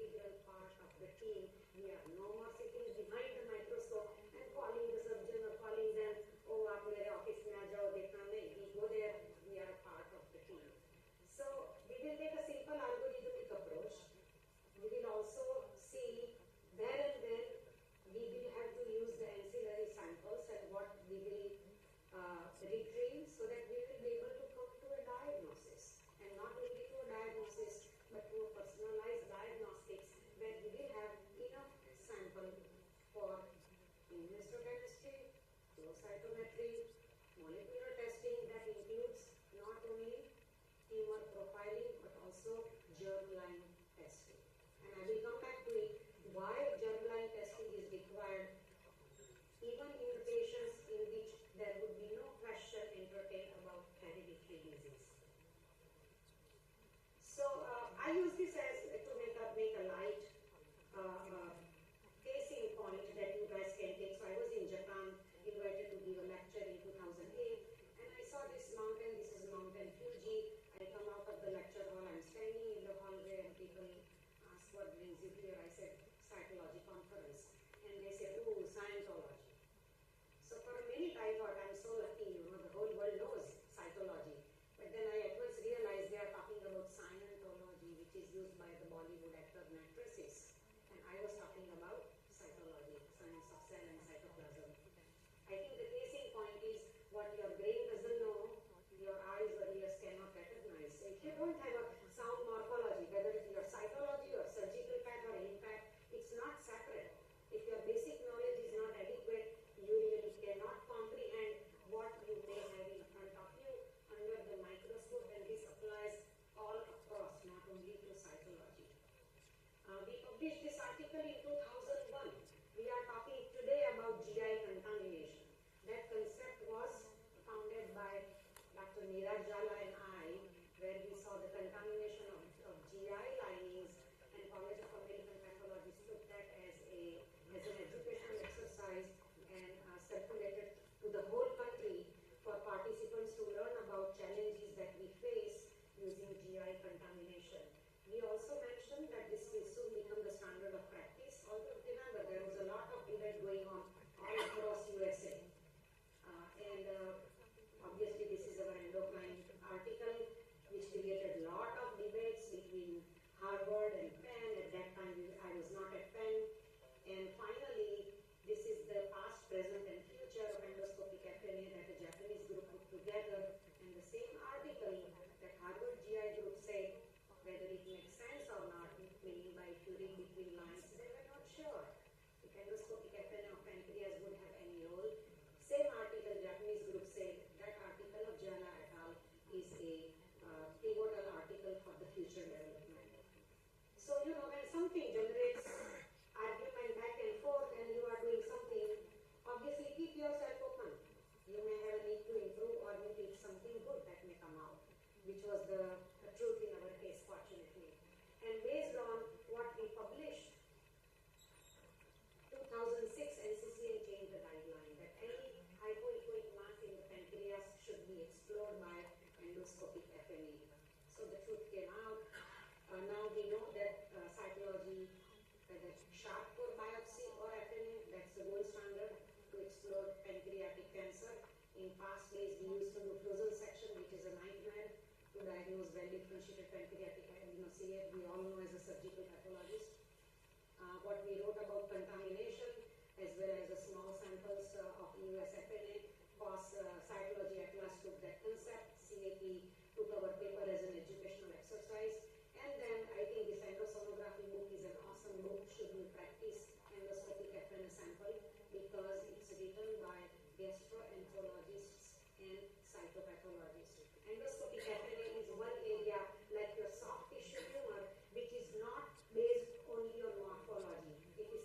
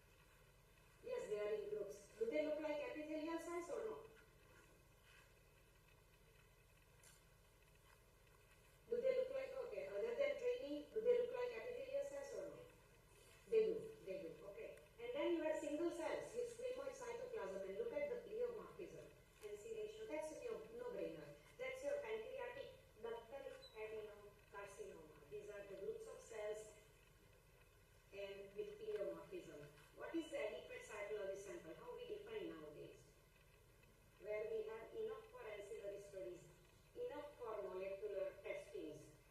Those days are gone where we call pancreatic cancer, boom, we are done. We don't live in these times. So remember that. Why cytology is better than surgical pathology? There is no fight, guys. I also believe in surgical pathology, but when something is better, it's better.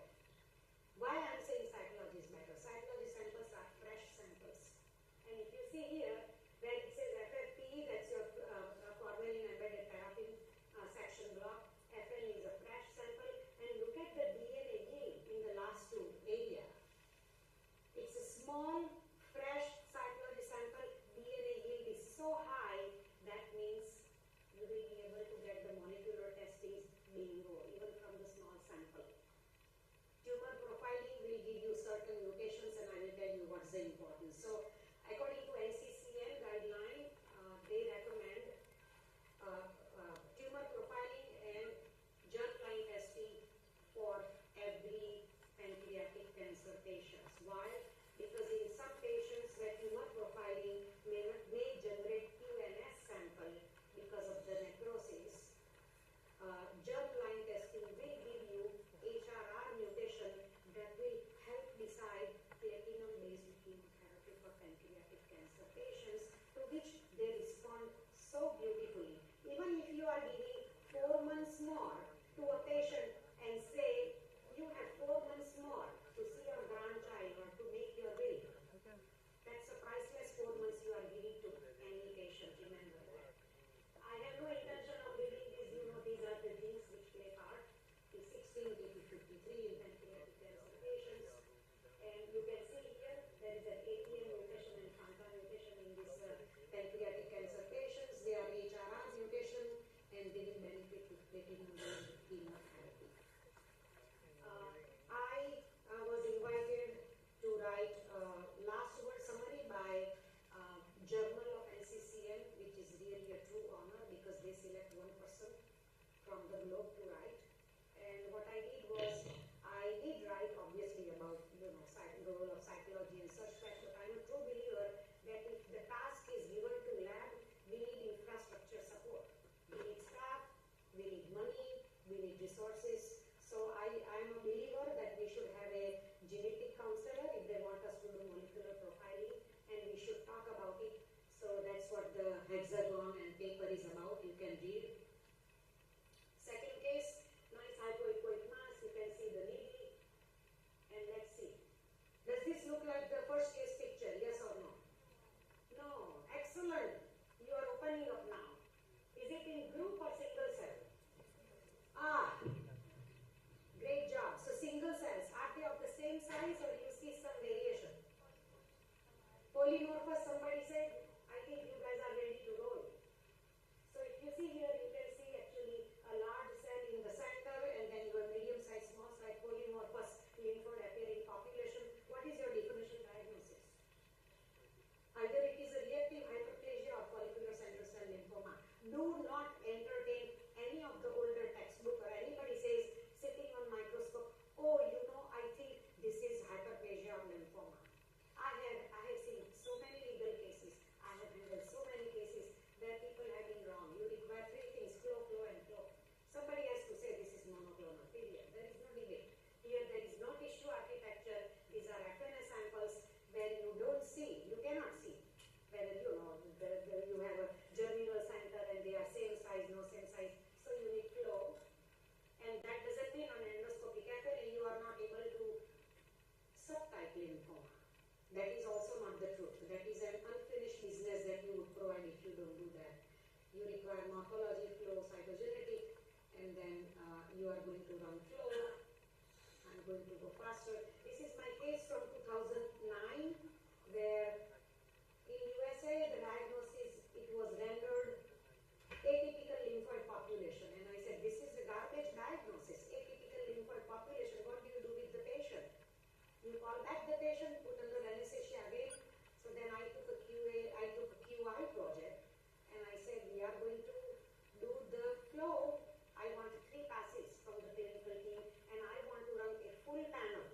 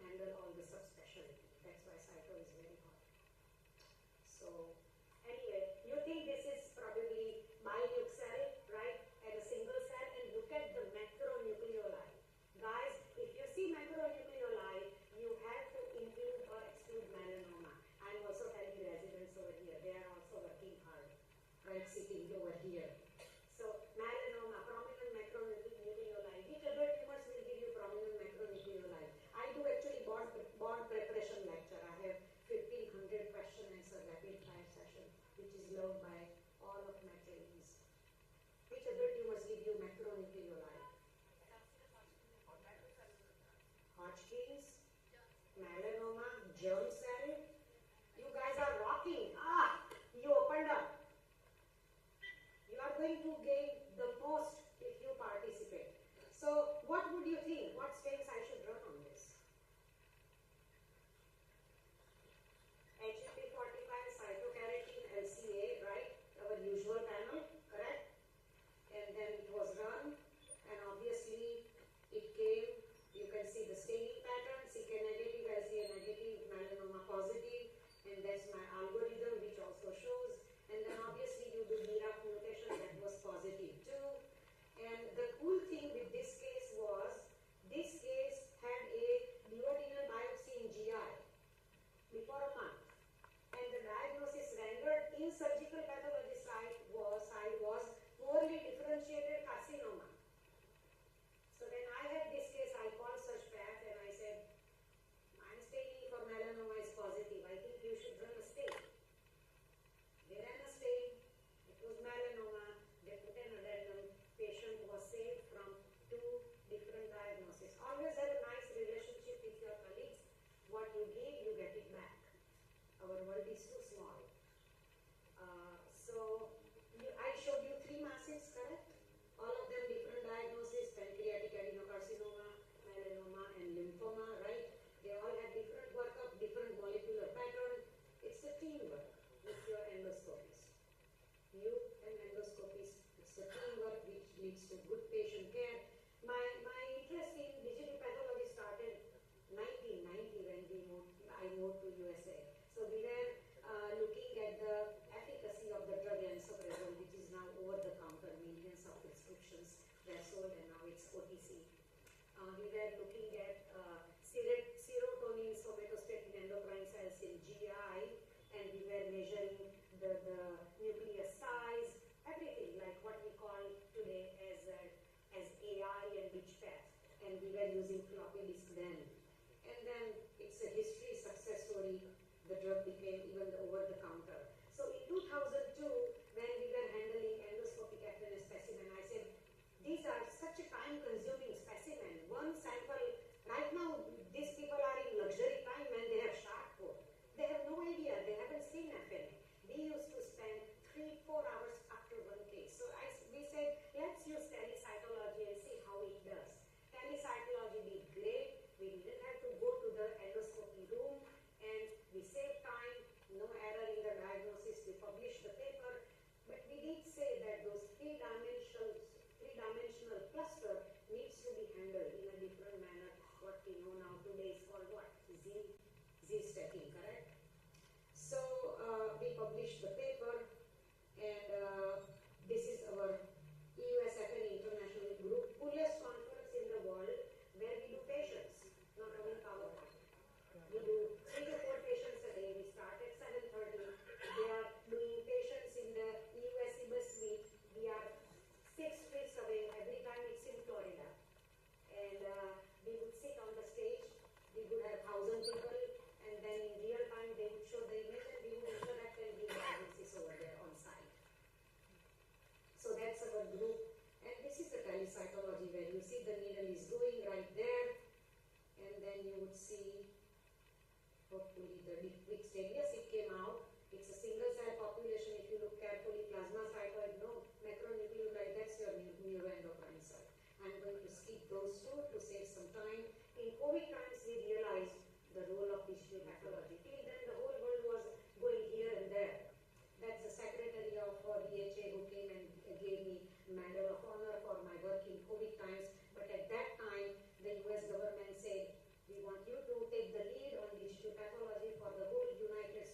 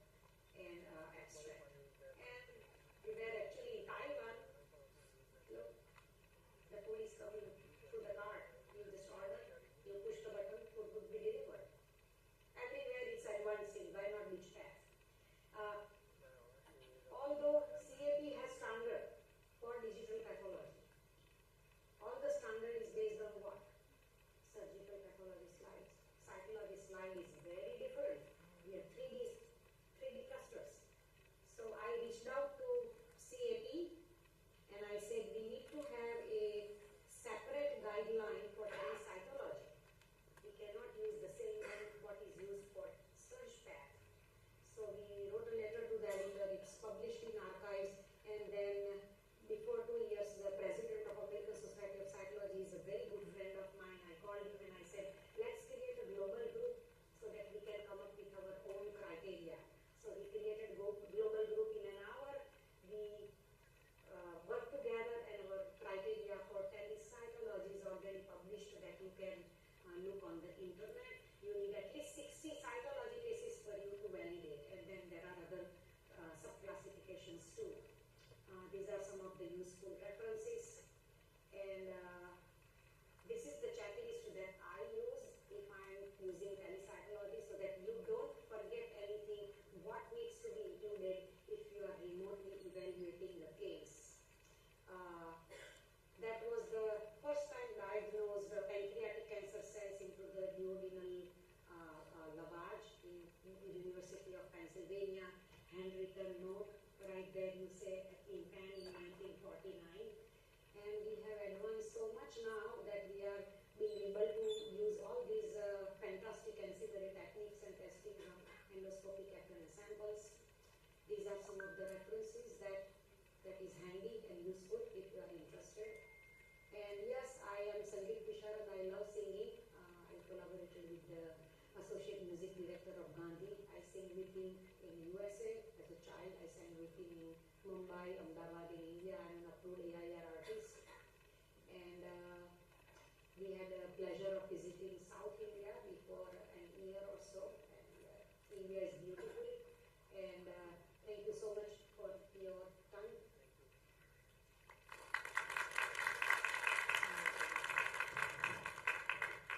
Excellent presentation, ma'am. I like your Jhana Ayurveda. That is very nice. How to interpret the diagnosis of the pancreatic lesion by the Ayurveda. That is very nice. You have also interpreted the lymphoma, melanoma, and sarcoma. Any questions from the audience? Do you have any questions?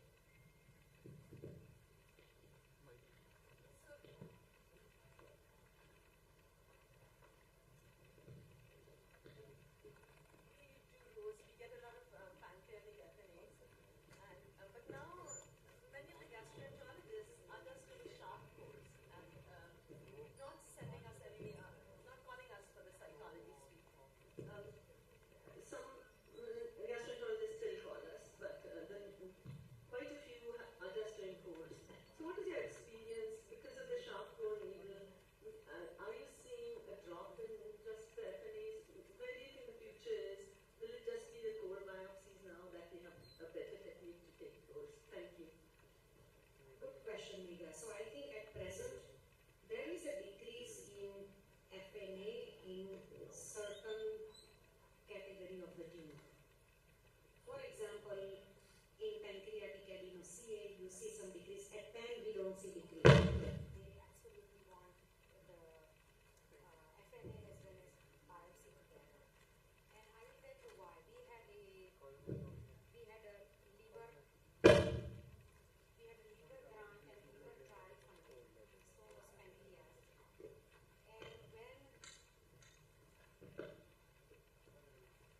when they tried to just do testing based on sharp core biopsy, what they realized that 30% of the sample showed QNS by NGS for molecular testing. So then they defined with our group, they called point of care testing they call those as point of care testing for FNA. If you don't do FNA, that's okay, but you do touch prep and you make sure that you do have tumor, not just 2% of tumor and necrosis. So although we may not have FNA, touch prep has a significant role. Number one, it's always going to stay. Number two, lymphoma. Once you send sharp core and it's in formalin, you are done. You can't send the sample for lymphoma, and then you can entertain the possibility. So कितने lymphoma हो सकते हैं pancreas में, liver में, but one patient is one patient, and if clinician is thinking lymphoma, they must send it fresh, and they must confirm first that it's a lymphoma. So I think cytology is going to have a role not only sharp core biopsy, there will be some decrease. I think we are going to come back and say we don't need to use touch prep. We cannot just use only sharp core biopsy. So, Meera, do you want to add anything?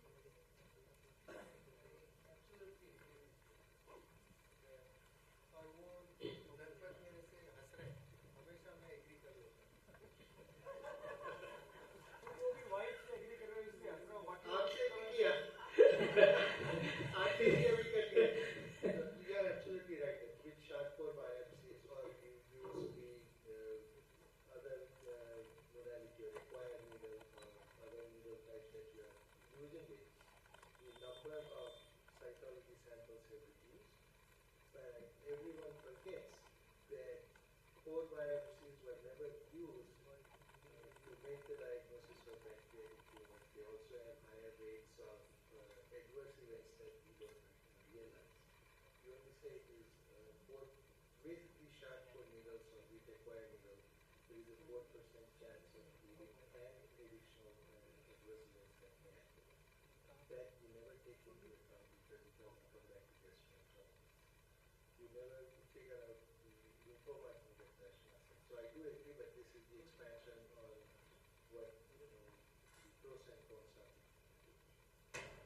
I think the coolest message is that endoscopic FNA really changed the paradigm how we approach deep-seated tumors, and cytology will always have role because you get better DNA yield based on fresh sampling. So we live in a good time. Smaller the sample, smaller the incision, earlier the detection, and if something has made a miracle like seventh wonder of the world or like the Chichen Itza, it's the endoscopic FNA in non-GYN that stands out. It did better than surgical pathology and it said this is the way to go. So those are my 2 cents. Thank you very much, ma'am. Very nice presentation. We extend our heartfelt gratitude to the speaker, ma'am, and the chairperson for chairing this session. I would like to request the chairpersons and the member of organizing committee, Dr. Jaspreet Singh, Dr. Poonam, Dr. Vinay, to kindly come up on stage and felicitate the speaker, ma'am. Let's give them a thunderous round of applause, ladies and gentlemen.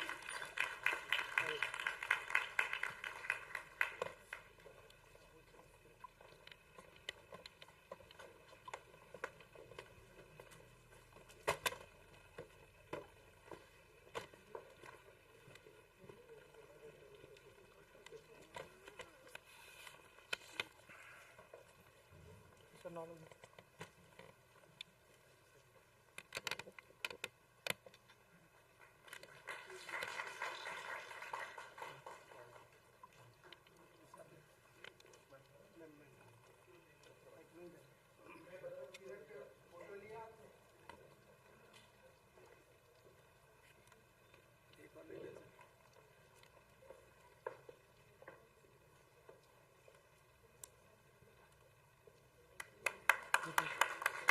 Technology.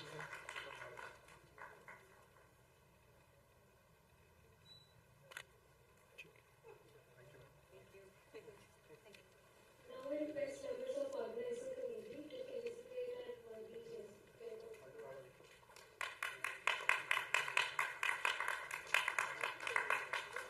Technology.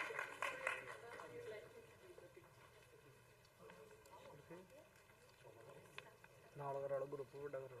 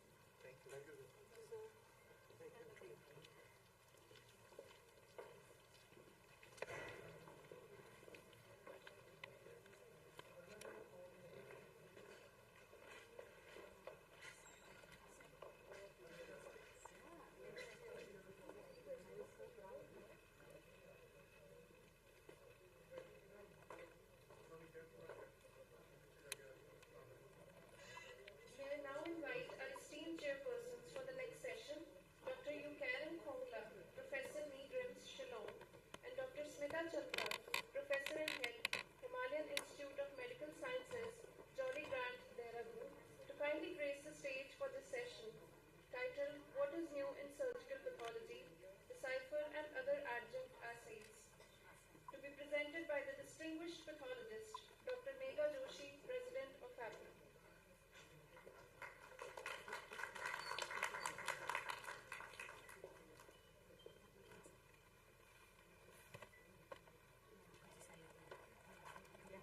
Now I request our chairpersons to introduce our speaker for this session. Thank you.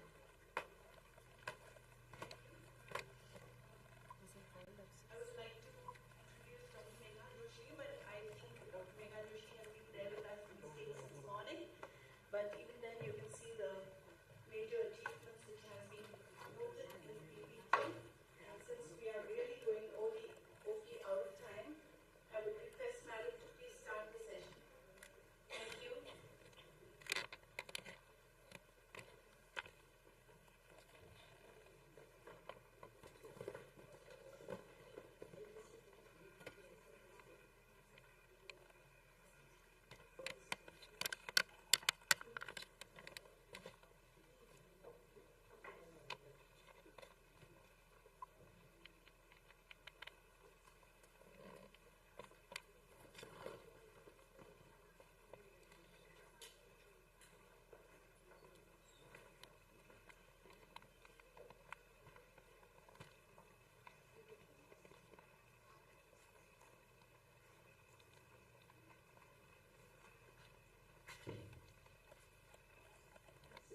I'd like to thank the organizers who have worked tirelessly. I know how hard it is to put an event together. And Amritsar has been such a warm place. So I come to India often and I like to share what's new. So when I go back from Amritsar, my mom will say, what was there that was new? So I think when I come here, I have the excitement of meeting my colleagues from India. And I want to share with you what's new in my life in the last year. What has changed as a surgical pathologist? And so this topic is about that. And I hope you enjoy it. So up till now, surgical pathologists, once they made a diagnosis of cancer, the oncologists are the ones who would ask for more assays. HER2, ER, can you do next gen? Can you get PD-L1? So that's what I'm used to. But suddenly, things have changed in the last year. Urologists are asking for adjunct assays after I diagnose a prostate carcinoma on the biopsy. And they're asking for Decipher and Arteria AI. Even gastroenterologists are asking when I'm diagnosed balance for tissue cipher. And so the secretary, of course, sends the blocks and whatever is asked for that assay. And I put in these addendums on the cases I've diagnosed. And suddenly I'm like, what are these assays? Why are the clinicians asking for them? What does it mean to them? And this talk is out of that curiosity that I had, is what is changing and what are they getting out of this for the patient?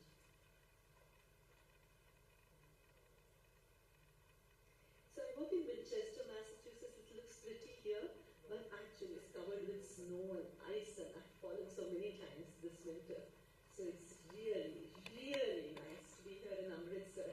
Not just the warmth of the climate, but most of the warmth of the people.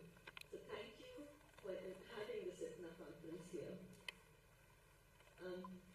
As you know, there are quite a few Indian physicians there.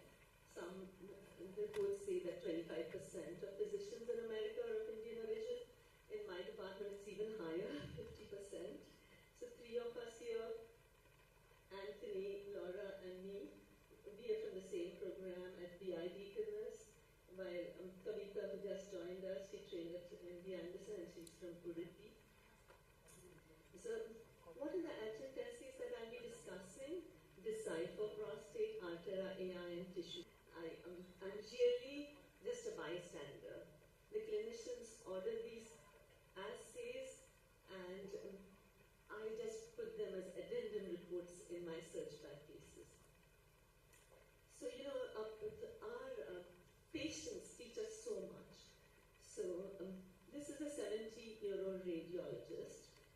And if I may say so, I practice in the Mecca of Medicine in Boston, and this radiologist actually was from the US, so he is an informed consumer, I would say.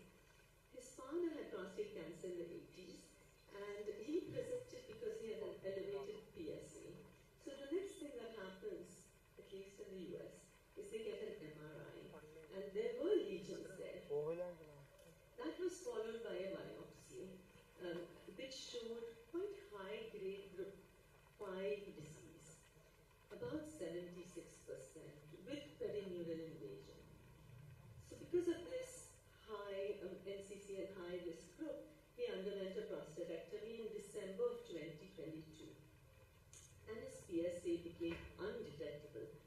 But his gland that was removed did show that the biopsies were right. This was very high-grade cancer. There's extensive perineural invasion. There was bilateral seminal vesicle invasion, and the margins were also positive. So, in 2022, December, his surgery was complete. His PSA was undetectable, but it slowly started rising. A PSMA scan was done. This is now almost 2 years later. And it did show some RIP positivity, which was thought to be non-specific, while there was a small focus at the bladder, and you remember his margins were positive. So now what? Prostatectomy is done, and his PSA is rising. So what should we do? So he got hormonal therapy, salvage RT, May 2025. That was completed. And then they thought maybe they'd put him on androgen deprivation therapy for 24 months. Now, I've heard that this therapy is sort of devastating for patients. And the urologist said, do you really need it for 24 months? Should we go just for 1 year? And then the urologist said, let's get a Decipher genomics score. If it's high, we'll give you 24 months. If it's not high, we'll stop at 1 year. So that was the reason to get the Decipher score almost 2 years after the prostatectomy. And the Decipher genomic risk group came back as intermediate. So what did that mean for the patient? That his tumor had aggressive tumor biology. He will benefit from treatment intensification and long-term hormone therapy.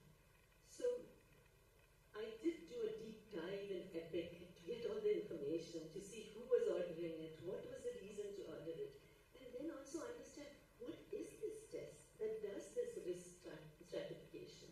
What exactly is happening in this test? So before that, I just, sometimes we think as pathologists, Gleason grade, Gleason group, how much tumor, and I almost cringe when I get a prostate biopsy because it takes at least half an hour. I'm not as fast as Vikas, of course. And so each core, these 12 cores, each is like a thesis you have to write on it. How much, measure it, how much percentage, how many cores, and each measurement, and then perineural invasion. But then when I realized, when I read more about it, all this is very important for the patient. Because if the PSA is greater than 10, then it will be considered a bad, unfavorable factor. If more than 50% of the cores are positive, then the patient will be put in an unfavorable category.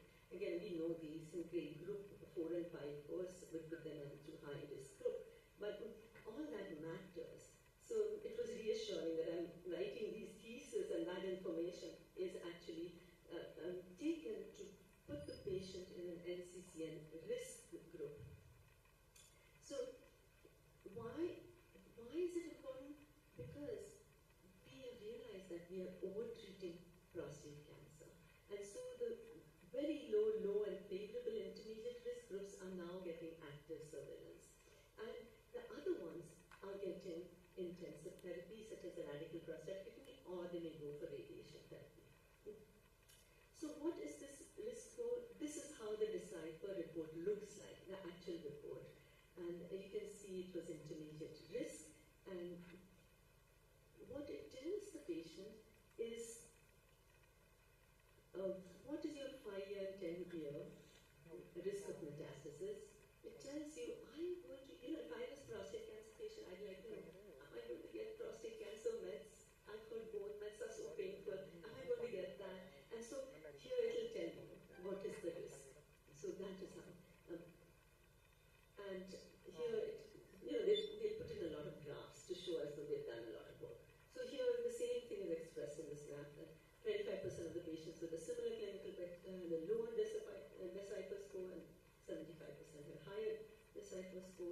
And so,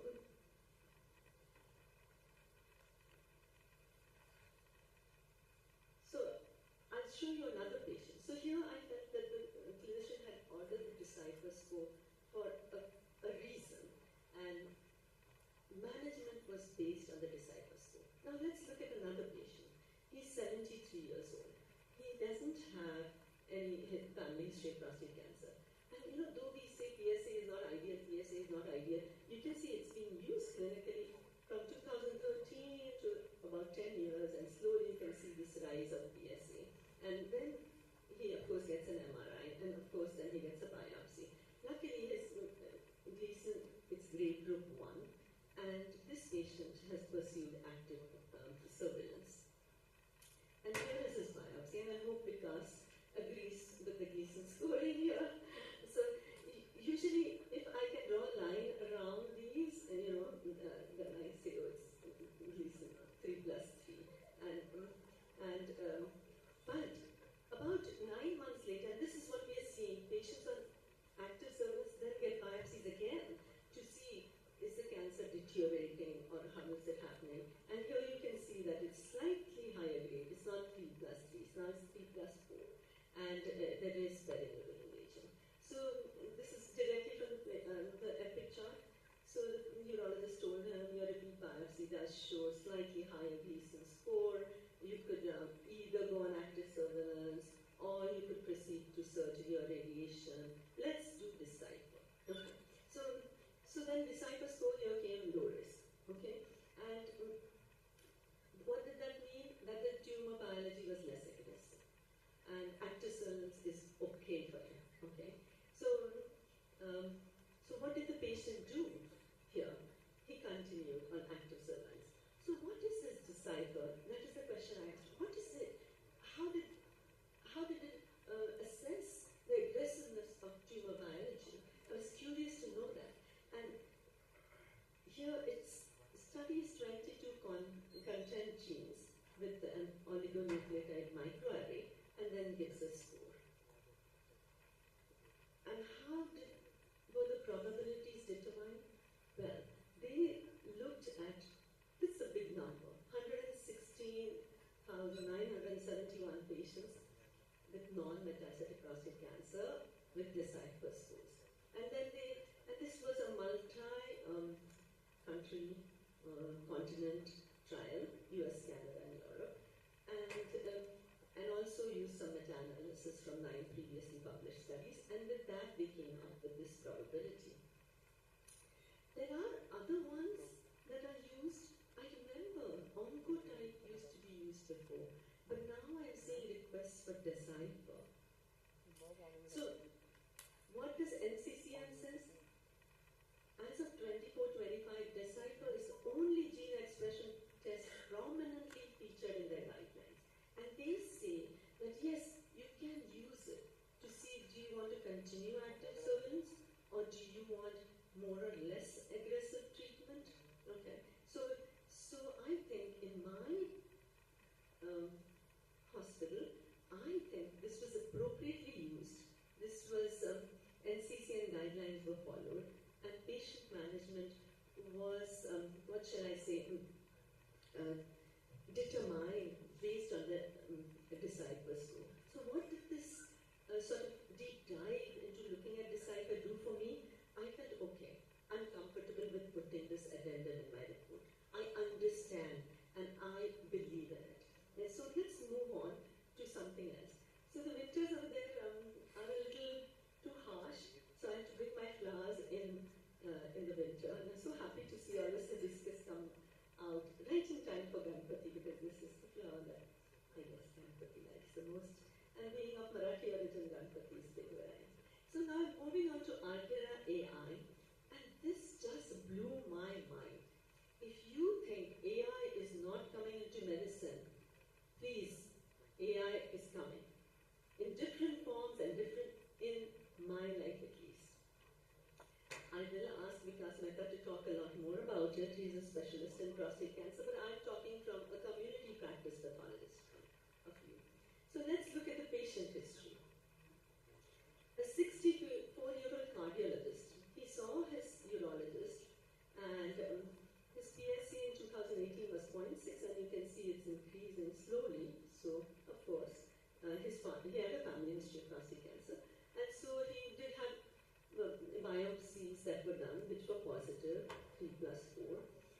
Now, 9 out of 12 biopsies were positive. And I told you, more than 50% biopsies positive is a bad sign. And again, this is not 3 plus 3, but 3 plus 4. And here again, because I hope you agree, there is some fusion here. I feel, the glands here, they seem to be, I cannot draw a line between them. Are these two glands? What is happening? So I agree with the scoring here. And the urology assessment was slightly different from the oncologist. The urologist felt it was favorable intermediate risk, while the oncologist felt unfavorable intermediate risk, and I tend to agree with the oncologist. So what did the oncologist tell him? You either get radical prostatectomy or you get radiation therapy with androgen deprivation therapy. And this is a cardiologist. He's of Indian origin. I know him very well. And and then I see this assay being ordered, Altera AI. So what is this Altera AI? In Decipher, we have to send the block. And then they'll do the microarray and things like that. Here in Altera, I couldn't believe it. What were they asking for? Just one H&E slide of the highest Gleason score. Just send that. What are they doing? They're just digitizing it, putting it in that black box which is AI, and telling the patient what treatment they should get. But it is like this cardiologist is saying, okay, my urologist is saying, this is the cancer I have, and this is the treatment I should. The oncologist is saying, you have unfavorable intermediate risk, you need this or this. But the patient is saying, what is AI saying? What is AI saying about my cancer? Can AI look at my images, put all the PSA and other clinical data, and can AI give me an answer? And I was blown away that they're going to charge $1,700 just for digitizing this slide and putting it in this black box and throwing out an answer. And yes, that's exactly what happened here. Altera AI was requested by the urologist. Okay, here are all the parameters that were given. And what did AI say? Very low risk. Active surveillance can go on. Exactly the opposite of what the urologist and the oncologist was telling him to do. So what did the patient do? Did the patient say, hey, I'm going with AI, no, this is a cardiologist, he's in the system, he knows what medicine is. Is he going to believe AI or is he going to believe us? That's where the rubber hits the road. In the previous two cases of Decipher, you saw that the patient went with what Decipher was saying. And I believe that. It's looking at gene content, blah, blah, blah. Here it's just AI. So what do you think the patient did? What would you do? Go with the doctor. he wants to be there in the picture. He wants to be the pathologist. At least the AI required histology. Thank you. So, any other answers? Would you go with AI? AI cancer, yes. Pathology. Oncologist, okay. So anyway, so let's look at what this is. Okay, what is this AI? How was this algorithm developed? Okay, so they took data from 16,000 histopathology slides, and most of this was done with patients who went for radiation therapy for prostate cancer. So most radiation oncologists love this assay, Altera AI. So what they did was, they knew that these patients in robust clinical trials, so everything was controlled, everything was known about these patients. They knew that these patients, did they live or did they die? This was the Gleason score, this was the pathology. This was the biopsy. That was all known. So, in my layman's term of understanding what happens here, and I did talk to the rep and try to understand, they fed the computer all this information and said, come out with an algorithm. Who lives? Who doesn't? Who metastasizes? Who doesn't? Who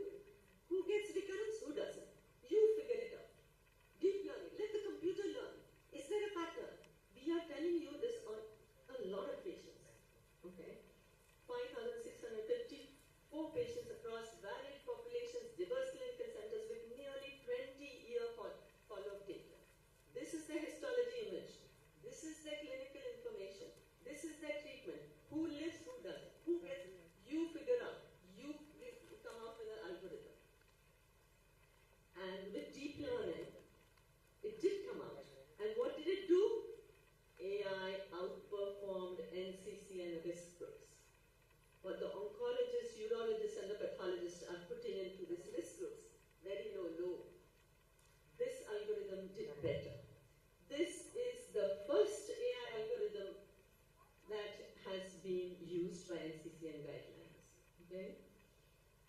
And it does prognostic, it does predictive, okay?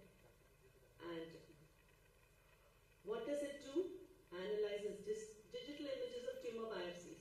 And they say in that thing, we don't need tissue, we are not harming your tissue, we are not taking any tissue, we are giving you back your slide, we are just digitizing it.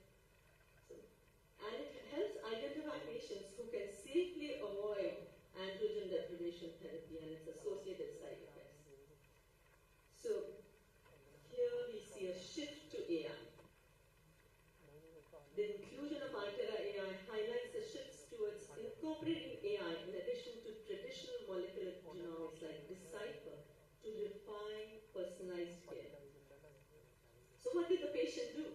The patient was as good as us. What did we say? I'll go with the oncologist. He said, I am going with the oncologist. Though AI is saying that very low risk patient can be followed, 10-year risk of prostate cancer is 0.6, biomarker negative. They don't do any biomarkers, okay? They don't do any biomarkers. I said, how are you calling it biomarker negative? You're doing nothing. Why don't you say, I'll go to the negative? I said, I understand HER2 is a biomarker, ER. I can understand these as biomarkers. I don't understand. He said, that's the language you guys understand. That's why we call it. So anyway, So anyway,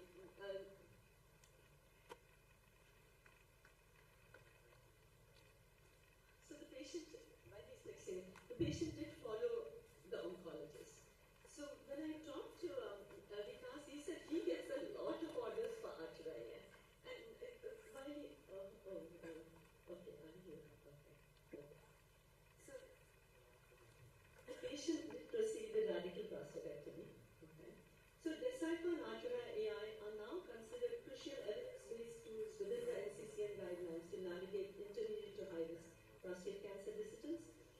This is my house. Looks beautiful in the fall, but now it's covered with snow.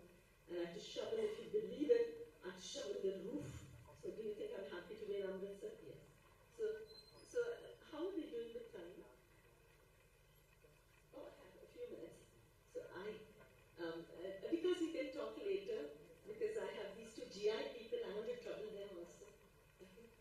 So you know, I was used to diagnosing Barrett's, and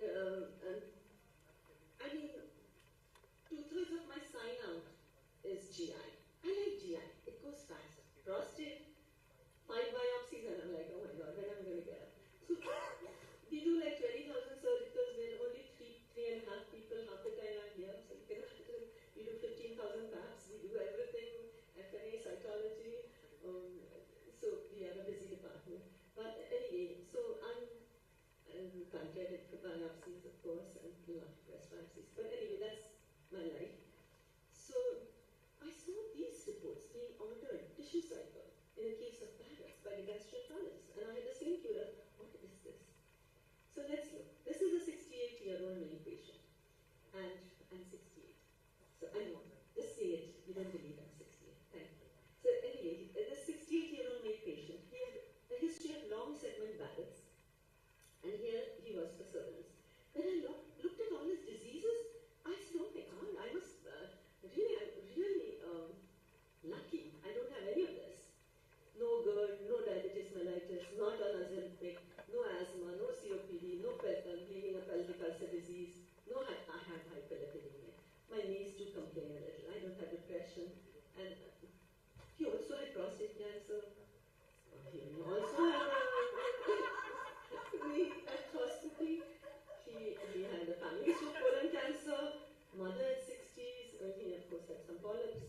So anyway, this is our patient. I just was struck by how sick he was, and here he's worried about his Barrett's. So, or his gastroenterologist is worried about his long segment Barrett's. In Barrett's, if it's long segment, that's not a good sign. 8 centimeters, that's a lot of Barrett. So this surveillance endoscopy, again, it was about 10 centimeters of Barrett's that they thought he had.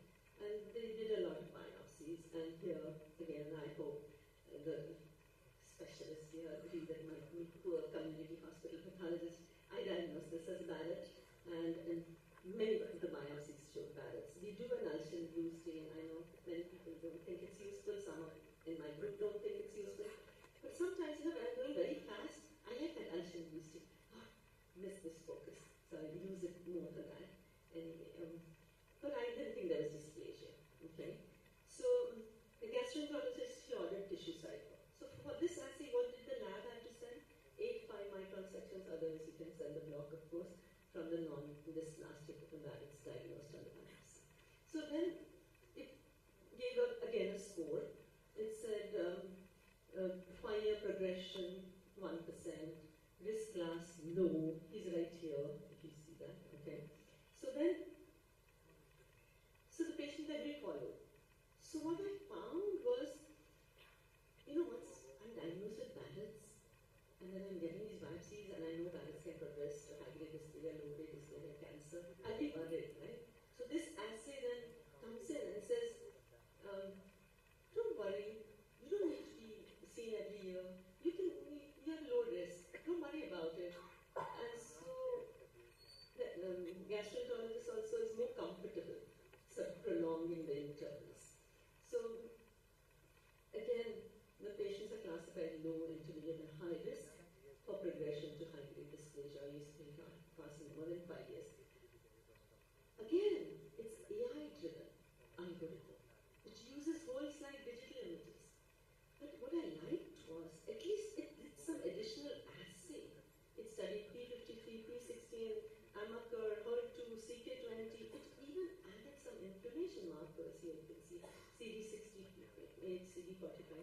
And it combined this automated image analysis of this multi-analyte assay along with this whole slide digital images, and then it came up with this AI-driven algorithm. Okay? So the AGA actually says this is good. Pathologists are not very good. In fact, if you diagnose low-grade dysphagia, you have to get a second opinion. And they actually say that in this paper. And then they say tissue systems pathology-based prediction assay may be utilized for risk stratifications for non-dysplastic PE. And so here again, how did they come up with this? Okay, there are 5 independent studies, including 239 progressors, 656 non-progressors across US and Europe, and they validated this. And they actually say, pathologist sort of grades the Barrett's, non-dysplastic, dysplastic, high-grade, low-grade. Actually, tissue cycle is much better than the pathologist. That's what they say. And actually, there are some papers that have come out that I actually reviewed and read, which say that it saves costs in the long run. Because now the gastroenterologist on the basis of this assay is not doing surveillance so rapidly.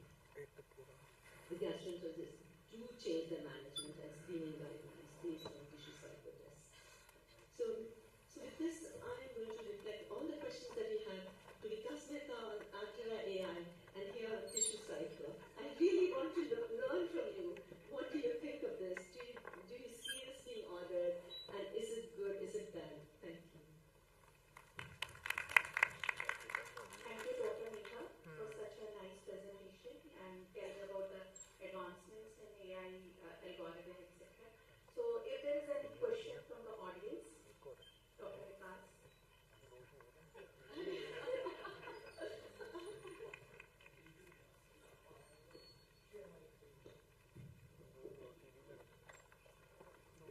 We do order a lot of Artera AI and Cinference. Our weekly volume of prostate biopsies is around 50 to 60 biopsies a week, and half of those biopsies are either going for Decipher or Artera AI. And you have nicely explained those. And they are basically predicting the risk of adverse factors on prostatectomy or if the patient is pre-prostatectomy. And besides these 2 tests, there are other tests also. One is called MDX Health, and that is being done on negative prostate biopsies. So that is assessing that we sign out goes for MDX cells. So they are basically, they think there is cancer, but the saturation biopsies and all the 15, 16 cores couldn't detect it. So they are sending that test. And is it on MRI negative or MRI positive? MRI, they are generally the pirates 2 or 3 lesions. They are not very high lesions. But there's another AI test. It's called VESTA. It's for bladder biopsies, and it's predicting the response of BCG therapy because there is a lot of shortage for BCG therapy. It's not easily available. So before they give BCG to any bladder cancer patient, they are testing those biopsies with the help of AI. It's called VESTA. And same principle, one HNE slide, and they are basically looking at the tumor microenvironment, the immediate area around the tumor, the fibroblast, which direction they are pointing and whatnot. So there's a lot that we don't know about these. Because what is the concordance between, let's say, Decipher and Altera? If you do the same patient, what is the concordance? I don't know that. We probably haven't done that comparison. Because if they don't agree with each other, then they're hard to answer the problem. Yeah. But Decipher, I think that's a good question actually to look into. That definitely I'll start looking into that. And with Altera AI, because so many are ordered, are they like I showed you the discrepancy? So what are patients doing? You must have tumor boards where this might be discussed, and you might actually, if your patient was not a cardiologist, that patient would have gone with the Altera AI. I'm pretty sure about that. Oh. So are you doing a study on that? On what patient outputs are? Moral of the story is you don't have to see prostate biopsy anymore. You both can be in India. They can do all the Altera there. Hi. So just to answer Sanjay's question, we haven't yet. We must say just got approval to do Altera. We just started looking at our radical prostatectomy sample, so we don't have a whole lot of data on that. But Decipher has been traditionally used in this landscape to look at post-radical prostatectomy samples and whether you need to give salvage or adjuvant radiation versus salvage radiation for unfavorable prognostic methods. Altera typically looks at high risk or intermediate risk prostate cancer to decide whether you want to give adjuvant or hormonal therapy. So the implication.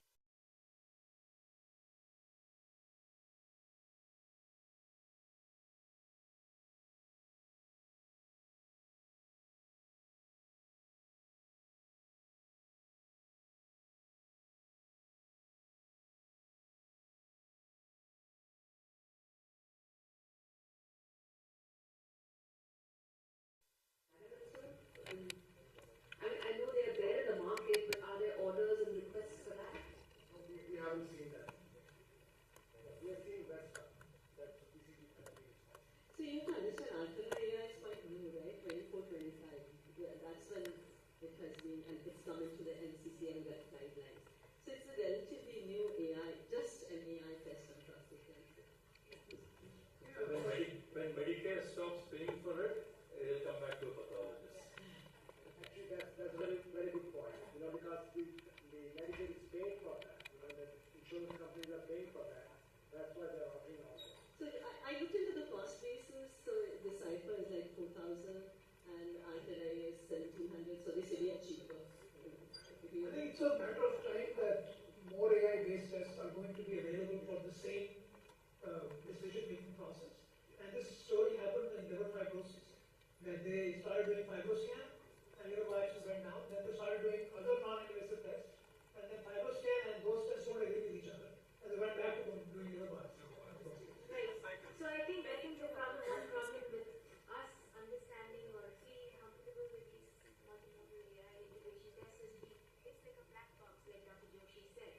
We don't know what they're looking at in the slide. They don't have transparency of, once they come out with more data and we're able to work with them to see what exactly they're looking at on the slide, which they're correlating with clinical pathologic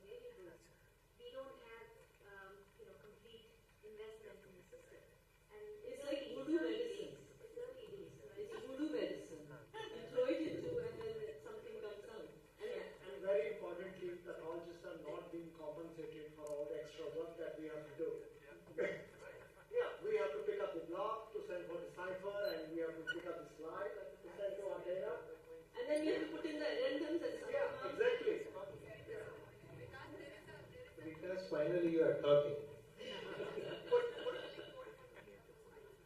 No, but it's peanuts, literally peanuts. You get pennies on a dollar, so.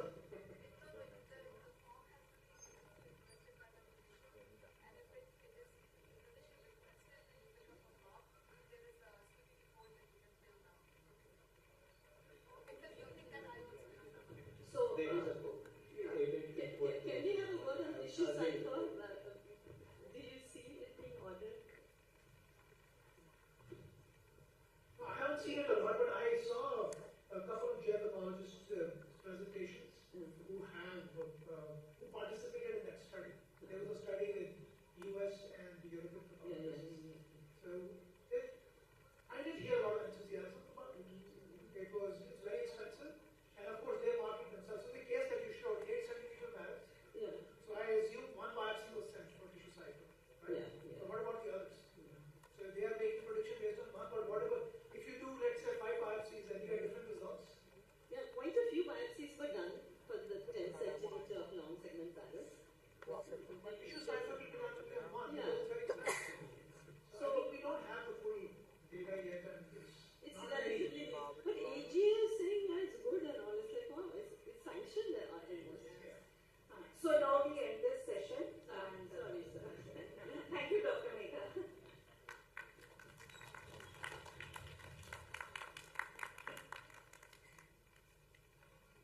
Thank you, ma'am, for such a wonderfully insightful session. Please join us in giving her a huge round of applause.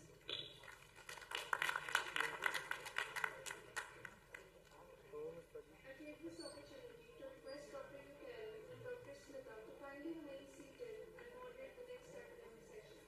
May I now invite our esteemed speaker, Dr. Niraj Chalak, to deliver his talk on the topic WHO updates for liver cytology.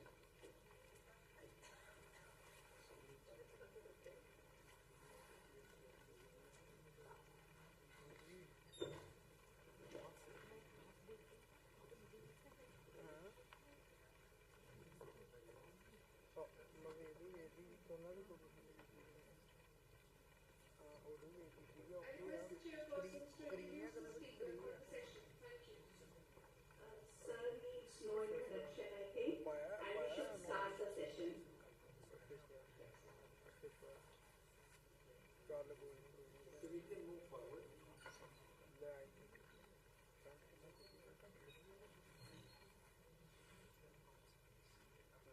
So I'm just going to talk about something that is upcoming. It has not yet been published, but it is undergoing revision as of now and is going through the editorial reviews. I'm just going to give you what will come to you within 1.5 years or so and what's going to come.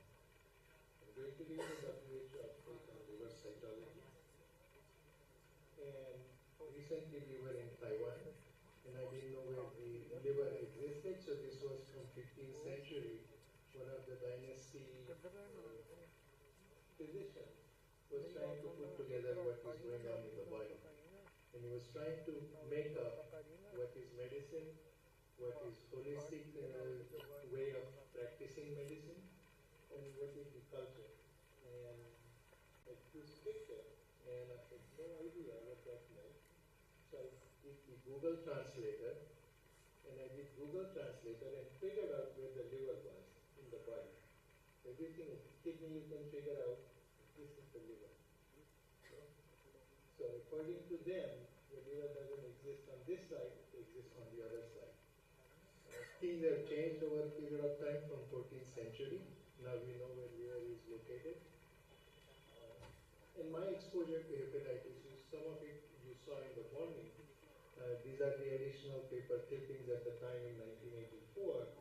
And they said, you need to have the vaccination to be done. And at the time when the vaccine was brought for the physicians, all the resident doctors said they don't want to take the vaccination because they were afraid that the vaccine will do more harm than they will protect them. Now we know that the policies have changed, but this was the exposure at the time in 1984.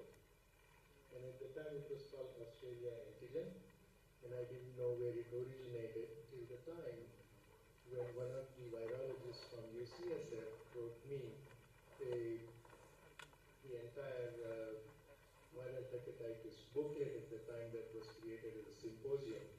It was done with none other than Bloomberg. And I looked at it and I started learning more about viral hepatitis at the time because it was A, B, non-A, non-B, that was the criteria. We've gone a long way from there. Then I went to Temple many, many years ago, and we had the collaboration between Temple and Fox Chase Cancer Center. And Bloomberg was at Fox Chase Cancer Center, so I was able to see his lab, and I was able to see how he came to the idea of Australia antigen based on the epidemiologic data. So it worked for a long period of time. And now we are also going to talk about the WHO book that is coming out. These are the expert editorial board members that we are asked to sit together and come up with the recommendation of what will be seen on the primary aspirations. We also know from Pankaj and Sanjay that this is no good for us, and this is not good for us either. If you do that, then over a period of time, the global trend for liver cancer and etiology show that there is an increase in the incidence as well as the death rates for liver tumors that occur throughout the world. And most of the reasons are viral hepatitis B as well as the alcohol and non-alcoholic cirrhosis associated issues. There is a very high increase in North America for the liver tumors that are coming up of there. So when we talk about it, the story always begins when there is an imaging study. Patient goes in, they find a lesion on ultrasound and they say, what do we do now? And the question becomes, most of the times you don't put the needle in if you think it is a hepatocellular carcinoma.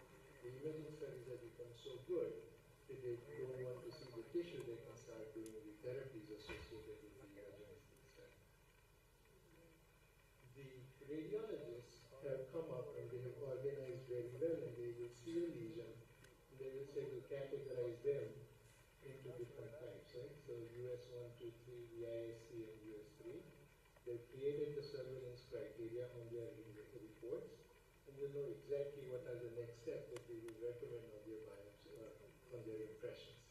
But this is what I see. This is nothing. You come back in 6 months if there is a mass and see what goes on. If you see something like this, they will say, this is positive, get MRI, CT or CE done, and we'll have to get the tissue for these kinds of patients. So if you look at these imaging modalities, you see either the ultrasound or the MRI scan or the CT scan. You may look at it using any different modality. The tumor remains a tumor, but you look at it in different format. But each one has its own sensitivity and specificity.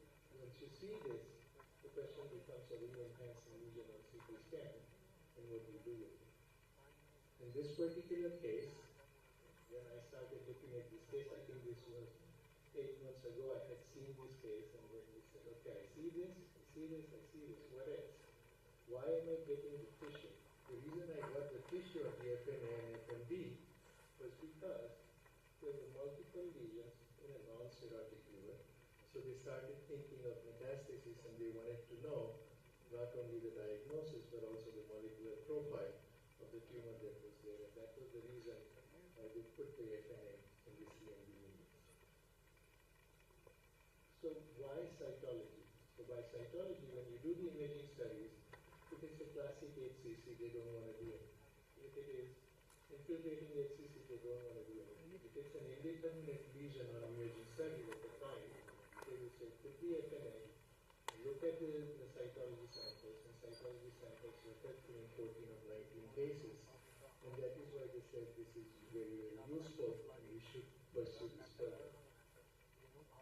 The approach for us in pathology is that if the patient has a focal liver lesion, we are not talking about diffuse lesions. You don't want to do FNA on diffuse lesions, it's not working. Only when you have a focal liver lesion, you look at the radiology setting and you characterize them into malignant, benign, or indeterminate lesions. If it is malignant, there is no biopsy required, and if you think it is primary HCC, you start gave the therapies to the patient. If it is benign, there is no biopsy. In the intermediate grade, they will take the tissue sample, and we will also figure them out whether it is malignant, nothing in between, or as pathologists, we reserve the right to call anything atypical. So when we say atypical, they will have to go back and do the clinical pathology correlation all over again, and if required, they have to do biopsy. So when we talk about the WHO system for liver-sided pathology, they said you have to have a global unified terminology for liver cytology. So that in itself is a challenging task. When you ask two people to sit together and agree to something, they don't want to, because everybody has a way in which they think and everybody has a way in which the data comes out. And they said we need to develop the standardized and structured reporting, because then what I write in the United States, if somebody else writes the same thing in another part of the world, it should be a translatable information. So they said standardize your report, structure your report, how you want to report it out. And it should be utilizable for the resource-rich and resource-poor centers, which means that if I say the classification is going to be based on molecular patterns, it's not going to be used in resource-poor settings. It's not going to be useful, nobody's going to use it, it's not going to work. So this was even a bigger challenge. So we have to say morphology and what next step. So if you cannot come up with a diagnosis, you can say indeterminate lesion, but then you say what are the next steps. And we help the patients, it became a patient-centric approach that we have to do. The reason why, when we said for the first time, they said we don't have a standardized reporting system. They said we don't want to put the FNA because there is serious risk of complication. And clinical teams prefer core needle biopsies rather than FNA. We don't want to touch the needle biopsy, thinking that there is going to be a needle that is a seeding that will occur, and that is not good for the patient. And so needle back seeding should or should not be performed. And the other is FNA is poor in comparison to the core needle biopsies. So we don't want to do it because cytology doesn't know how to approach any of the lesions. So we said, okay, what is the data that exists in the literature, and why are people saying that core biopsy versus FNA, and what are the complication rates? So the complication rates and mortality, if you consider, then these are the three publications that came out with these many biopsies. The overall complication rate is pretty minimal. If you talk about the major bleeding from core needle biopsies, it does occur, but also that is very, very little in comparison. So the cost-benefit ratio, if you do the core needle biopsy or FNA, it's going to be useful. So when we talk about the needle biopsy size, that becomes important, right? We say fine needle aspiration. Fine needle aspiration, when we say when the needle core or needle bore is less than 21 gauge. If it is 19 gauge, it becomes a core biopsy of core FNA samples. So when we talk about 14 gauge, 15 gauge, 20 gauge, this becomes close to the fine needle aspiration. And if you look at the complication rates, we have higher complication rate when it is 14 gauge, little lower in 15, and even lower in 20 gauge needle. So whatever we were talking about, that FNA causes more complications, it is incorrect. It is all about the larger bore needles that is going to give you all the complications. When we talk about these things, and we say, okay, what are the other modalities that we have? So we talked about the CT-guided FNAs, we talk MRI-guided FNAs, we call ultrasound-guided percutaneous FNAs. EUS also did not stay far. And in 1999, Ken Chang from UCLY was the one who started using EUS FNA liver lesions. And we said, okay, this is important because we started looking into it, and what does this publication say? So we talk about the total liver lesions in the early study by Ken Chang's group in 1999. He said that you can access the liver, left lobe, hilum, and right lobe, utilizing the EUS FNA samples. We're limited by the anatomy group. When we use that, in their study, CT and ultrasound the overall detection rates were not as good. Once they put the needle in, they said that EUS was much more sensitive in comparison to the other two. So it is very helpful to them. We also found something very similar when we published our data on the liver lesions, and we said what were the concordance rates and whether we were upgrading or downgrading the lesions at the time between preliminary and final cytology diagnosis. And we said we can work with the liver group and we are able to give the diagnosis on liver FNAs. So it is helpful with the US guided primary aspiration. The same thing came from Germany in this 2003 paper. They said the specificity is very good with the US FNA for the medical disease of the liver lesions. So how do we approach? We just say that it is good for US FNA of liver. Diffuse liver lesions, no value. Focal lesions, it is rapid, gives you diagnosis enough, gives you staging when necessary, and gets issued for precision therapeutics, and that becomes important.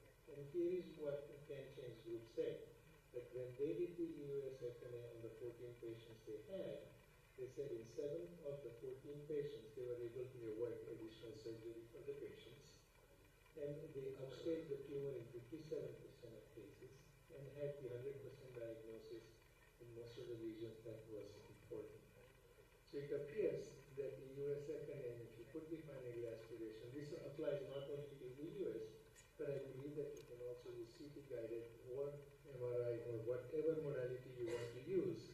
This only shows the method in which you identify the liver tissue. If you have a good liver aspirate, it will be very, very useful.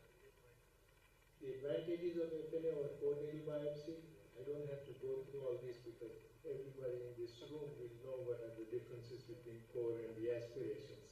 So I won't go through it. But this is what we are talking, right, for primary liver lesions. We go from the normal to cirrhotic lesion to some abnormal changes to a full-blown HCC or a dysplastic lesion. If I give to the core needle biopsy, this is what everybody is looking at, and we are very comfortable looking at the H&E slides and making a diagnosis. The cytology is no different. It is the way in which you look at it and the way in which you approach it, and how you put together not only the cells, but in context of the imaging studies that you have. If you put it together, then you can say what is normal and what is tumor. So what is this book going to do? It's going to have a terminology that will follow the fifth edition of WHO hepatic tumor terminology. Only the entities that the cytology will be able to make a diagnosis on will be included in the book. So it is not a comprehensive book of what you find with all the tumor types that you know, but it is about the areas where final aspiration can make a difference. It is a multidisciplinary approach that is recommended, and for normal appearing liver, if I find it on FNA, then I don't know whether the needle went into the lesion or whether it was the needle that was only in the liver tissue. This happens with the adenoma or FNH cases. So every time we look at it, we have to put a caveat of what we can and cannot do. And that will help guide the next phase, the next steps that we need to be taken. The neuroendocrine tumor, there are primary neuroendocrine tumors in the liver that have been reported, but for the purposes of this book, it will be categorized under the metastasis site. And the risk of malignancy is calculated based on the collective experience of the board members in the published literature. This is because there are not many studies talking about the risk of malignancy on final aspiration for liver in the world literature at this time. Everybody has their data, so we came up with all our data and collated it, and we are going to put it together as the experience with humanity. This is going to be the reporting structure: insufficient, benign, atypical, suspicious, and malignant. And under each category, either it will be the hepatocyte-related lesion, or biliary lesion, or the mesenchymal lesion. And under each category, whatever we can and cannot make a diagnosis of. So these are the things that will be included in the book. These are the diagnostic categories that we will discuss. With structured reporting, they said you have to have all these elements that should be in your report, and if you put it together, it will be helpful for the patient. In the risk of malignancy category that we talked about, they said that if it is insufficient or inadequate or non-diagnostic, the estimated risk of malignancy is 15 to 67% reported in the literature. This is a little higher, but we have to look at how it was used, and this is being looked at further. If you call something malignant, it should never turn benign. So your risk of malignancy, when you say, it should be 100%. If it is not, that there is a problem in what we do and how we approach it. Everything in between is going to be different. So my approach is, whenever somebody says you are going to look at a liver biopsy and they think it's a primary lesion, I ask whether it is cirrhotic or non-cirrhotic. And if it is a hepatocellular lesion, I start thinking that these are my choices if I talk about the non-cirrhotic liver and there is a mass. And if it's a cirrhotic lesion, then these are my choices that I will be considering. Not that these things don't happen in non-cirrhotic livers, but you don't consider them as your first choice. When we talk about this particular case, this is the arterial phase, venous phase, there is a mass in the liver in both areas, same location, single mass in the region. If there is a good radiologist, they will say they will also see something in between, and if you put the needle in, you need to figure out what it is. So here was the here is the whole slide image of the FNA that was performed on that particular patient. We are seeing that it is very cellular specimen, and most of the cells that we look at just look like normal hepatocytes. So even though I have all these big cellular samples, we have most of them to be the normal hepatocytes. We have this group with a lot of fibrosis in between, and we were able to say that there are no basketing pattern, there is no transgressing vessel, I do not see anything in between, does not show any signs of hepatocellular carcinoma. The core biopsy was done at the same time, and we are seeing this fibrosis and inflammatory cells in between. And if you look at it, you can correlate this piece with something that could have come out from this area. The stromal tissue fragments, you can see it on primary aspiration. And if you see this kind of pattern, and you do the trichrome stain, we're starting to see this is a focal cirrhotic nodule kind of stuff, and I just call it focal cirrhosis is FNH, essentially. So when you talk about FNH, you can do glutathione synthesis, glycogen 3 will be negative. CD34 is also not going to be the pattern in which you see hepatocellular carcinomas. These are the higher magnifications in the same. So the structured report would be this was a liver, right lobe lesion, CT-guided FNA was performed, it's a benign non-neoplastic process, focal nodular hyperplasia, and whatever we did should be included into the report, just for the sake of understanding of everyone. And this is always, I think, of hyperplasia, right? This is one cell, and every cell looks the same, no different. This is hyperplastic response. If there was a change in it, then it would have been hypertrophy or malignancy, but it doesn't appear to be so here. Here is another case, female 46 years, multiple liver lesions in a non-cirrhotic liver. If I see only these, then I don't know whether the needle went into the lesion or didn't go into the lesion. So it is important for me when I go into the endoscopy room or in interventional radiology, I need to see the needle was in the lesion, and then I'm able to see a little bit of variation, a little bit of acinar structure. These are all benign hepatocytes, and then I have to put everything together and say most likely this is well-differentiated hepatocellular lesion, looks more like hepatic adenoma. And if somebody starts thinking of hepatic adenoma, the molecular classifications comes in play. So you can have a tissue and you can do the tissue-based analysis on these, if possible. Here is another lesion where we had this liver lesion. This is the reticulin stain. A little bit of abnormality. FR1, I didn't need it, but somebody, one of my residents did it, so I'm going to show you also the picture that there is FR will be positive. Canalicular CEA was present, CK7 was facial. This was signed out as well-differentiated hepatocellular neoplasm. And you can have the differential diagnosis of the differentiated HCC versus hepatic adenoma. You can't make a difference all the time based on small tissue samples, so you have to give the differential diagnosis and what you think in the next steps with it.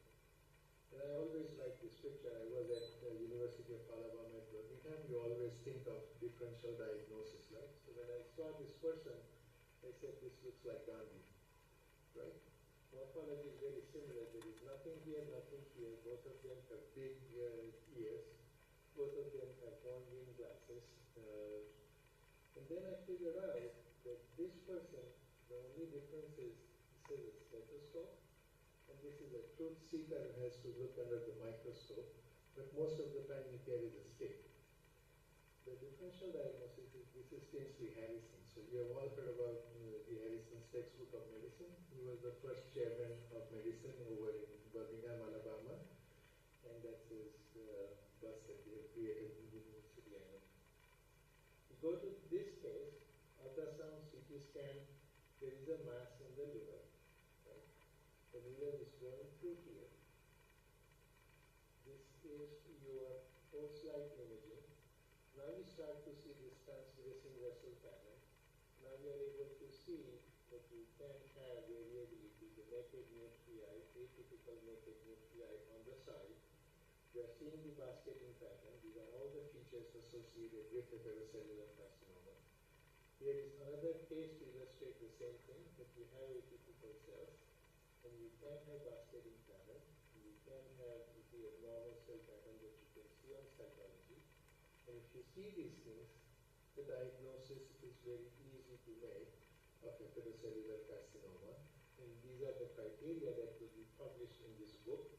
So these are the basic criteria that you need to have for the cytologic features associated with hepatocellular carcinoma.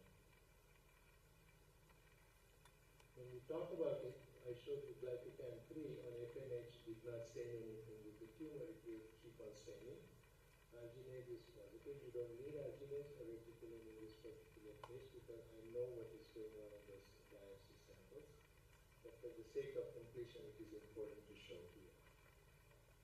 The diagnosis is easy here. You can see prominent nucleoli, and we just had a good discussion on what are the tumors with prominent nucleoli. This one will have it.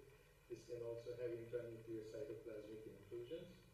We will have this wrapping, right? The endothelial wrapping with all the hepatocytes on the other side.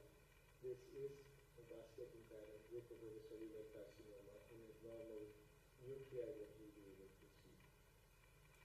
And there are all different subtypes that are identified with the 5th edition. Not all of them are as easy to recognize on fine needle aspiration, but many of them you can, based on the basic features that you see. And if you want to see the morphology of each one of them, this is the trabecular pattern.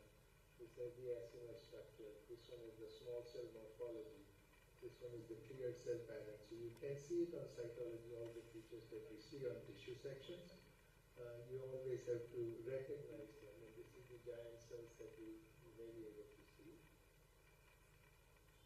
And when you talk about the differential diagnosis, if you have this kind of an HCC with the pink eosinophilic cytoplasm, then I say differential of eosinophilic cytoplasm on HCC will become renal cell carcinoma or adrenocortical carcinoma. Or PTC, I have seen cases with papillary thyroid carcinomas going into the liver. Or picomas can also give you a whole big challenge. So if you have these in your differentials, then you start to do the additional stains to confirm what you need.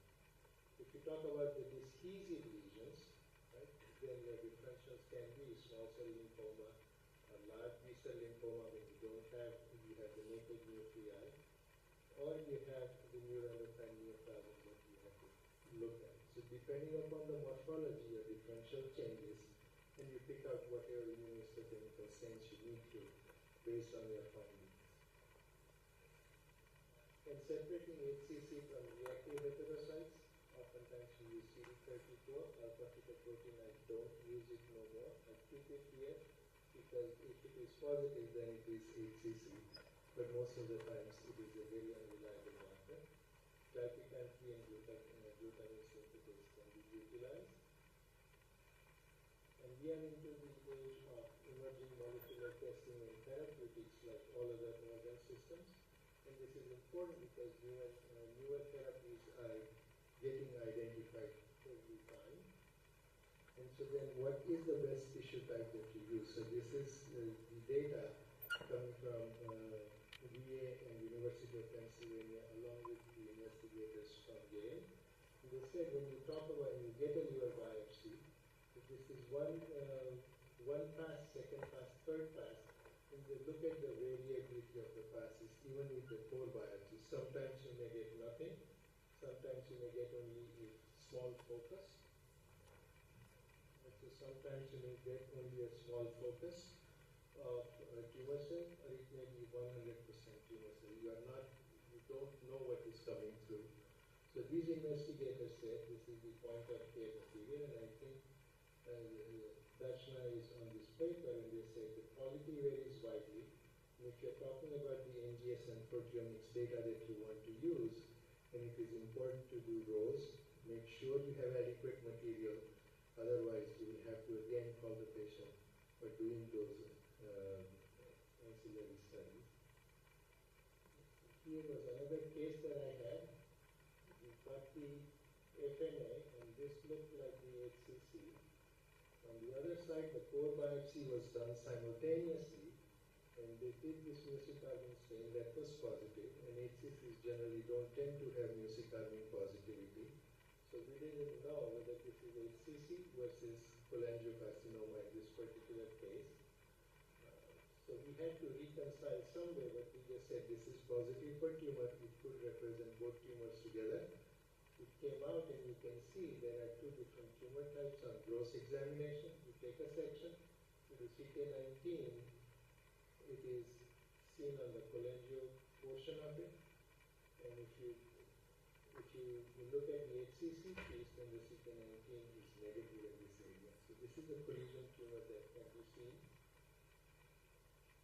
So we go to the next one. For the biliary epithelium, these are the categories that will be highlighted with the WHO category. In the benign areas or the malignant areas, IPMN with carcinoma, small duct type or large duct type of cholangiocarcinomas will be included. And when you talk about the small duct cholangiocarcinoma, the normal small duct type will have the frequent genetic alterations. These are some of the alterations that will be seen in the small duct type, and the large duct type will have a different mutation pattern. If you have those, the management becomes very different because the therapeutics are different for each one. And I think we will pass on to this page, but on FNA you can see this cartilage, you can see a lot of fat, and you can see the other epithelium that doesn't look like liver tissue. And if I put this core biopsy at the same time in this patient, this was a teratoma. You can see the cartilage, you can see the epithelium, you can see the fat. It correlates very well in this 14-year-old with an abdominal mass and pelvic mass. This turned out to be a growing teratoma syndrome. The patient had the immature teratoma that was removed in 2024, and there was no liver lesion at the time. And then in 2025, 4 months later after treatment, the tumor kept on growing, and now you have a growing teratoma syndrome. So you can find the curveballs on FNA material, but if you look at all the morphologic spectrum, you will get a decent idea of how to approach the liver lesions in these cases. So with that, you have the knowledge, and if you use cytology, use it wisely. Thank you so much, sir. With the paucity of time, I would request to restrict to 1 minute or question. If there is nothing, we will proceed back to the organizers, please.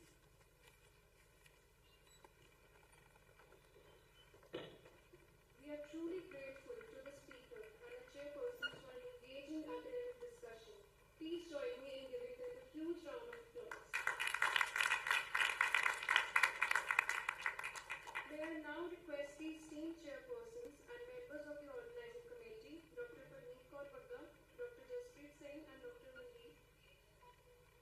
proceed with the felicitation of our respective luminaries, Dr. Megha Joshi, President of APNA, and Dr. Niraj Jhala, for their wonderful, thought-provoking sessions.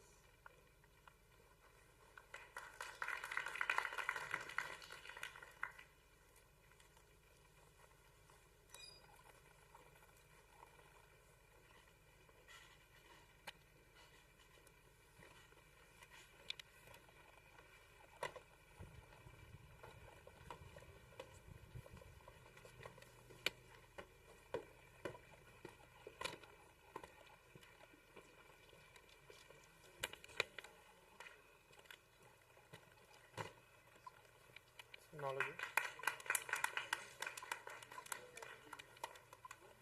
Okay.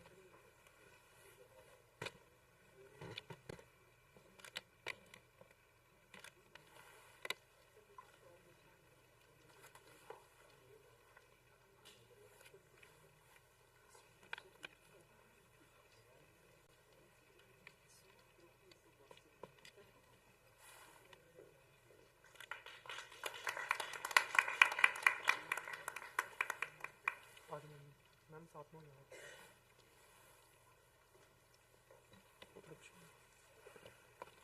आयु ma'am साथ में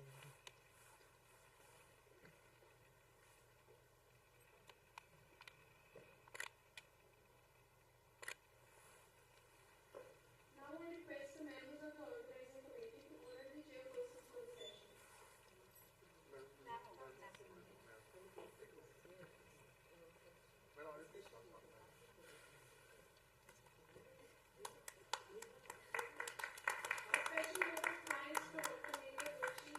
ma'am थोड़ा knowledge okay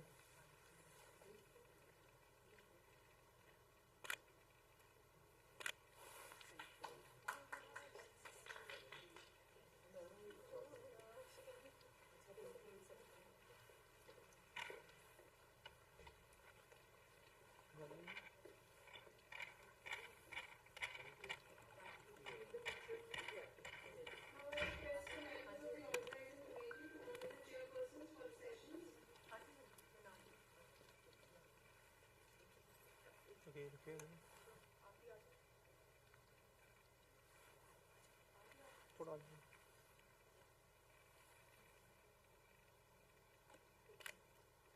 okay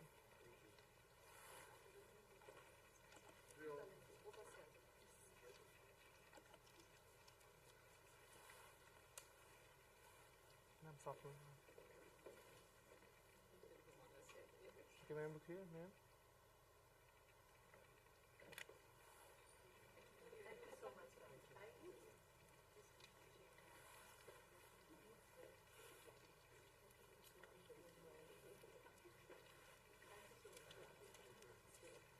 Now, I would like to invite our distinguished chairpersons for the last session of Day 1. I request Dr. Seema Kaushal, Professor, AIMS New Delhi, and Dr. Karandeep Singh, Professor and Head of Maharaja Akbar Singh Medical College of Doha, to kindly come up on the stage. A warm welcome to both our chairperson as they grace the stage for the session titled Update on Prostate Cancer Diagnosis, to be presented by Dr. Anuradha Gopal.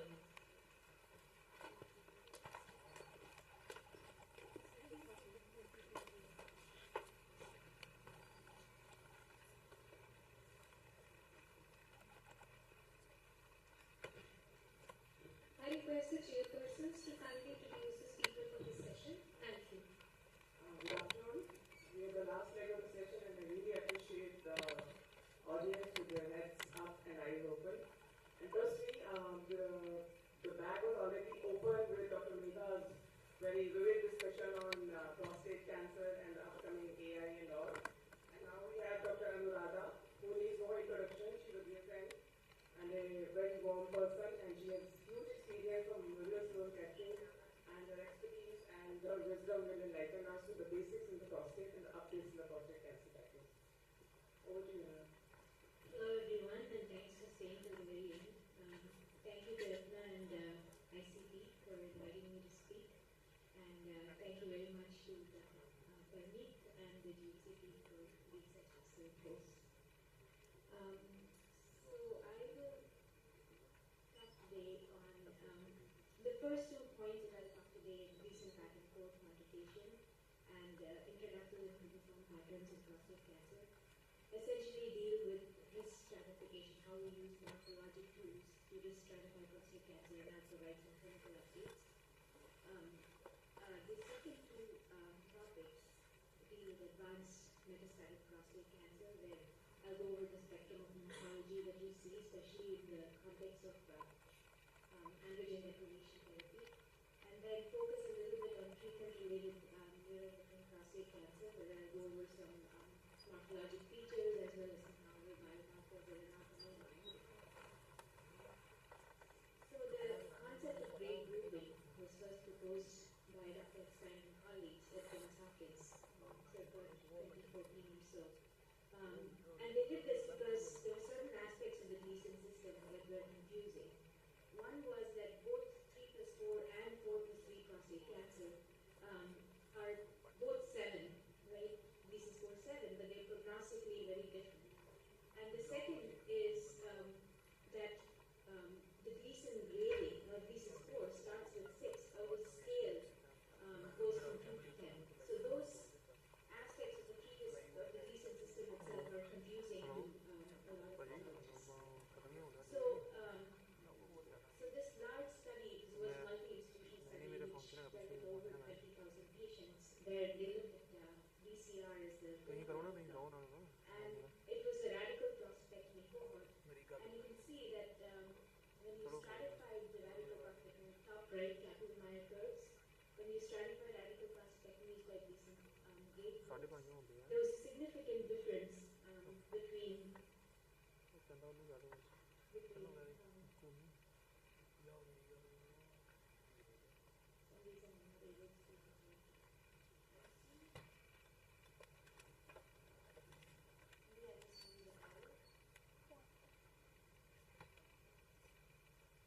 Yes, there was a significant difference between each of the grade groups. So the greatest separation was seen between grade groups 2 and 3, which is the first set of arrows that you see. The next highest separation was seen between grade groups 4 and 5. So this simplified grade group system showed the highest prognostic discrimination. And this went through both across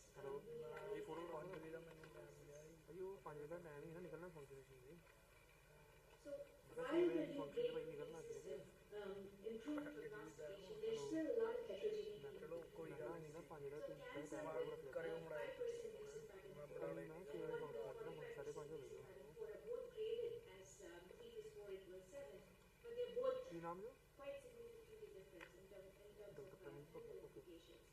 So this study looked at radical, more than 1,500 patients with radical prostatectomies, and they looked at percentage Gleason pattern 4 as a total millimeter length of Gleason pattern 4 and correlated them with time to BCR as well as advanced pathology of radical prostatectomies, either primary Gleason 4 or a school stage or pathologic stage higher than that. And they found that a Gleason score of 20%, Gleason 4 pattern of 20% best predicted BCR at 10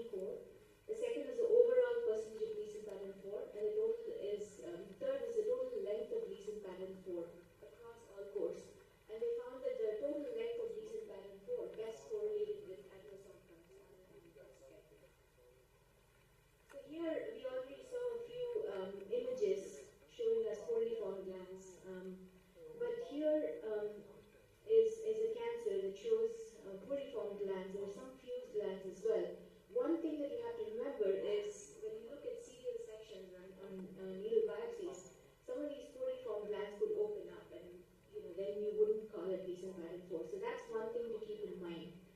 Of all these 4 patterns of recent pattern 4, fuse, coliform, glands, granulations, and cribriform. Granulations are the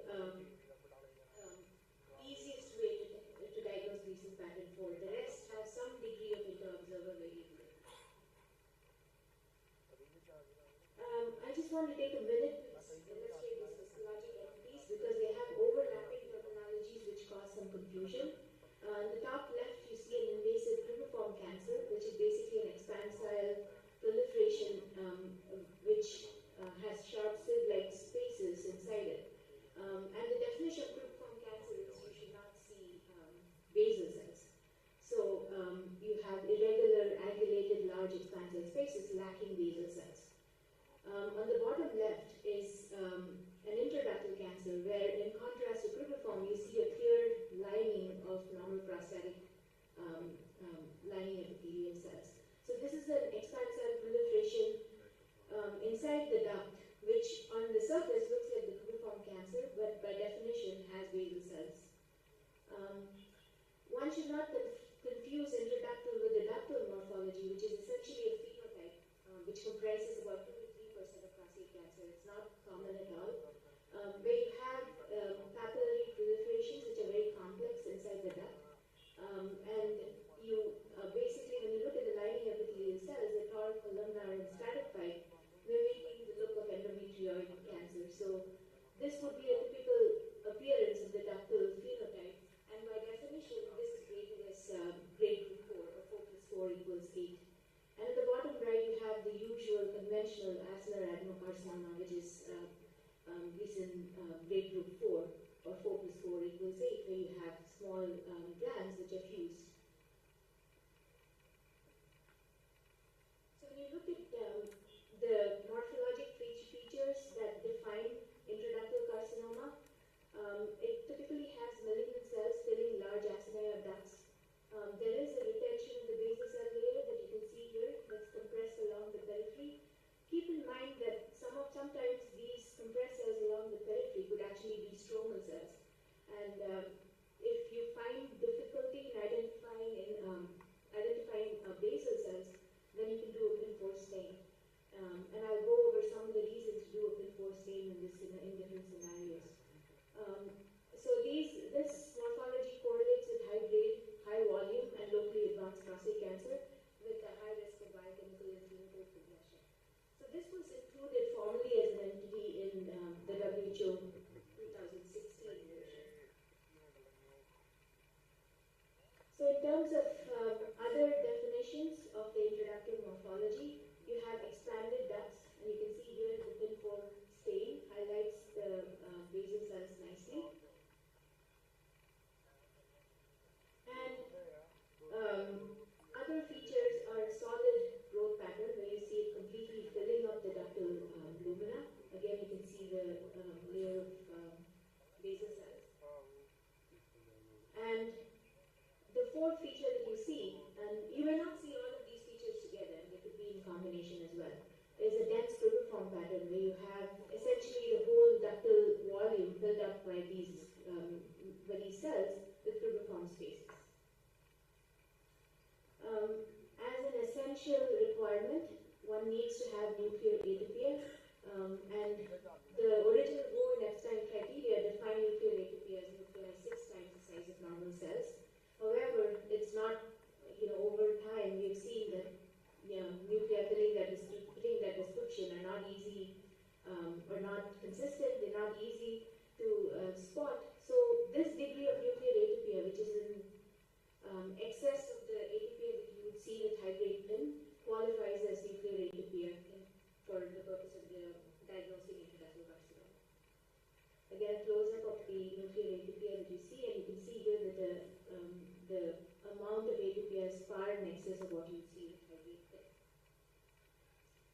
And the last feature that is associated with intraductal carcinoma is gomedomicrosis. And by this, one should see that there's actually nuclear debris within the necrosis and not just grunge and eosinophilic material.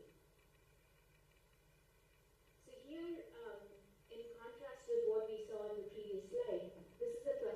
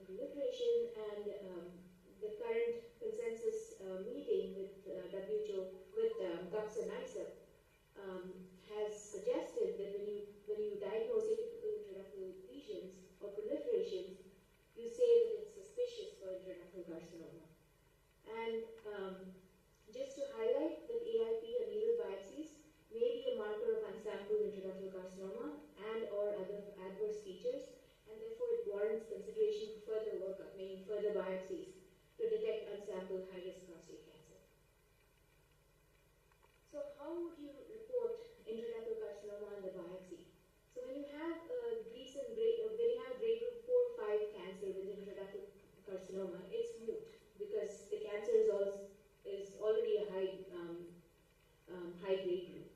So if you see intraductal carcinoma in that scenario, you would report it.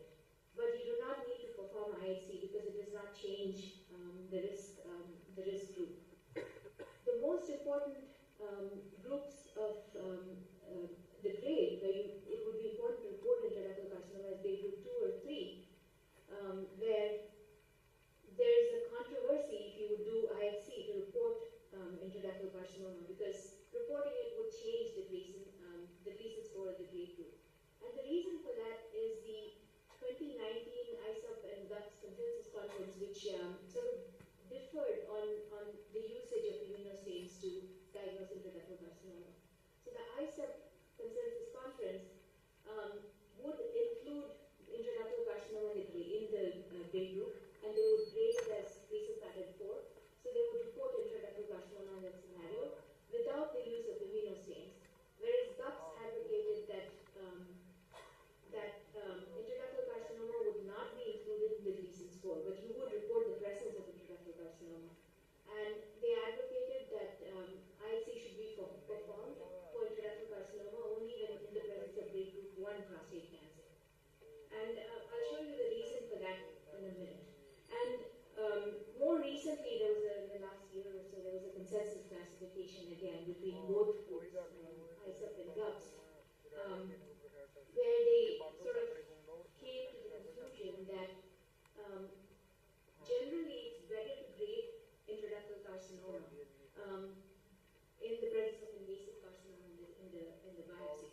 However, a significant minority in that consensus conference, about 30% if I recall, favored not to grade, not to include intraductal carcinoma in the grade, especially if the invasive carcinoma was grade group 1, or 3 plus 3 equals 6.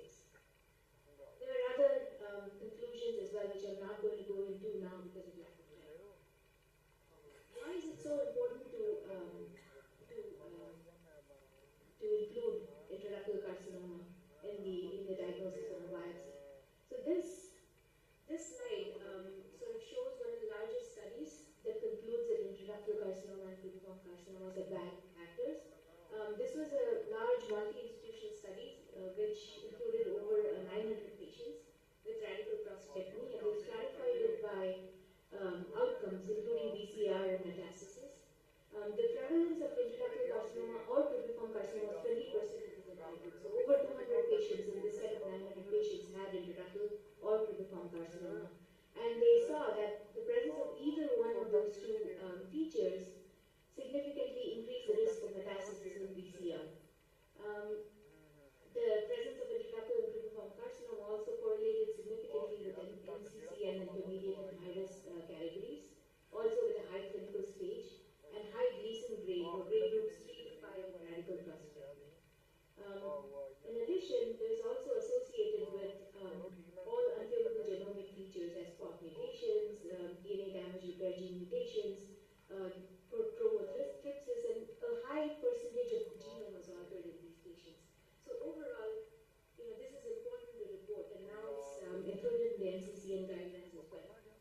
So it's important to recognize the morphology and to be clear with what you call intraductal carcinoma versus atypical intraductal proliferations versus high-grade TIP. So in the second set, I think I'm sort of on track. I will segue a little bit into metastatic or advanced prostate cancer and sort of show you the morphologies that we're currently seeing with the use of newer androgen deprivation therapies. So this is an oncoprint that shows about 10,000 cases that were genomically profiled that underwent targeted sequencing at MSKCC. And I don't want to dwell on this too much, except to show you that when you compare locoregional disease of metastatic non-castrate prostate cancer and metastatic castration-resistant prostate cancers, which are basically a sequential progression of disease in the timeline of prostate cancer, you can see that the amount of genomic alterations that you see in locoregional disease is significantly less than what you see in non-castrate prostate cancer, and that in turn is less than what you see in castration-resistant disease. But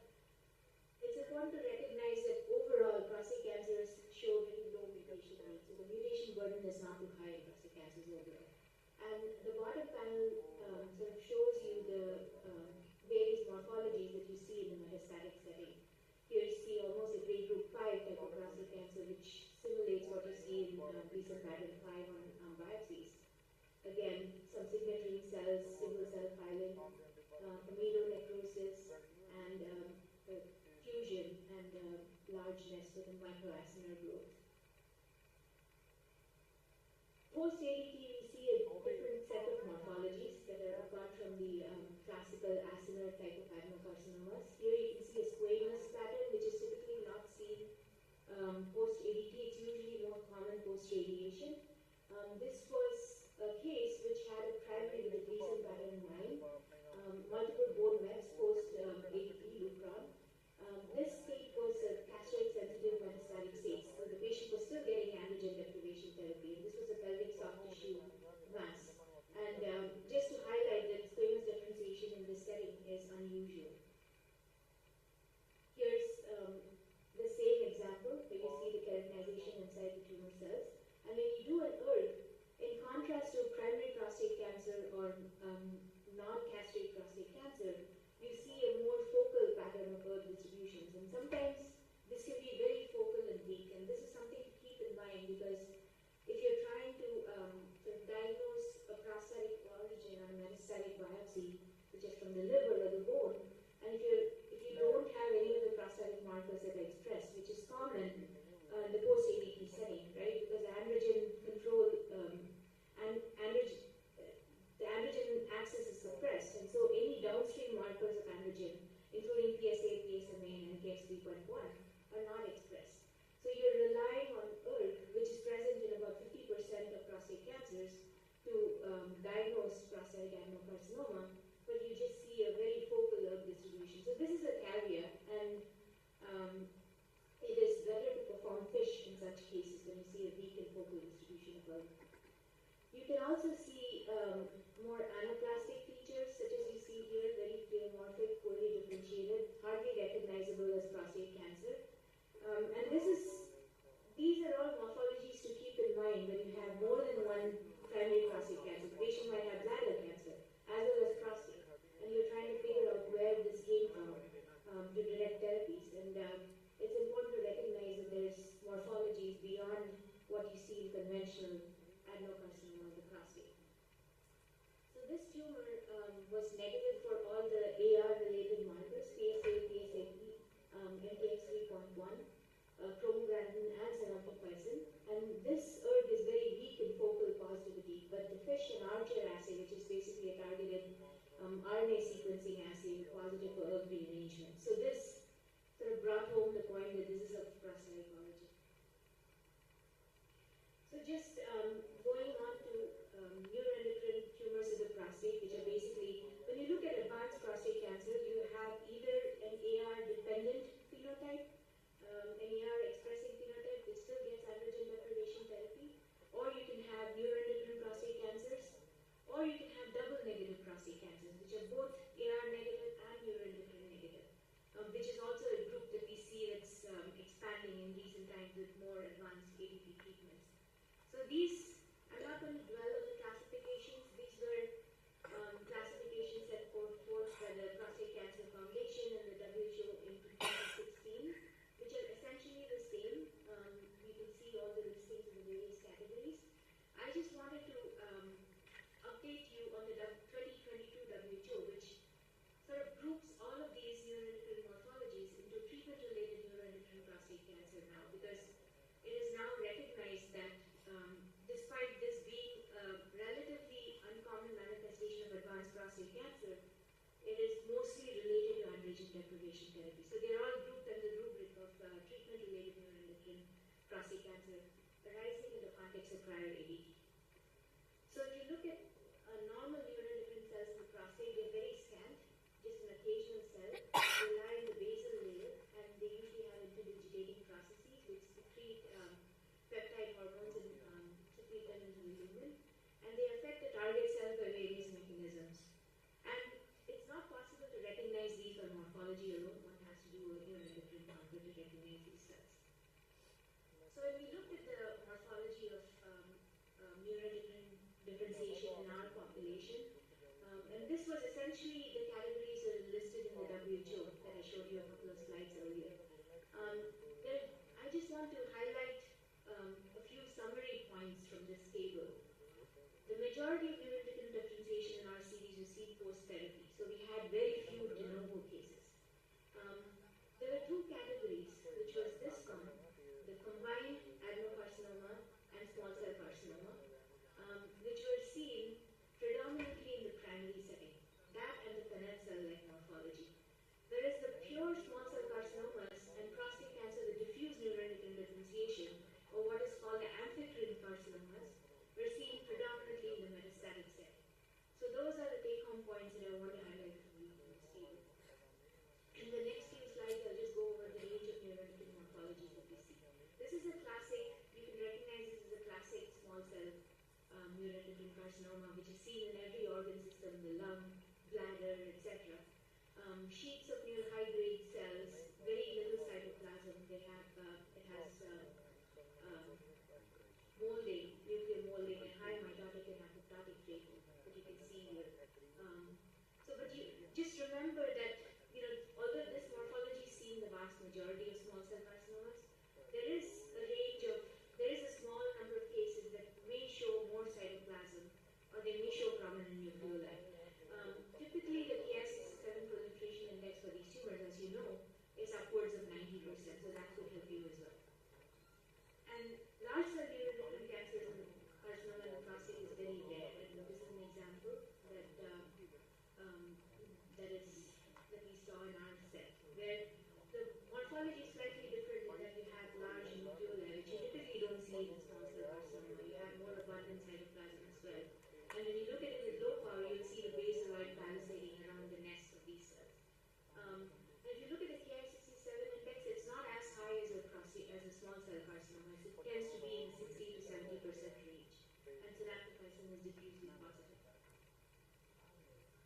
So this is the only example of a mixed acinar and a high-grade neuroendocrine carcinoma that we saw in our population that happened in the metastatic setting. If you remember, I told you the majority of the cases of this subgroup we saw in the primary setting. So this is a bone biopsy in a patient who had a primary prostate cancer with a grade group of 5. There was no evidence of neuroendocrine differentiation in the primary. The patient did receive neoadjuvant ADT and NRT, and this is an epidural met 5 years after the primary diagnosis.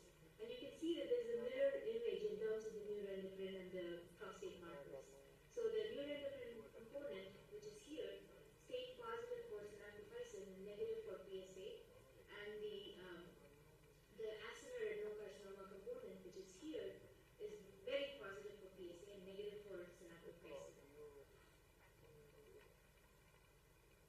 This is an example of what we call, or what is now known in the literature as an amphicrine carcinoma, which we also call carcinoma with diffuse neuroendocrine marker positivity. And the way to recognize these tumors, now, for a tumor with this type of a look, if you know that the patient had prostate cancer, one would not hesitate, right, with a PSA like this to call it a prostatic origin.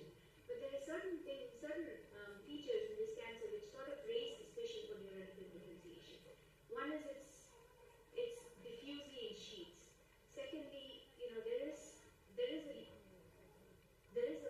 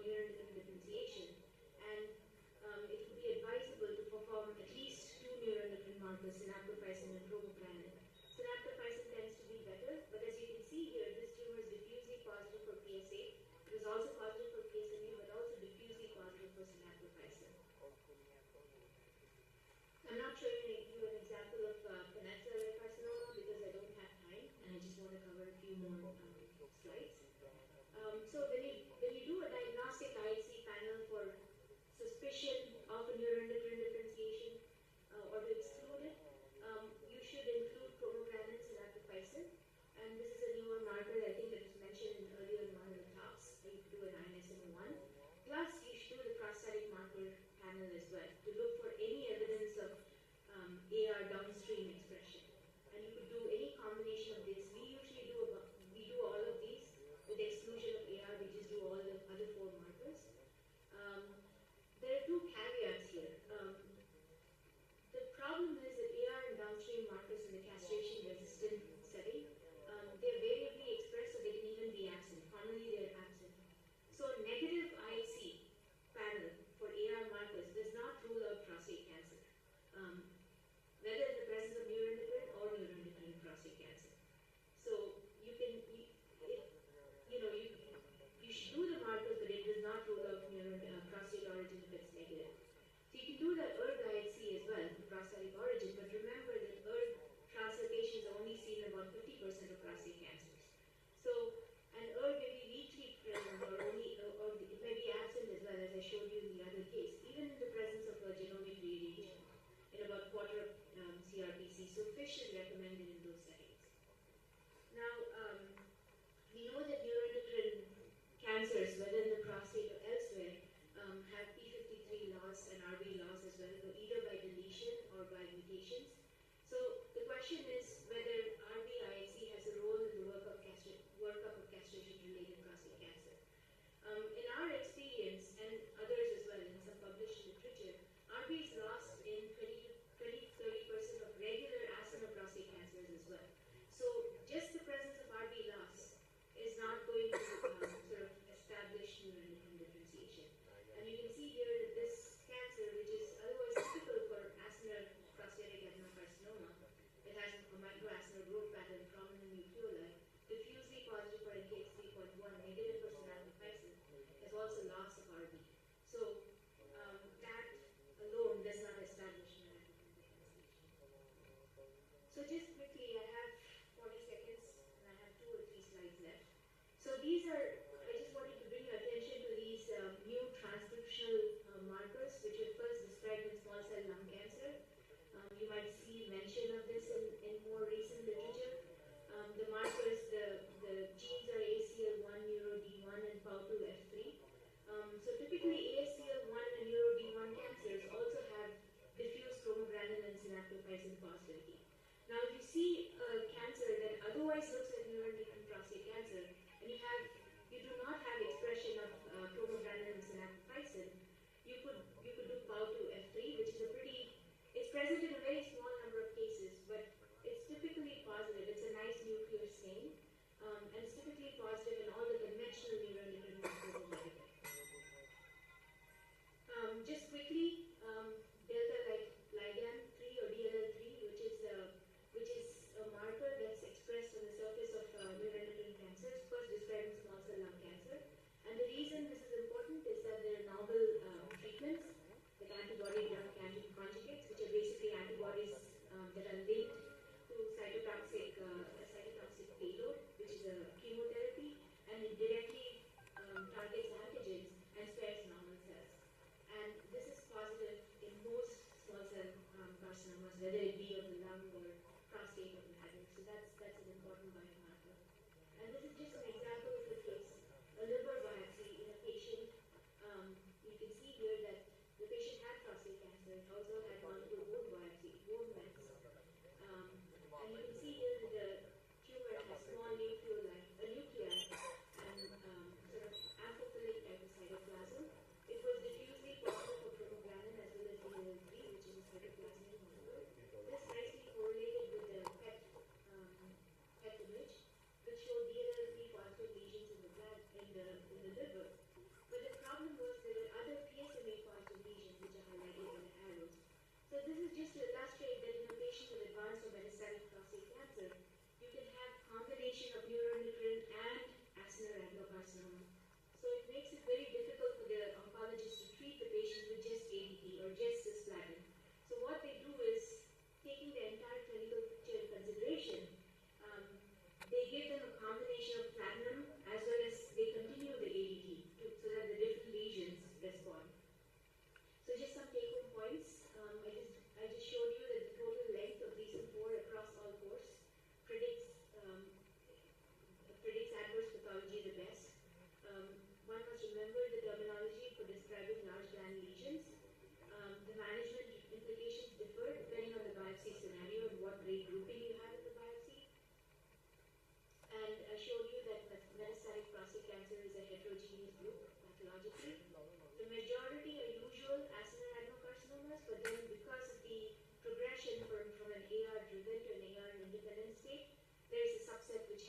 neuroendocrine differentiation. And that has increased in incidence in the recent years. It's now about 20% of the overall metastatic subset. And there are genomic differences between adeno and neuroendocrine cancers, as we know, that contribute to aggressive nature of the disease.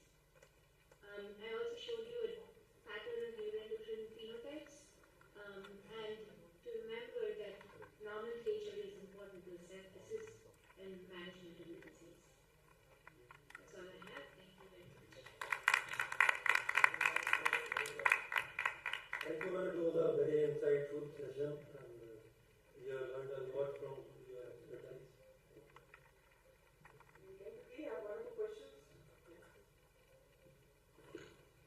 Thank you, Dr. Anuradha, for a wonderful talk. I have two questions regarding grid reform plans. What are the minimum number of use plans that you will take? Is there a minimum to classify something as grid reform? And do you use grid reform pattern both for introductive and for invasive when you're writing grid reform plans, present or absent? Right. So your first question was the number of grid reform plans. So the number essentially does not matter. It could be one large grid reform plan, but what is important to remember is there are now size criteria for grid reform plans as well. So what's been described as large grid reform is usually a 0.5 millimeter square. And even if you have one of those large grid reform lesions, you can qualify as grid reform. The other question dealt with invasive versus introductive, right? So grid reform by definition just applies to invasive prostate cancer. So if you have any evidence of basal cells inside that gland, then it wouldn't be grid reform. So you wouldn't use that for introductive carcinoma if you see basal cells. Since if someone is not using a P63 IHC, will you be qualified to use the term grid reform pattern present or not? That's my question. That's harder to do, and that's the reason for the confusion that I showed you between the LUX and the ISUP classifications, right? So ISUP, an International Society of Urologic Pathology, recommends that all lesions that have that morphology be graded as 4. If you grade it, you would grade it as lesion pattern 4. But the problem is when you use that definition, and you have the invasive carcinoma as either a T3 or a T+4, then it wrongly puts it into the next bucket. It would make it unfavorable intermediate risk. You would essentially grade the introductive, or what you think is the introductive component as a grade 4, and then therefore you push the grade group into grade group 3. And that has important treatment ramifications because, as Dr. Joshi showed, that's the difference between giving the patient androgen deprivation therapy along with radiation, either for 4 months or you give them an ADT for 24 months. And that has a huge effect on patient quality of life. So the easier thing or the safer thing to do would be to actually do the immunostain. And if you're not certain about it, you just can't do the immunostain, just not follow. Thank you. Because we do it on all biopsies, irrespective of, because we don't know what comes up in the next score, and we would just want to be safe. And so what we do at our center, we combine all the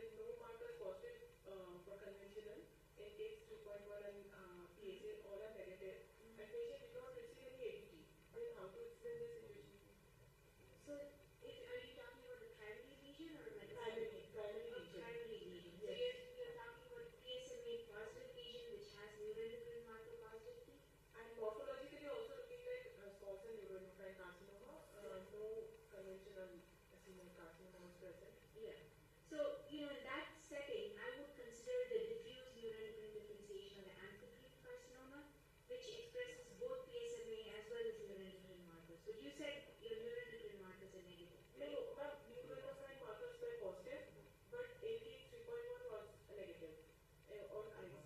But PSMA was expressing on PET. That is an uncommon scenario because if you have cancer that's already transformed to your neuroendocrine phenotype, generally the AR and downstream AR markers, which PSMA is a downstream AR marker, it's regulated by AR, right? So that should typically be negative. So I don't know what the explanation of that would be, except that if there are two different clonal regions, you're seeing the PSMA effect in one clone, and you're seeing the neuroendocrine positive case in another clone. That would be an explanation, but that's a highly unusual scenario. The typical Patient scenario. was treated outside before that, but there was no mention of ADT. Maybe he has received something in the Yeah, it's probable that the patient got ADT, and like I said, you can have different clones of prostate cancer, some of which are responsive to ADT and some of which are not. So that could be one of those examples as well. And the important thing about such cases is that the clinician then will not just resort to cisplatin alone, right? They would also have to consider giving them androgen continuously with the cisplatin, because there are some lesions which are PSMA positive and some lesions which are not. So they have to treat the overall patient and not just one lesion. So they would have to continue ADT and also some add-on cisplatin to the patient's regimen. So those are the decision points that they have to make. So in conclusion, do you recommend upfront neuroendocrine markers if the lesion on biopsy looks like a neuroendocrine? Many times we don't know whether to use right upfront, not treated. Right. Would you say that it's okay to use neuroendocrine because there might be some patchy positive and then you get confused? So what Yeah, so I would say, I didn't show you that, the rationale for doing IC in a neuroendocrine setting, right, and the evaluation of neuroendocrine prostate cancer. But if you have a straightforward small cell carcinoma, like you see in different organ sites, all the morphologic features, P67 is 90%, then you do not have to do IC stains. I think you can safely call it small cell high-grade neuroendocrine cancer. And the reason we say small cell / high-grade is that sometimes you have these overlaps, morphological overlap between small cell and large cell, and it's not possible to tell on a minute biopsy. So you just sort of umbrella bucket it as small cell / high-grade neuroendocrine. And it would mean that the clinician would then have to transition to cisplatin therapy. So if it's straightforward, I would say not required. But if you have any doubt, it's better to do at least the basic stains. And I would include chromogranin, synaptophysin. I think INSM1 is now widely available. I would do those three. I don't recommend that you do all the new markers that I showed you. We sometimes do them because the patient go on trial, but those are not widely available, and they're, usually chromogranin, synaptophysin is plenty sufficient to establish the diagnosis. Another, what would be your take on this thing? The similar scenario in metastatic setting, you forget about the PSMA, you have neuroendocrine markers, but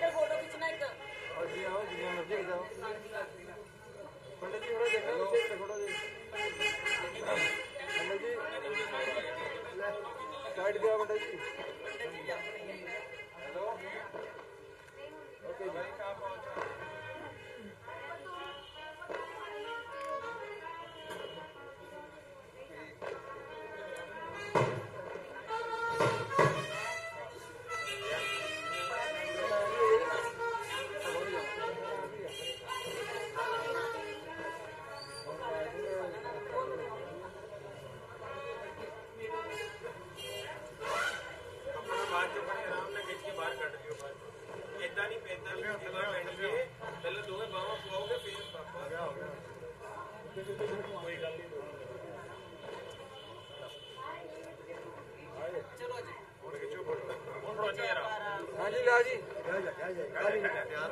मैं नहीं करा मैं अंदर मेरी आवाज बाल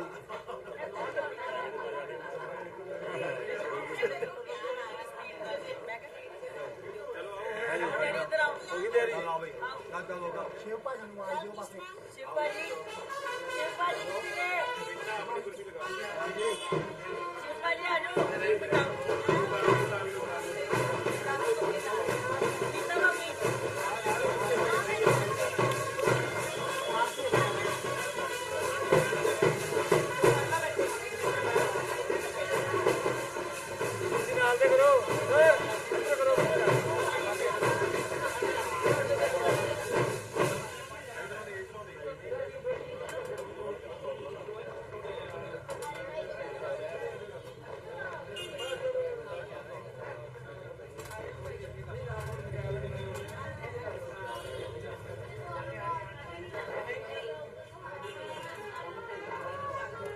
ठीक है सरदार जी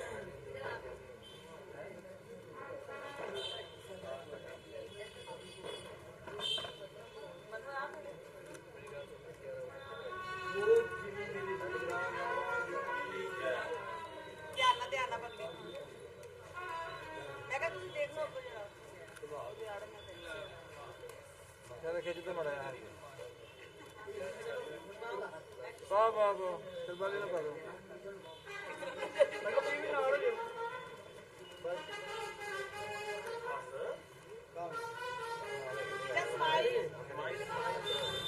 फोटो करिए आ जाओ इधर देखो मेरे कैमरा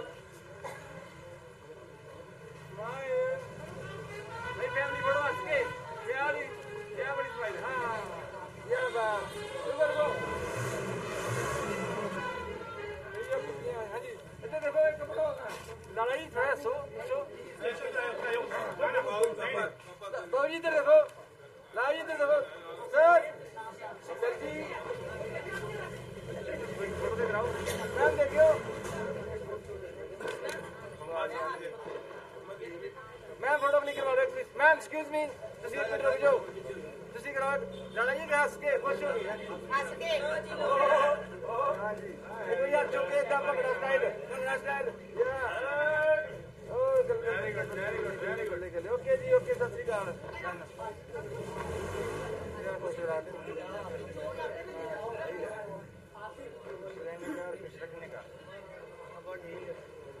आओ जी बारी बारी है जो फैमिली वाइज आओ कपल वाइज आयो मैम तो इधर आ जाओ लंबा टाइम कोई नहीं हेलो बस जितना नहीं हो सर चढ़ जाना चलिए ना लेट हो जाना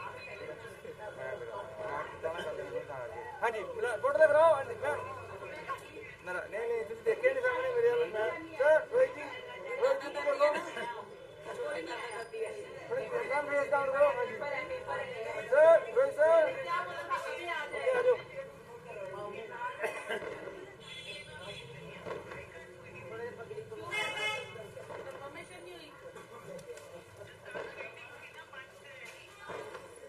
ध्यान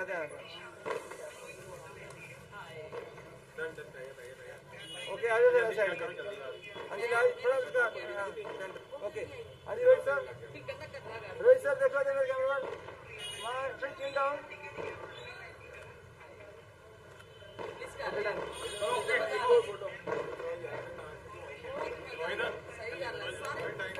हाँ जी eyes okay done okay let's go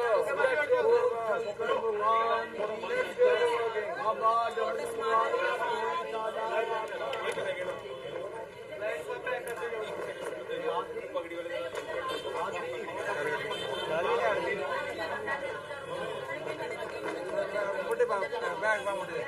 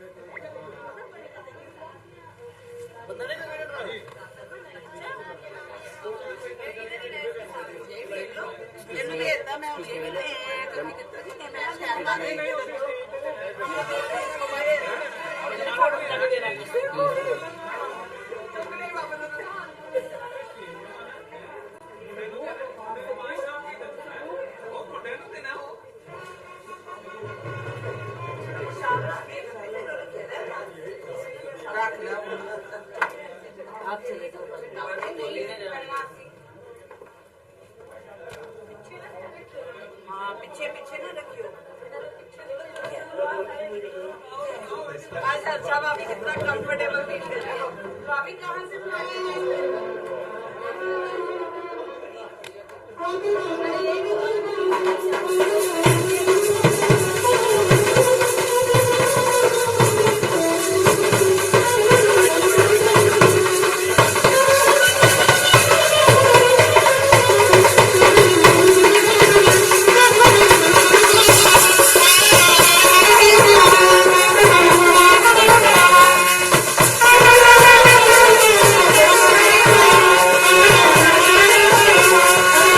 Thank you.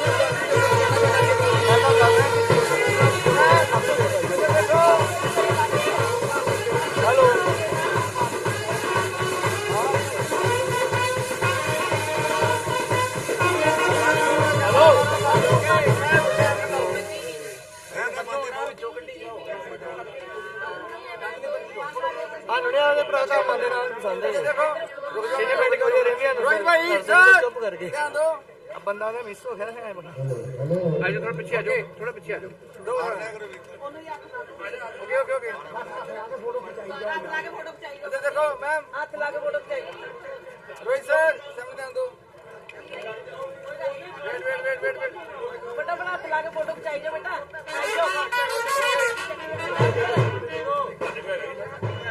चलो चलो चलो चलो